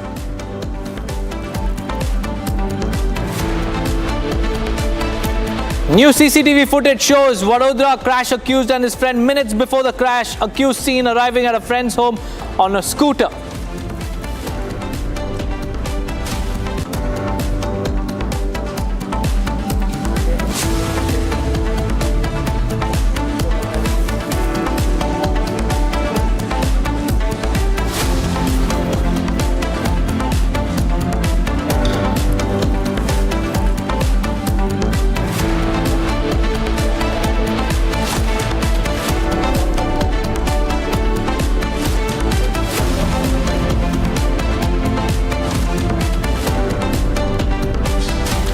A very good morning, viewers. It's 11 a.m. and you're watching Republic TV. I'm Deepak Suresh Kumar. First up, the focus is on Tamil Nadu because there's a lot of protests happening in Tamil Nadu, and Stalin government has unleashed its police force on BJP protesters.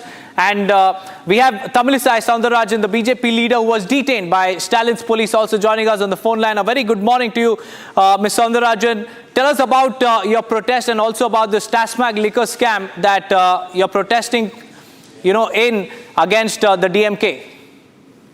It's not a good morning. It's a bad morning for DMK's government, and they are not allowing us to move even from our house. Early morning itself, the police surrounded our house. Liquor scam. They cannot escape from it. ED has clearly disclosed the 1,000 crore corruption charges. A political party, when there is corruption charges, it has every right to raise its voice. Why they are crushing our voice? Why they are preventing us from protesting against the corruption charges, which is already open in the open domain? Why they want to public domain? Why they want to curtail us? So they are fearing they will be exposed. This is only the beginning. They will be exposed. The rates will be much higher. They are taking commission from each and every bottle, and the people's money is swindled. So we will fight against it. Ms. Soundararajan, this is a similar model of Delhi as well as Chhattisgarh, because liquor scams have happened there and in Chhattisgarh as well, and now in Tamil Nadu. Most of these liquor scams taking place in South Indian states and also Indie-ruled states. Tell us more about how Stalin is now using the police to quell all these protests and also to quell the voice against his government. Yeah, when there are corruption charges, we have to protest against it. How can they say they are comparing with a political vendetta? How it can be political vendetta?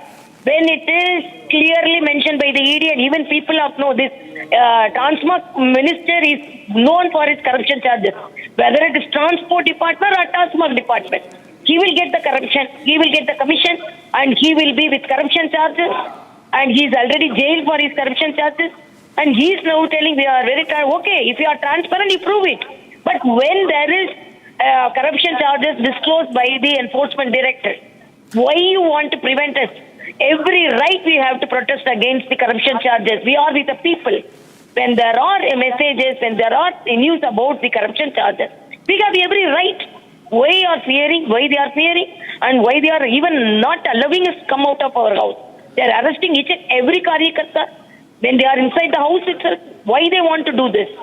So they are fearing, and whatever may be their custody, whatever may be their force, whatever the force they apply on us, we will expose it. We are fearless.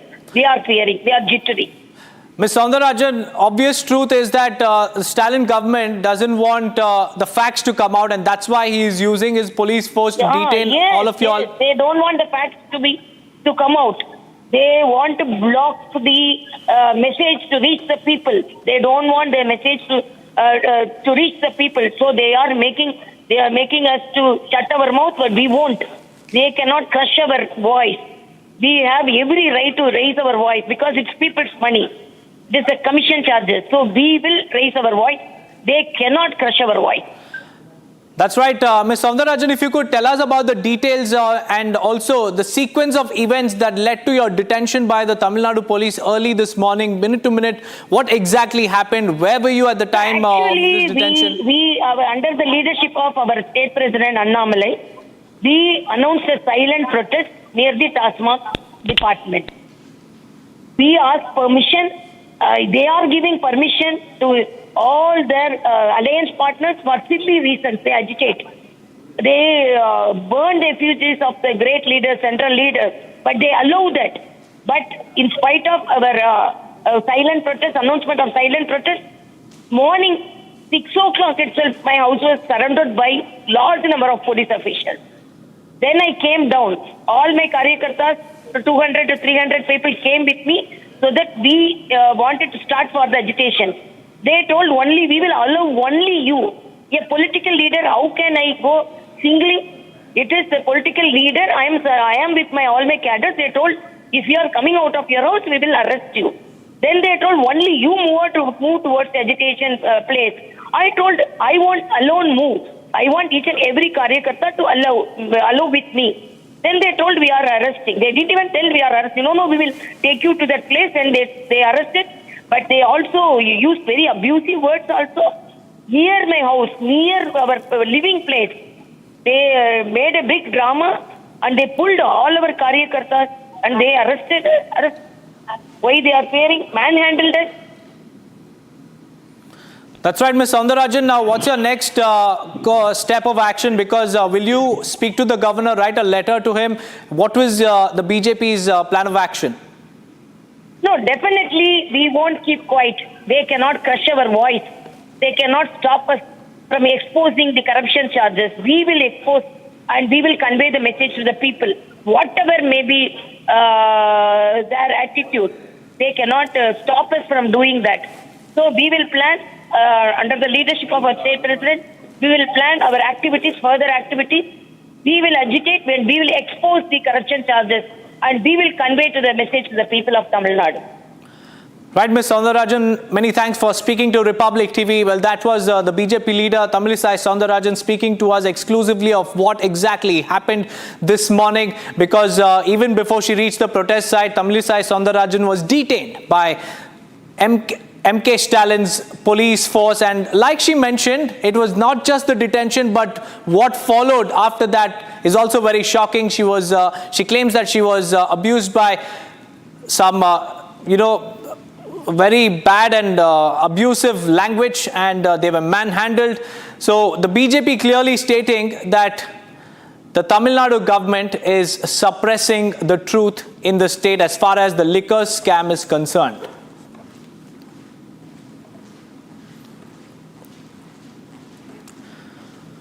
Moving on, viewers, Maharashtra Congress chief compares Aurangzeb regime to Fadnavis government. This is a big statement coming in. Nana Patole has now likened Aurangzeb's regime to Fadnavis government. And this amidst a raging row over Aurangzeb's tomb in Maharashtra. The VHP, Bajrang Dal, all of them have called for protest, and Maharashtra Congress chief and the Congress party has always been the cheerleaders of Aurangzeb lobby, and this is yet another proof. And here you have Maharashtra Congress chief comparing Fadnavis with Aurangzeb.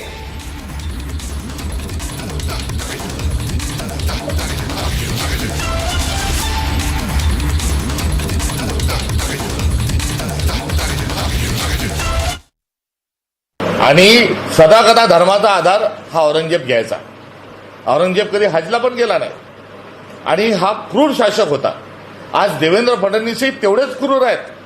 सदाकदा धर्माचा आधार घेतात आहे, मात्र संतोष देशमुख सारख्या हत्या ज्या होतात आहे, जिथे खासदारांच्या लेकीबाळी सुरक्षित नाही, हा प्रकार आज दुर्दैवानं आज महाराष्ट्रात हा देवेंद्र फडणवीस सारखाच आहे. त्यामुळे औरंगजेब आणि देवेंद्र फडणवीस यांचा कारभार एकसारखा आहे. आणि सदाकदा धर्माचा आधार हा औरंगजेब घ्यायचा. औरंगजेब कधी हजला पण गेला नाही आणि हा क्रूर शासक होता. आज देवेंद्र फडणवीसही तेवढेच क्रूर आहेत.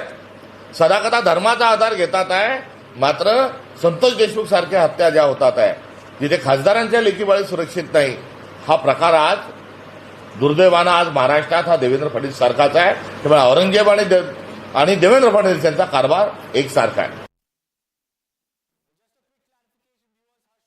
Sakpal is the Congress chief in Maharashtra, and now to give us more insights about his statements and also what this means, we have Sandeep joining us live on this broadcast. Sandeep, this is a big statement coming in from the Maharashtra Congress chief. In fact, we'll get Sandeep back on the line with us, but this is the explosive statement coming in from the Maharashtra Congress chief, likening him to Aurangzeb.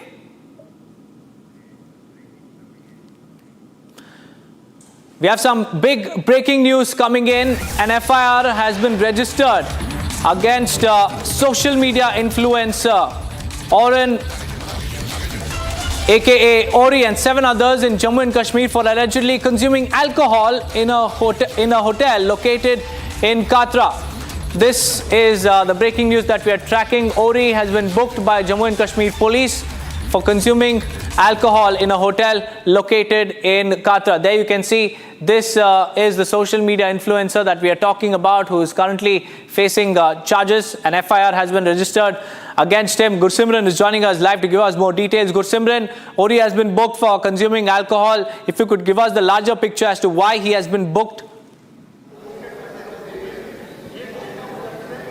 See, Jammu and Kashmir police has registered an FIR for hurting the religious sentiments and also the violation of the district magistrate's order that has been issued in the Riyasi district specifically for the Katra. The FIR has been registered under the section 223 of the Bharatiya Nyaya Sanhita, and important to mention that there have been this complaint was given to the police by the hotel owner himself that the Ori and his team with 7 other persons, they have rented a cottage, but they have been using this cottage to consume the alcohol as well as non-veg, and this he has given in writing to the Jammu and Kashmir police, after which the police has registered an FIR, and as we speak we expect that in this case the police will very soon issue a notice to Ori and his associates, 7 others including a foreign national, a Russian national who was also part of his team that rented this cottage in the Katra town, and they consumed alcohol and also the non-veg, after which the action has been initiated under the BNS 223 violation. But now what we are picking up that there has been another application that is there with the Jammu and Kashmir police, based on which some sections will be added to the present FIR, and a notice will be served to the Ori for which he has to appear in Jammu and Kashmir in next couple of days or a week's time. That will be given by the Jammu and Kashmir police, so as he can be part of the investigation, and if needed he will also be arrested. That is what we are picking up from the Jammu and Kashmir police officials. Well, Gursimran, the social media influencers, just because they have a few million followers, they think they can do anything, and this is just another example. What was he exactly doing in Katra, and tell us more details about what happens if he doesn't appear. First thing is that the social media influencer, the followers that he has are not for hurting the religious sentiment of any community. They are for the work they have been doing or the reels they have been posting on their social media handles. But those followers never promote that the person they are following should hurt the religious sentiment of any community or any person in particular. Now coming to what they were doing in the Katra, since he was not allotted any security detail, there was not much with the Jammu and Kashmir police, but he was there with his friends. A total of 8 people were there. He rented an accommodation there. It was a cottage of a hotel that he rented, and based on that, when he brought in the liquor and also the non-veg, the owner of the hotel, they took action. They informed the police, after which the police registered an FIR. But by the time the FIR was registered, since it was video that was posted by Ori himself on his Instagram handle, and it came to police after the complaint that was received, so by that time Ori and his friends have left Jammu and Kashmir. So now a notice will be issued to them, to all of them 8, to join the investigation in Jammu and Kashmir. Right, Gursimran. You know, Ori knew about the kind of restrictions that are in place, and despite these restrictions, he not only went ahead and booked a hotel, but he consumed non-veg and he also consumed alcohol. Has the hotel owner been booked as well, or was he the one who reported it to the police? See, he was the one who reported it to the police, who spoke to the police officials. They are saying that the complaint has come from the hotel himself. They have rented the cottage. Since the cottage is not part of the hotel premises, what happens that hotel premises with 4 to 5 floors is somewhere else, and the cottages are at a far off place. So whosoever comes to meet Ori and his friends, they go unchecked. Usually this is pattern because there is nothing such that everyone has to go through thorough security. But that is also a lapse that the police will be looking at a later stage. But prima facie, there seems to be no error from the hotel owner, because the moment he noticed the same, he reported it to the police. So the police is saying that he is not involved for now, but since it is an ongoing investigation, anything cannot be said at this initial stage. It has to be probed at a later stage. Well, Gursimran, tell us about the charges he is currently facing and also what is mentioned in the complaint that has been filed against him.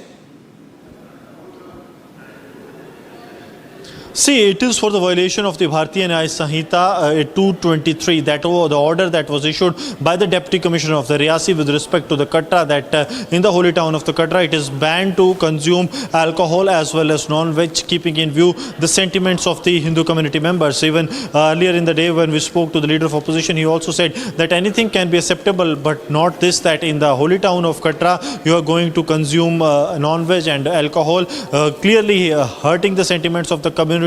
Crores and crores of people pay respect to this holy pilgrimage every year. So this is the hurting the sentiments of those. This is a sheer violation of the district magistrate's order. And also we are told that there is another application that is pending with the Jammu and Kashmir police that will also be acted in days to come. Right, Gursimran, many thanks for joining us with those details. Complete disregard to religious sentiments, complete disregard to the law. And now Ori is facing an FIR. He will have to appear before the police in the coming days. Now, moving on, in the Amritsar temple attack case, viewers, the main accused, Gursidak, is said to be killed in a police encounter, while Vishal, another accused, is said to be injured, but he fled from the spot after a brief exchange of fire.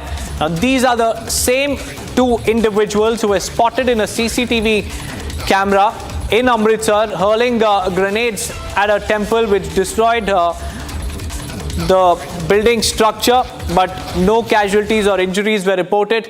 There you can see that's the encounter site where one of the accused was killed in an encounter, and of the two of them, one person also suffered injuries, but he fled the scene after a brief exchange of fire. The two persons have hurled the explosives on Friday night in Thakurdwara temple, and today early morning, based on specific intel about the accused whereabouts, the police ring-fenced them and they spotted them, but unrelenting and also not paying any heed to the police, they tried to escape the scene, and as per due diligence, the police also fired at them, but it seems like one of the accused has succumbed in the encounter. Lalit is joining us live. Lalit, tell us about the encounter. What time did it happen? Where did it happen? And how did it lead to the death of one of the accused?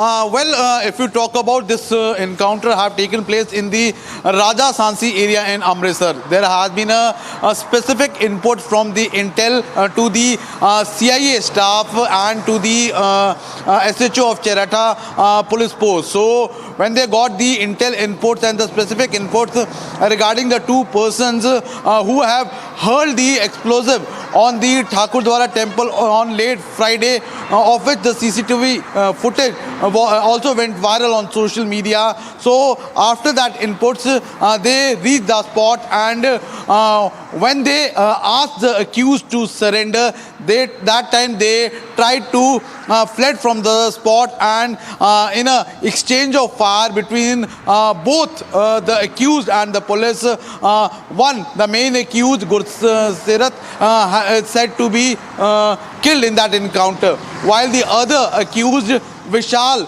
has said to be injured, but he had fled from the spot. In that brief encounter, one police constable left arm has also been injured, while one bullet have also hit on the inspector in the turban. But if you talk about in this brief exchange, the main accused Gursedak is said to be killed when the bullet hit him. So right now police is thoroughly investigating the whole matter and is trying to arrest the other person who have fled from the spot, whose name is said to be Vishal. Back to the studio.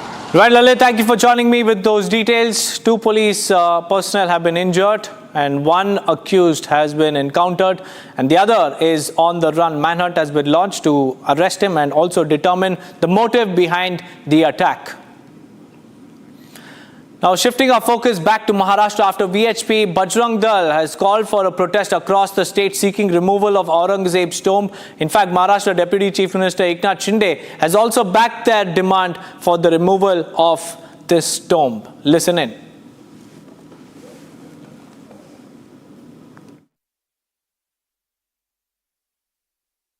ज्या भावना या शिवभक्तांच्या आहेत त्या भावनांचा आदर मी देखील करतो, कारण शेवटी औरंगजेब हा महाराष्ट्रावर चाल करून आला. त्याने अनेक मंदिरं तोडली, माता भगिनींवर अत्याचार केले आणि धर्मवीर संभाजी महाराजांचा अनन्वित छळ केला. 40 दिवस त्यांना हात पाय साखळदंडाने बांधून त्यांचे डोळे काढले, जीभ छाटली, त्यांची नखं कापली, अंगावरची कातडी सोडली, अत्याचार एवढे भयानक केले. परंतु छत्रपती धर्मवीर संभाजी महाराजांनी प्राणांचं बलिदान केलं, परंतु ते औरंग्यासमोर झुकले नाहीत. कौर्याची जी काय परिसीमा त्यांनी गाठली होती आणि अशा औरंग्याच्या आठवणी किंवा त्याच्या निशाणी या महाराष्ट्रामध्ये कशाला पाहिजे. ही भावना जी आहे ही या तमाम शिवभक्तांची, त्याचा आदर केला पाहिजे आणि त्यांची भावना बरोबर आहे. त्यांची भावना जी आहे तीच माझी भावना आहे. And viewers, as usual, the Congress party has once again sided with the Aurangzeb fan club. Here's a reaction coming in. जहाँ तक औरंगजेब की कब्र को डिमोलिश करने का ताल्लुक है, सरकारें आप कर सकते हैं. आपका तो काम ही है कि मस्जिद के खिलाफ, गाँवों के खिलाफ, तमाम जो मकबरे हैं उनके खिलाफ. इसके अलावा तो विश्व हिंदू परिषद और बजरंग दल का कोई दूसरा काम ही नहीं है. वो तो हिंदू मुसलमान करने के अलावा कोई दूसरा काम नहीं करते. और दोनों के दोनों राष्ट्रीय सेवक संघ के विंग हैं, भारतीय जनता पार्टी के हिस्सा हैं. आज बीजेपी की सरकार है और ये शर्मनाक है. अगर आप औरंगजेब की कब्र को डिमोलिश करते हैं, किसी मस्जिद को डिमोलिश करते हैं, तो इसमें आपकी और देश की इज्जत में इजाफा नहीं होगा, इससे देश की इज्जत खराब होगी. Sandeep is live with us. Sandeep, have the protests begun? Tell us about what's happening on ground zero. Deepak, the protest is scheduled at around 3:30 p.m. today across the state. In fact, in the various districts of Maharashtra, the protest will be carried out by the VHP, the Vishwa Hindu Parishad, and the protesters from Bajrang Dal. In fact, we are getting voices from Eknath Shinde's Shiv Sena as well as from Bharatiya Janata Party. They all want to in fact remove the grave of Aurangzeb. Not only that, the government is in fact looking out for options to demolish that very grave. But at this point of time, what important is that VHP and Bajrang Dal has threatened the government. If the government does not remove that very grave, then they will take the Babri demolition kind of a route to in fact demolish Aurangzeb tomb out there in Sambhajinagar, Khultabad. So definitely there are voices from the government as well as from the Hindu organizations to remove that very grave. But at this point of time, what is the basic difficulty that government is facing right now is the legalities as it is being taken care by the archaeological department of India. The whole Aurangzeb's tomb is being taken care of by them. So definitely the government of Maharashtra is in fact taking legal suggestions to act against the tomb of Aurangzeb. Well, also Sandeep, in light of the protest, what security arrangements are in place across the state?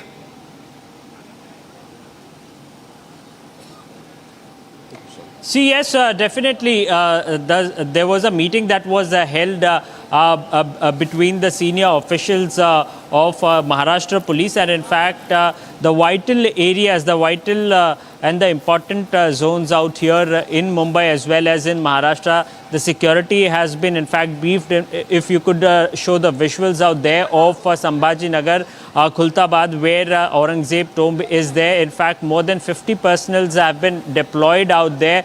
Not only that, each and every district collector offices have been provided with heavy security. Extra forces, the reserve forces have been in fact deployed out there to make sure that the law and order remains in place right now, Deepak. Right, Sandeep, thank you for joining me with those details. The protest will begin at 3:30 and we'll get you all the live action from ground zero. But it's time for us to slip into a very short break. And on the other side, we'll tell you about Revanth Reddy admitting to the Khatakat failure because his state has now run out of cash to even pay salaries. Stay tuned for more on that.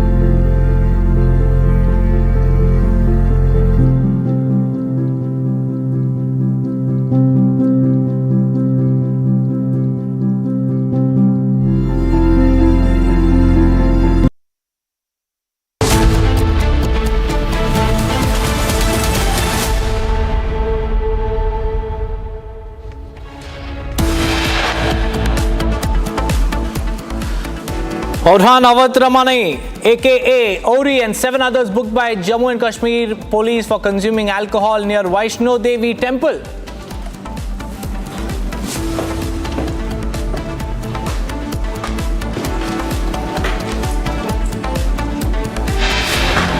Massive protest in Tamil Nadu by BJP over Tasmac liquor scam. Stalin unleashes police on BJP protesters.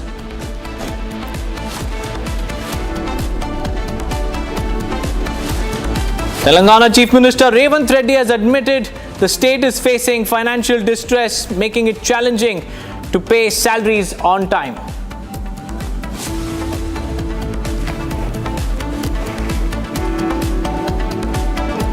Congress President Mallikarjun Kharge opposes delimitation, says delimitation based on population will be injustice to southern states.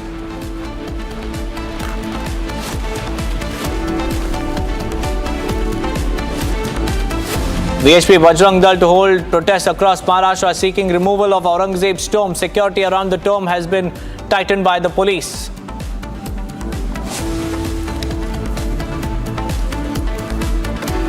New CCTV footage shows the Vadodara crash accused and his friend minutes before the crash accused seen arriving at friend's home on a scooter.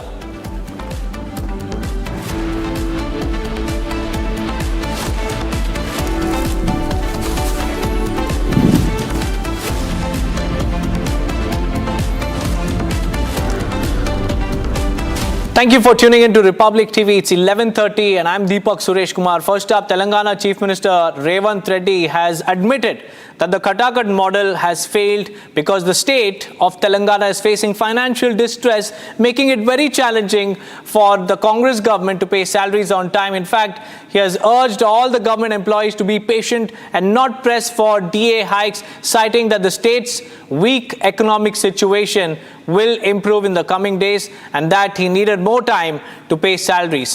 Listen in.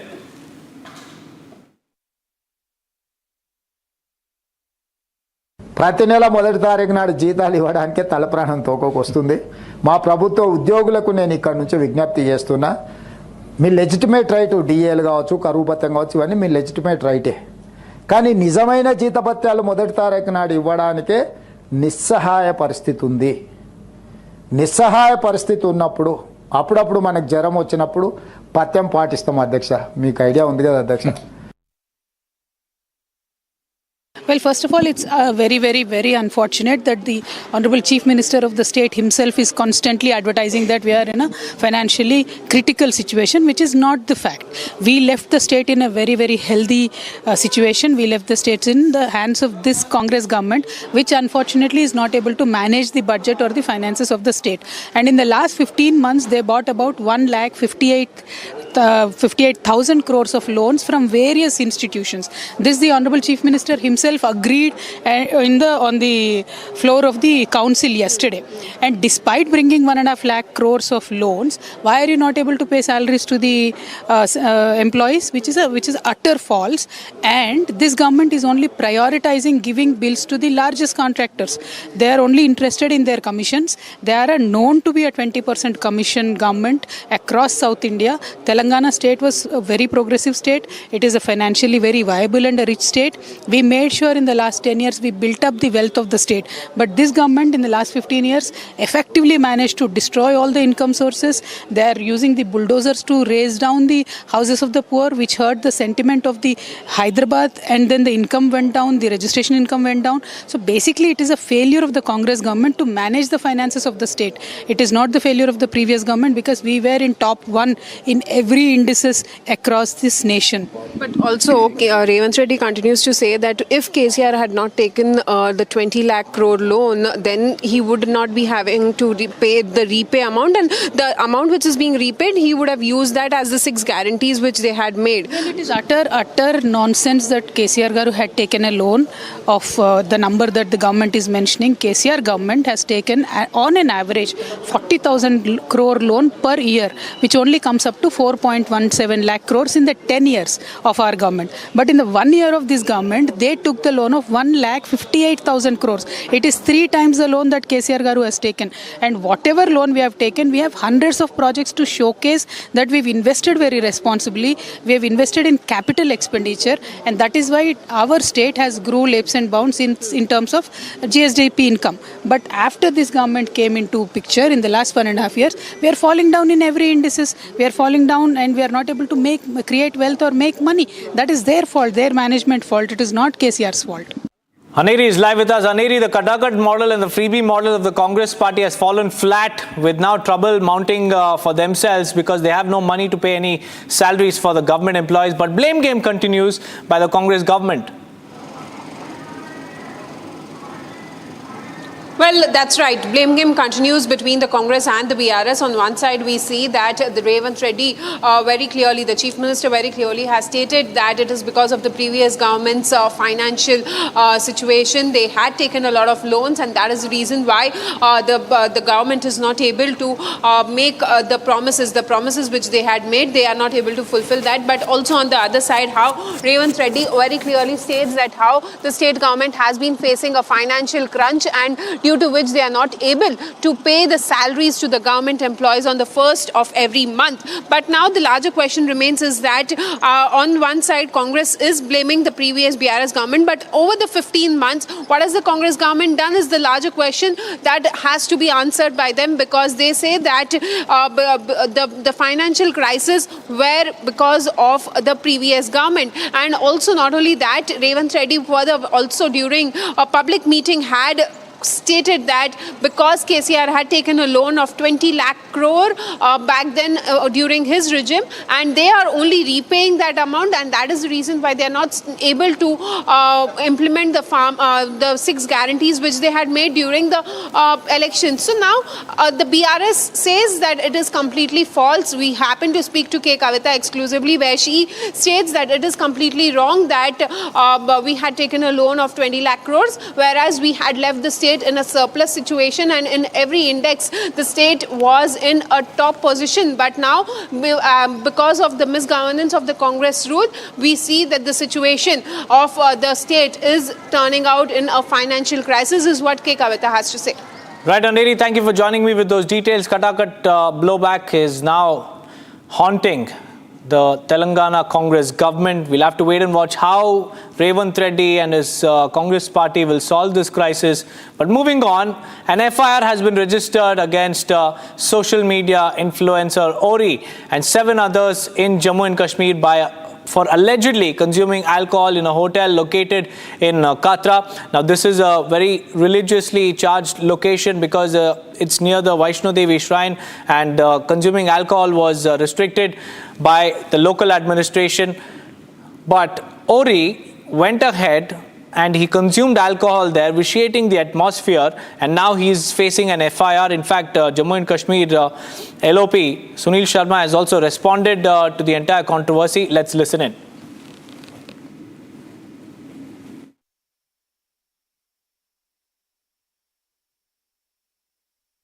माँ वैष्णो देवी का स्थान और जिसका base camp Katra है, जिस कटरा में चाहे शराब हो चाहे मांस हो प्रतिबंधित है, पूरे देश दुनिया के सनातन प्रेमियों की आस्था इस माँ वैष्णो देवी के साथ जुड़ी है।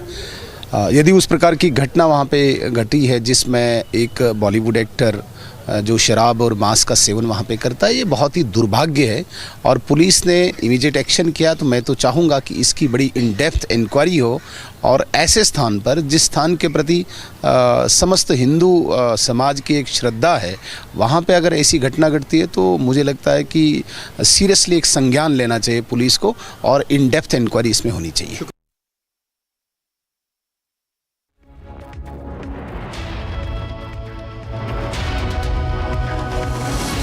Well, Gursimran is joining us live to give us more insights about the kind of charges that Ori faces at the moment, because of late, a lot of these social media influencers are not respecting the law of the land. And we have Rahul Ishwar also joining us on the phone line, an activist. Rahul Ishwar, a very good morning to you. Ori, a social media influencer, has courted controversy by consuming meat and also alcohol at the base camp of the Vaishno Devi shrine. Your first thoughts, sir? Ori may be an influencer, but he has a responsibility to respect the customs, ethics, sabhyata, maryada, and the law of the land. Vaishno Devi, as you know, is a refuge for millions and millions of Hindu community members, and we consider it sacred. And consuming alcohol and meat at the base camp of it is absolutely unacceptable. I hope he apologizes if the charges are true. I hope he apologizes. And such social media influencers shouldn't be reckless. They should be role model for others. They should be people who should be showing way to others. We always know what happened to Ranveer Allahabadiya when he crossed the line. So consuming alcohol at any shrine, may it be temple, church or mosque, is not acceptable because it is an intoxicant. And this bottle of liquor that was found, this social media pictures, this has been very disrespectful. Even if you are a new age influencer, that doesn't mean you shouldn't be respectful. Being respectful, being polite, being sensitive to different cultural sensibilities are absolutely a must. Mr. Rahul Ishwar, of late, a lot of these social media influencers are crossing the line. Like you mentioned, first it was Ranveer Allahabadiya and his team for that filthy controversy. Now, Ori crossing all limits, hurting Hindu sentiments. Why are Hindus always hurt in, by all these social media influencers? Why is it that, Ori, despite knowing the fact that there were restrictions there, went on and, consumed alcohol there just to get a few more extra followers? Exactly, because we don't respond collectively. We shouldn't respond with any kind of threat or intimidation, but at the same point of time, we should respond strongly, legally, in a very assertive manner, but not in an aggressive manner. I hope people like Ori should be taught a lesson. They should understand the value of cultural sentiments and sensibilities. And I hope, I know right now I am given to understand that case is already filed, FIR is already booked. Otherwise, I myself would have booked such a case. These are absolutely unacceptable, and Ma Vaishno Devi is something of absolute importance and significance, spiritual significance to all of us. So Ori and nearly 7 others, they should definitely be mindful, and they should not be doing as a hadkat, ever in future. Right, Mr. Rahul Ishwar, many thanks for joining me with those details and your thoughts as well. These social media influencers must be taught a lesson. That's exactly what Rahul Ishwar, an activist, is saying. And we have Gursimran also live with us. Gursimran, take us through the latest legal hurdle that Ori is facing after he went against the law of the land. He went against Hindu sentiments by consuming alcohol and meat there. Tell us more on this case, Gursimran. See, it has to be seen because the FIR has been registered by the Jammu and Kashmir Police, and the Jammu and Kashmir Police is also having another application pending with them that says that the religious sentiments have been hurt. Because first FIR that has been registered against Ori, the social media influencer, is about the violation of the district magistrate's ruling, the order that the DM has issued under the section 223 of the Bharatiya Nyaya Suraksha Sanhita. That clearly shows that indicates that there is no one who is allowed to consume alcohol, but he has violated it. Second is the FIR, the application that is pending with regards to the hurting the religious sentiments, and also in days to come his legal trouble is going to mount because Jammu and Kashmir Police, they have registered the FIR and they are initiating the process that will follow. That could also lead to his arrest if he does not cooperate in the investigation that the Jammu and Kashmir Police will continue. A special investigation team is already following this matter. And now they are saying that very soon they will be called in for the investigation, all 8 accused including Ori. Right, Gursimran, who are these 7 other individuals apart from Ori who have been booked? Any details on the others? Names have come into fore because an FIR has been registered by name. Since this application was, the complaint was given by the hotel owner himself, the names have been given, including a Russian national that was also with them. That is what we are picking up. All the 8 names have been shared with the Jammu and Kashmir Police by the 8 owners, and all of them have been booked by the names. The more details that who these people were are presently being ascertained by the Jammu and Kashmir Police, that whether they were also the social media influencers or who they were, and when they came to Jammu and Kashmir Police. But because what the Jammu and Kashmir Police has picked so far, that they all have travelled by road. The police asked Ori to appear before them, and what happens in a case when he doesn't, if he doesn't appear before the police?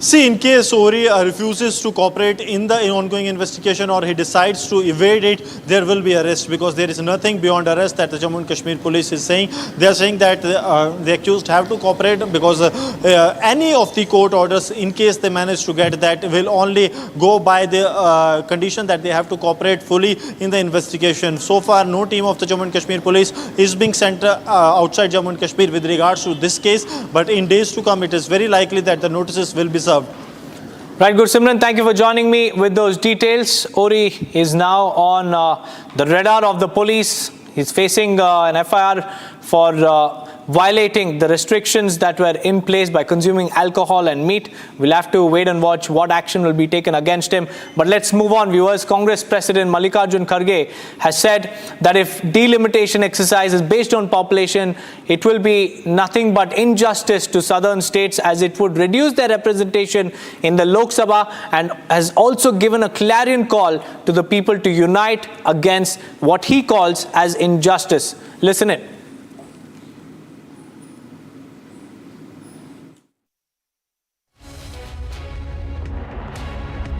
ಶಿವಾಗಿ delimitation ಮಾಡಿ ಜನಸಂಖ್ಯೆ ಆಧಾರದ ಮೇಲೆ ಅದು ಏನೇನೋ ಮಾಡಬೇಕು ಅಂತ ಹೇಳಿ ಸ್ವಲ್ಪ ಪಾರ್ಲಿಮೆಂಟ್ ಸೀಟ್ಗಳು ಎಂಎಲ್ಎ ಸೀಟು ಕಡಿಮೆ ಮಾಡಕ್ಕೆ ಹೊಂಟಿದ್ದಾರೆ ಈ ಭಾಗದಲ್ಲಿ. ದಕ್ಷಿಣ ಭಾಗದಲ್ಲಿ. ಉತ್ತರ ಭಾಗದಲ್ಲಿ ಸುಮಾರು 30% ಹೆಚ್ಚಿನ ಸೀಟು ಮಾಡಿಕೊಳ್ತಾ ಇದ್ದಾರೆ ಅನ್ನೋದು ಈಗ ಹೊರಗಡೆ ಬರ್ತಾ ಇದೆ. ಇನ್ನು ಅದನ್ನು ನಾವು ಕಾದು ನೋಡಬೇಕು. ಇದು ಐತಂದ್ರೆ ಎಲ್ಲರಿಗೂ ಅನ್ಯಾಯ ಆಗ್ತದೆ. ನಾವೆಲ್ಲರೂ ಇದು ನಮ್ದು ಅಂತ ಹೇಳಿ ಒಕ್ಕಟ್ಟಾಗಿರ್ಬೇಕು. ಬರೇ ಒಡಕಿನ ಮಾತೆ ಮತ್ತು ಕೈಯಾಗ ಅಧಿಕಾರ ಬಂದ್ರೆ ಎಲ್ಲರಿಗೂ ತೆಗೆದುಕೊಂಡು ಹೋಗಬೇಕು ಅನ್ನೋದು ಇಲ್ಲ. ಅವಾಗ ಇಲ್ಲಿ ಜಗಳ ಬರೋದು. ನಾವು ನೀವು ಒಂದು ಅಂತಂದ್ರೆ ಕರ್ನಾಟಕದ ಉದ್ಧಾರ ಆಗ್ತದೆ. ನೀವೇ ಬೇರೆ ನಾವೇ ಬೇರೆ ಅಂದ್ರೆ ಕರ್ನಾಟಕದ ಉದ್ಧಾರ ಆಗಲ್ಲ. ವಿಶೇಷವಾಗಿ ಡಿಲಿಮಿಟೇಷನ್ ಮಾಡಿ ಜನಸಂಖ್ಯೆ ಆಧಾರದ ಮೇಲೆ ಅದು ಏನೇನೋ ಮಾಡಬೇಕು ಅಂತ ಹೇಳಿ ಸ್ವಲ್ಪ ಪಾರ್ಲಿಮೆಂಟ್ ಸೀಟ್ಗಳು ಎಂಎಲ್ಎ ಸೀಟು ಕಡಿಮೆ ಮಾಡಕ್ಕೆ ಹೊಂಟಿದ್ದಾರೆ ಈ ಭಾಗದಲ್ಲಿ. ದಕ್ಷಿಣ ಭಾಗದಲ್ಲಿ.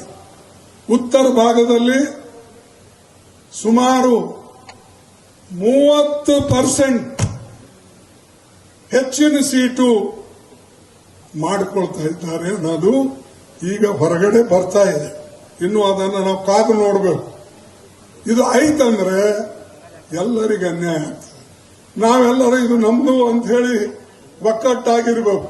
ಬರೇ ಒಡಕಿನ ಮಾತೆ ಮತ್ತು ಕೈಯಾಗ ಅಧಿಕಾರ ಬಂದ್ರೆ ಎಲ್ಲರಿಗೂ ತೆಗೆದುಕೊಂಡು ಹೋಗಬೇಕು ಅನ್ನೋದು ಇಲ್ಲ. ಅವಾಗ ಇಲ್ಲಿ ಜಗಳ ಬರೋದು.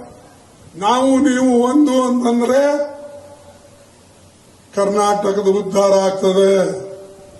ನೀವೇ ಬೇರೆ ನಾವೇ ಬೇರೆ ಅಂದ್ರೆ ಕರ್ನಾಟಕದ ಉದ್ಧಾರ ಆಗಲ್ಲ. Well, Abhishek is live with us. Abhishek, after Stalin, now it's Mallikarjun Kharge, the Congress chief, who is fear-mongered over delimitation, saying that a lot of injustice will be done if the delimitation exercise is carried out. Tell us about the political implications of his statement. Well, Deepak, we've heard what Mallikarjun Kharge, the AICC chairperson, has said. It is completely one-sided story is what the people of Karnataka have already believed, because the AICC Supreme Mallikarjun Kharge says that if at all the delimitation comes into force, around 30% of seats from the southern region, say the Karnataka, Kerala, Tamil Nadu, will be reduced in the constituencies where MLAs and MPs represent. And also, these 30% will be beneficial to the North Indian voters and the North Indian states. So it is clear that his intention is to stop this the plan of government as of now. He doesn't want the delimitation to come into force. And at this hour, he also says, irrespective of party, all the people of Karnataka should come together to go against this decision where the north states will rule over the south. He also believes the fact that this plan by the government is just to divide the country and make the North India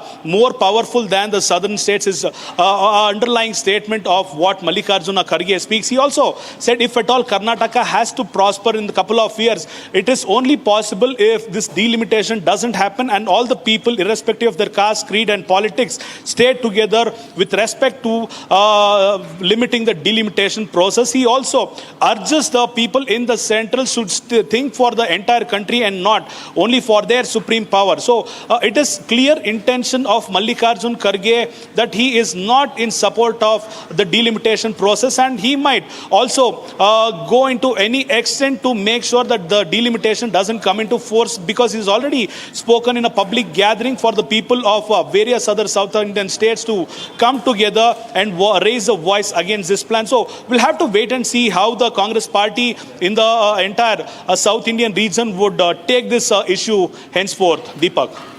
Right, Abhishek, thank you for joining me live on this broadcast. With that, viewers, we'll slip into a very, very short break. On the other side, NASA astronauts Sunitha Williams and Butch Wilmore are all set to return to Earth tomorrow after 9 months in space. Stay tuned for more details on that.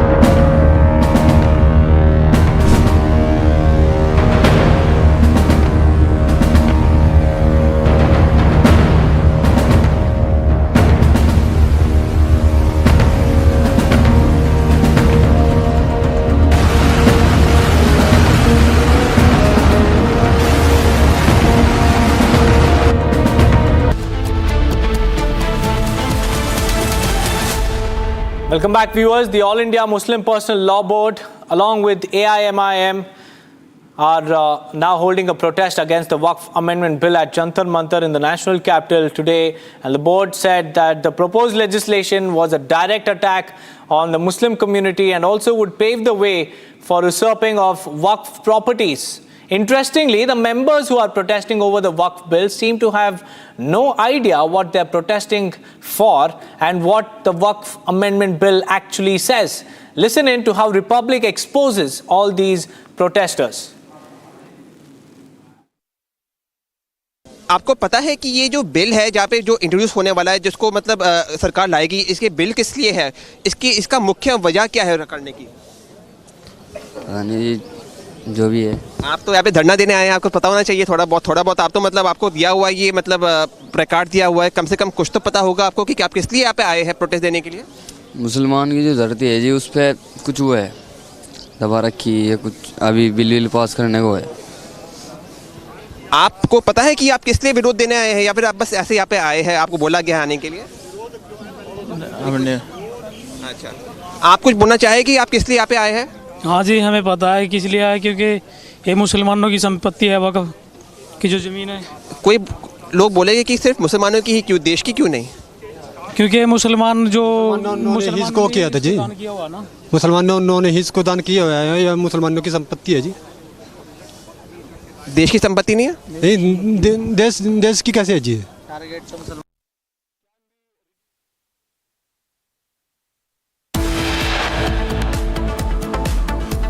It's time for a quick break, viewers, but Ori, a social media influencer, has crossed the line by consuming non-veg and alcohol at a Holy Shrines base camp in Katra. We'll get you more details on that after a quick break. Stay tuned.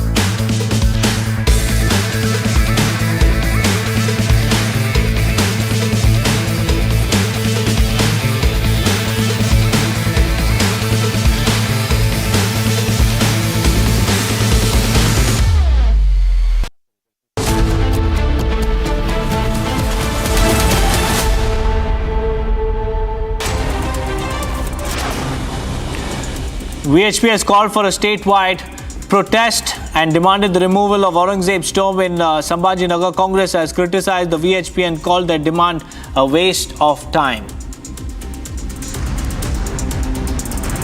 AIM-PLB will hold a protest against Waqf Amendment Bill today. The apex body of Muslim clerics will hold protest at Jantar Mantar in the national capital. Meanwhile, JPC chairman Jagdambika Pal said that AIM-PLB is trying to create hatred among the people.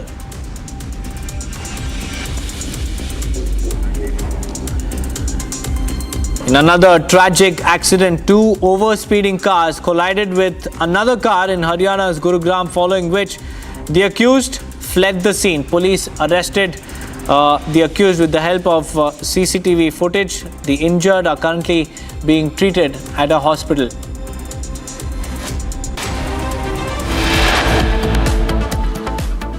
On that note, we'll slip into a short break. On the other side, pictures from Tamil Nadu, where BJP is staging a protest against DMK government over the Tasmac liquor case. Stay tuned for more.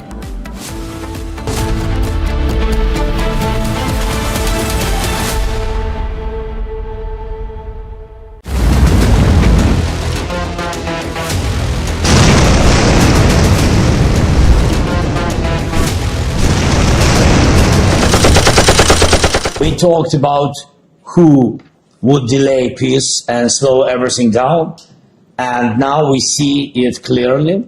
A ceasefire could have already happened, but Russia is doing everything to prevent it. Putin is lying to everyone about the situation on the ground, especially about what's happening in the Kursk region, where our Ukrainian forces continue their operations.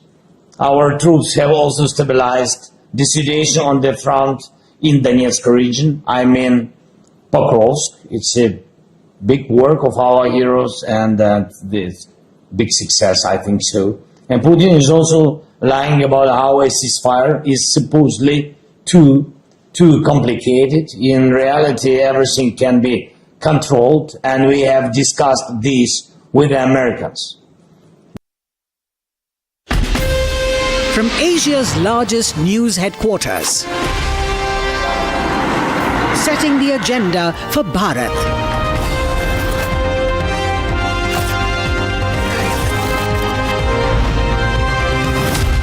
You're watching Republic.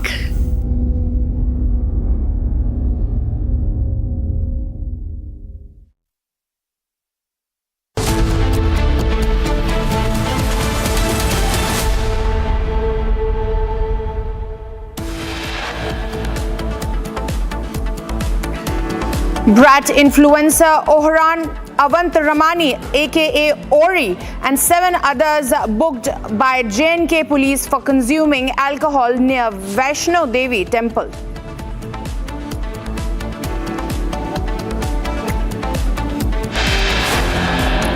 Massive protest in Tamil Nadu by BJP over Tasmac issues. Stalin unleashes police forces on protesters.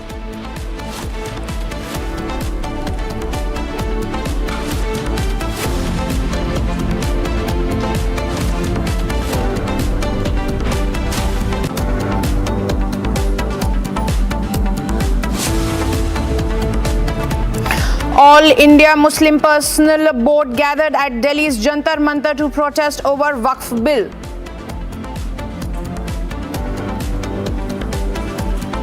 VHP Bajrang Dal to hold protest across Maharashtra seeking removal of Aurangzeb's tomb. Security around the tomb area has been beefed by the state police.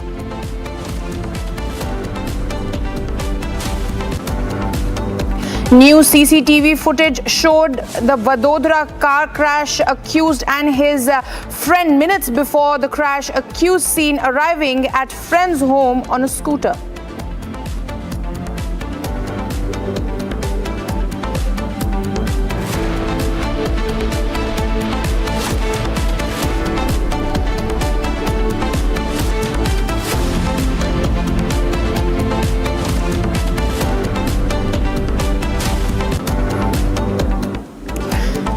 NASA astronauts Sunita Williams and Butch Wilmore are set to return to Earth tomorrow after 9 months in space.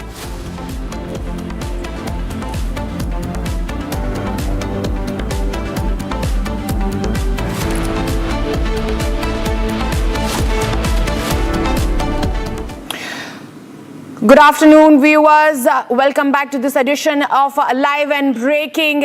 Viewers, an FIR has been registered today against social media influencer Orhan Avantramani, also famously known as Ori, and 7 of his other friends in Jammu and Kashmir for allegedly consuming alcohol in a hotel located in Katra. This is near the premises of the holy shrine of Vaishno Devi. It's a very famous place amongst the devotees of goddess Durga, and this FIR has been registered in Katra. Viewers, this again shows it's yet another example of entitled behavior after those cases of Ranbir Allahabadiya, Samay Raina, and many more influencers where we have highlighted how they have taken things for granted. And yet again, we have yet another case where Ori, the social influencer, and 7 of his friends have been arrested. An FIR has been registered in Katra.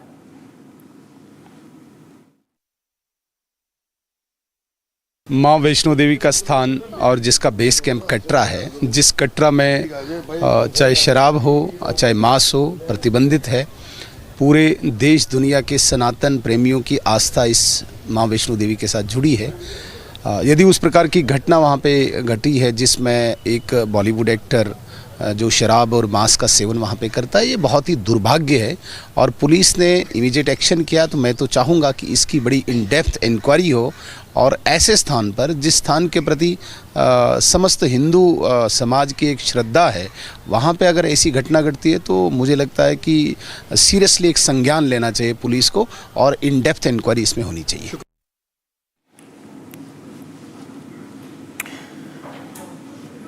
Joining me live on this broadcast is my colleague Gursimran. Gursimran, what transpired? What led to arrest of Ori and his 7 friends? See, the Jammu and Kashmir police has booked all 8 of them, including Ori and a Russian national. That is what we are picking up. Now coming to the instances, because there was a story that was put up by Ori on his social media handle Instagram, after which it came into being that he was consuming liquor. There was liquor on his table, and also a video that has surfaced wherein he was seen taking name of non-veg, and that is after which the hotel owner himself came to police and registered a case and gave a complaint that these people are living in the cottage of our hotel. They have been asked to leave, but they were consuming alcohol, which is against the laws that has been established there, against the order of the Deputy Commissioner of the Riyasi under Section 223 of the Bharatiya Nyaya Sanhita. And what has happened that after that, the Jammu and Kashmir police has booked all of them, and case has stands registered against them. And now the Jammu and Kashmir police is looking into the legal angles, because they will be asked to join the probe. Though there lies a possibility that they may apply for the anticipatory bail, but the Jammu and Kashmir police is very clear that they have to come and join the investigation, and any deterrence or any of the deviation from them joining this probe will invite their arrest. That is what we are picking up from right now. Now we are told that Ori and his friends, Ori has crossed over from Jammu and Kashmir. He is not in Jammu and Kashmir. It was yesterday when he left Jammu and Kashmir as per his schedule. That is what we are getting to know. But what else the 7 other people, including the Russian national, where they are, it is not known to the Jammu and Kashmir police as well. But the SSP of the Riyasi district, he has formed a team that is looking into the every aspect, and they are saying that very soon an action will be initiated against these after the registration of the FIR, which has already been done. Well, thank you, Gursimran, for those details. Stay with us. We are also joined by Brinda Adige. She's an activist. Ms. Adige, this is yet another case of high-headedness by these influencers who believe that they can take anything for granted. What has happened is that Ori and 7 of his friends were caught consuming alcohol and non-veg in the holy area of Katra. It is in the premises of Vaishno Devi. Now an FIR has been registered by Jammu and Kashmir police. How do you see such behavior by these influencers time and again, where they feel that they're entitled and they can do whatever they want? First and foremost, I think we should stop calling them influencers. because an influencer is somebody who must at least uphold values and the rule and law of the land. So these are entitled brats who assume that nobody can do anything to them and that they will get away. Probably they have got away in the past also. This time somebody has been vigilant enough, alert enough, and so the matter has come to the police. So the question arises, are the police really vigilant and alert at all times? One. Two, how did somebody allow these people? Isn't there some kind of a checking that happens? Because there is a prohibition, it is a holy space, holy spot. There are certain things that is not allowed to be brought inside that area. Is there no checking? If there was no checking, then I think that has to be tightened up. But at the end of the day, you also mentioned that they would be getting anticipatory bail. Why must court give them anticipatory bail? Court doesn't give anticipatory bail to everybody. Let them stay in jail.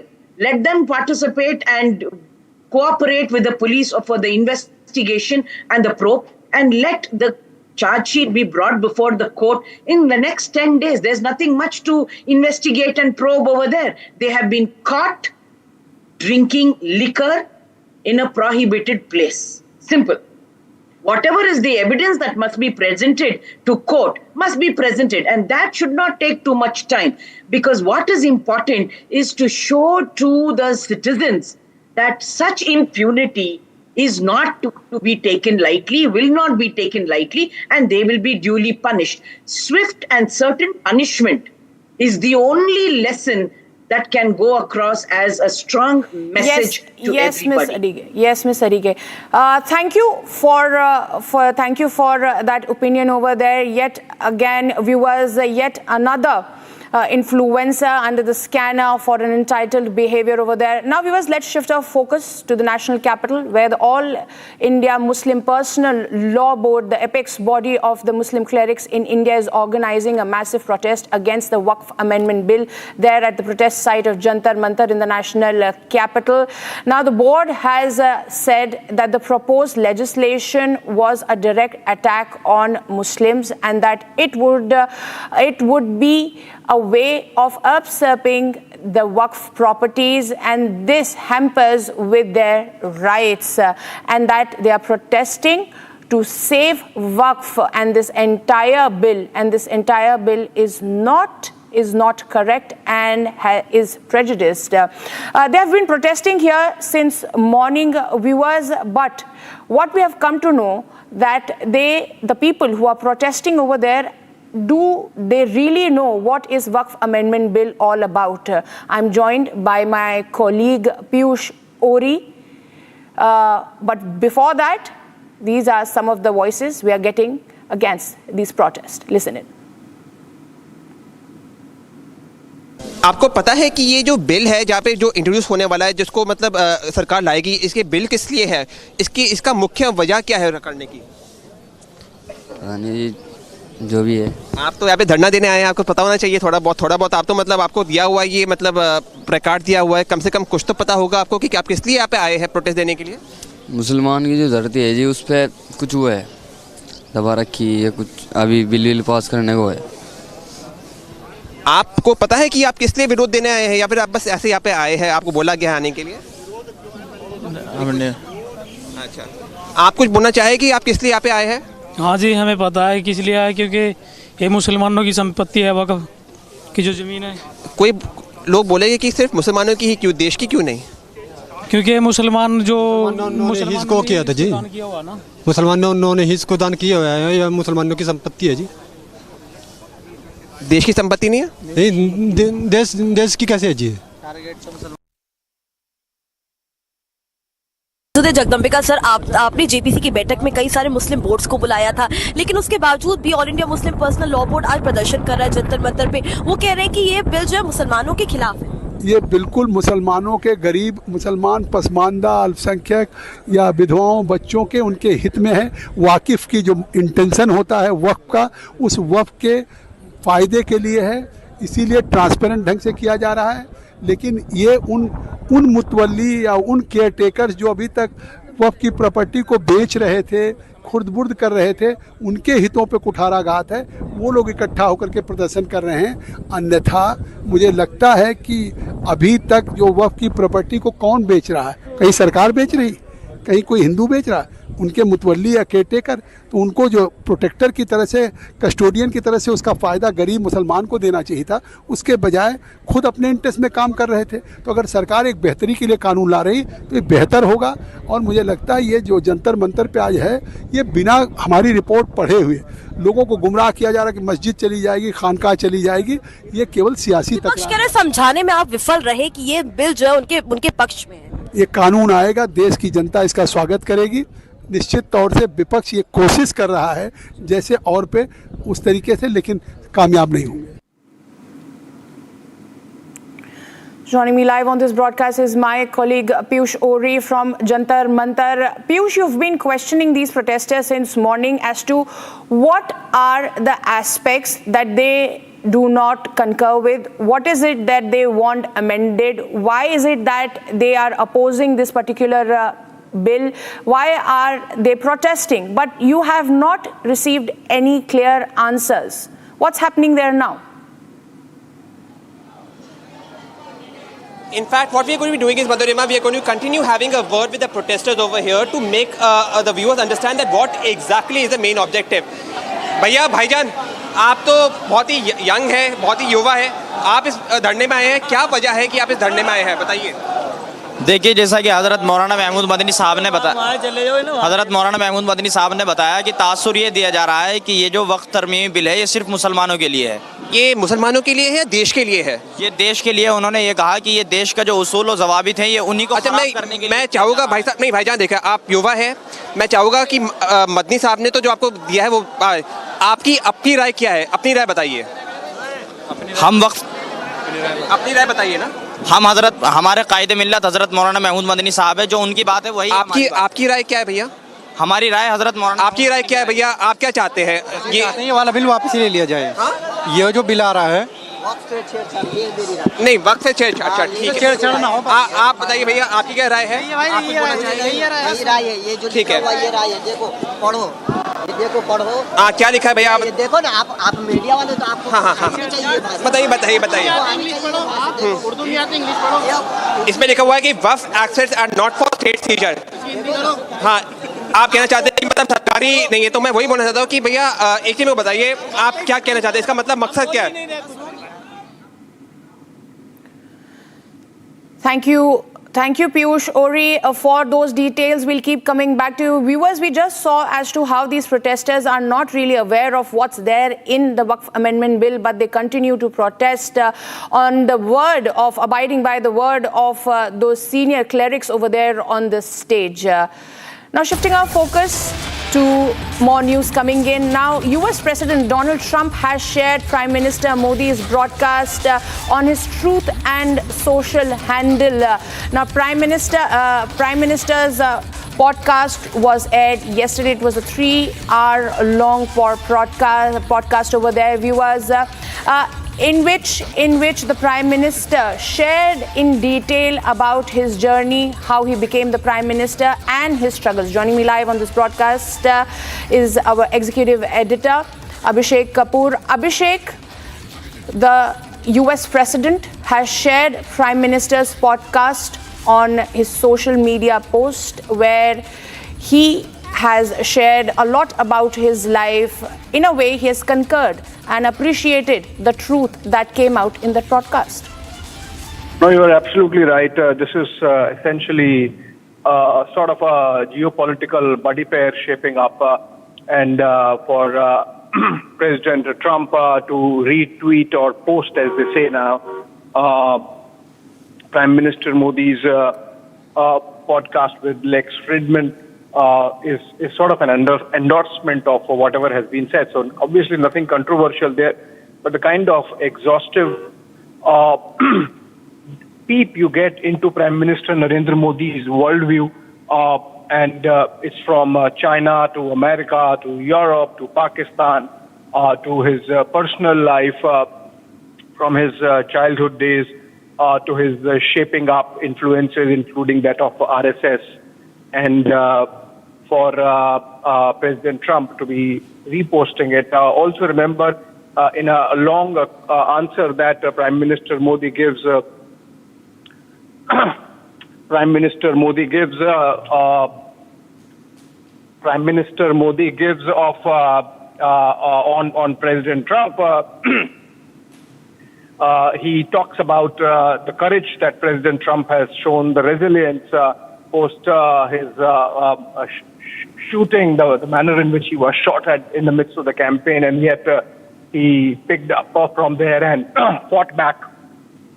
And the courage President Trump showed during the Howdy Modi event, where the security agencies were not prepared really for a kind of walkabout through the stadium complex and get President Trump readily agreed. The manner in which Prime Minister has talked of President Trump with a lot of praise, I think it would have had a ring there. And even otherwise, if you look at it, the way the President has spoken about Prime Minister Modi, which of course Prime Minister Modi also underlined during his conversation, even when he was not in power in the interim for 4 years during the Biden administration, as Prime Minister Modi recalled, whosoever Trump would meet connected with India, he would fondly recall his engagements with Prime Minister Modi, and he would talk about how Prime Minister Modi was a dear friend of him.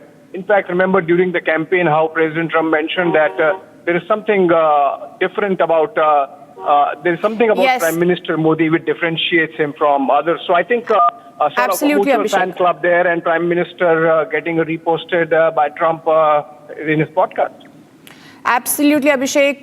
Thank you for that insight. Viewers, the admiration between the two leaders appears to be mutual, where the Prime Minister hailed Donald Trump yesterday in his podcast in detail. We are seeing similar sentiments being echoed from the other side as well. Now, viewers, shifting our focus to the state of Tamil Nadu, where massive protest in the state of Tamil Nadu has erupted. BJP is protesting over Tasmac issue. Stalin has unleashed police force on the protesters. Remember that senior BJP leaders like Tamilisai Soundarajan, Annamalai, amidst many other hundreds of BJP workers, cadre, have been detained by the Tamil Nadu police. Joining me live on this broadcast is my colleague Sharda. Sharda, we saw those visuals over there, how Stalin's police behaved rudely with those protesters. They detained them. They had the permission. Still, they were dragged from their residences and detained and were not even allowed to protest. Sharda.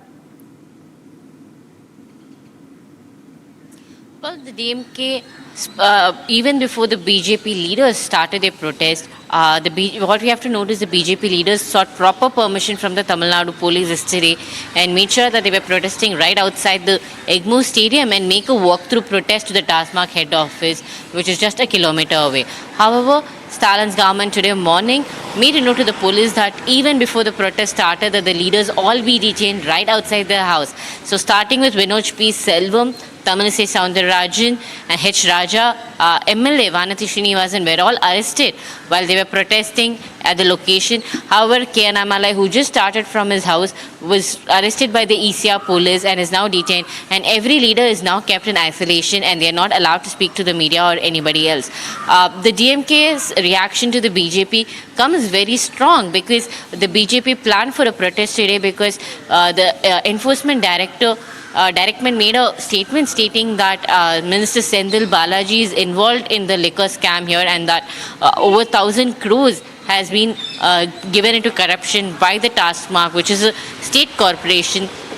And the ED also noted that most of the distilleries that provided alcohol were all owned by DMK MPs, especially TR Balu. However, the DMK is now stopping all the protests of BJP. And what we also have to note is that this is the same DMK that helped protest all throughout the state when Centre wanted to implement NEP in the state. They made a huge black flag protest right outside IIT when Yes, Sharda. Education Minister Sukanta Majumdar visited here. However, now when BJP want to protest here, the same GMK is stopping them.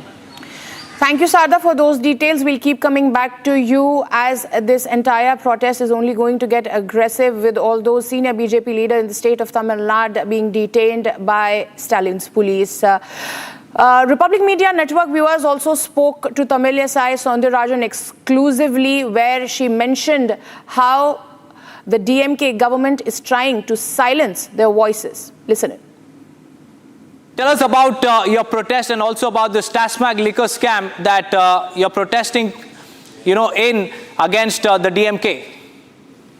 It's not a good morning. It's a bad morning for DMK's government, and they are not allowing us to move even from our house. Early morning itself, the police surrounded our house. Liquor scam. They cannot escape from it. ED has clearly disclosed the 1,000 crore corruption charges. A political party, when there is corruption charges, it has every right to raise its voice. Why they are crushing our voice? Why they are preventing us from protesting against the corruption charges, which is already open in the open domain? Why they want to public domain? Why they want to curtail us? So they are fearing they will be exposed. This is only the beginning. They will be exposed. The rates will be much higher. They are taking commission from each and every bottle, and the people's money is swindled. So we will fight against it. Ms. Soundararajan, this is a similar model of Delhi as well as Chhattisgarh, because liquor scams have happened there and in Chhattisgarh as well, and now in Tamil Nadu. Most of these liquor scams taking place in South Indian states and also Indie-ruled states. Tell us more about how Stalin is now using the police to quell all these protests and also to quell the voice against his government. Yeah, when there are corruption charges, we have to protest against it. How can they? Tell us about your protest and also about this Tasmag liquor scam that you're protesting, in against the DMK. It's not a good morning. It's a bad morning for DMK's government, and they are not allowing us to move even from our house. Early morning itself, the police surrounded our house. Liquor scam. They cannot escape from it. ED has clearly disclosed the 1,000 crore corruption charges. A political party, when there is corruption charges, it has every right to raise its voice. Why they are crushing our voice?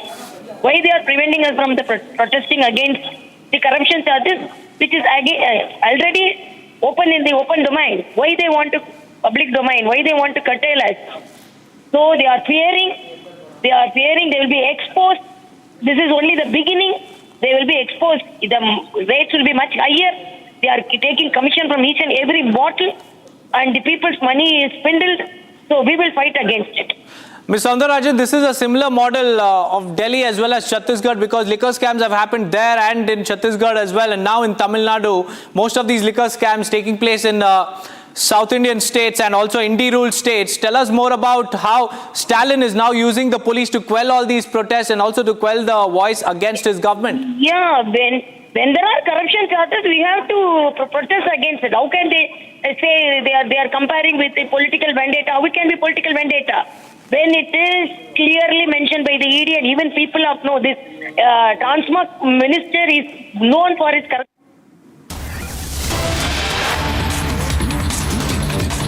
Viewers, we are getting more breaking news. Tulsi Gabbard has met Defence Minister Rajnath Singh here in the national capital. Remember, this is coming after she met the National Security Advisor Ajit Doval yesterday. They held bilateral talks. Tulsi Gabbard is the National Intelligence of the US Director of the National Intelligence, and the two leaders chaired a very crucial meeting. Remember, this is a series of meetings. This is a series of meetings that happens ahead of the Raisina dialogue. It's a crucial part where the chiefs of secret services meet, and yesterday there was a crucial meet. There was a crucial meet yesterday as well. Joining me live on this broadcast is our executive editor Abhishek Kapoor. Abhishek, Tulsi Gabbard has met the defense minister. It is a crucial meeting, and such meetings happen ahead of Raisina dialogue. What do we think is the agenda over here? Well, you see a courtesy call. Basically, Tulsi Gabbard is on her first visit abroad after taking over as DNI. And the fact that in that first visit abroad, she's coming to India really underscores the kind of significance that Washington attaches and the Trump administration specifically attaches to India and its relationship. Remember, Tulsi Gabbard is someone who has taken very tough positions on the Khalistan,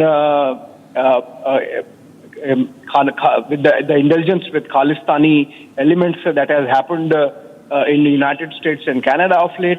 Tulsi Gabbard took a very clear and tough position on Bangladesh. So there is, of course, a commonality of interest.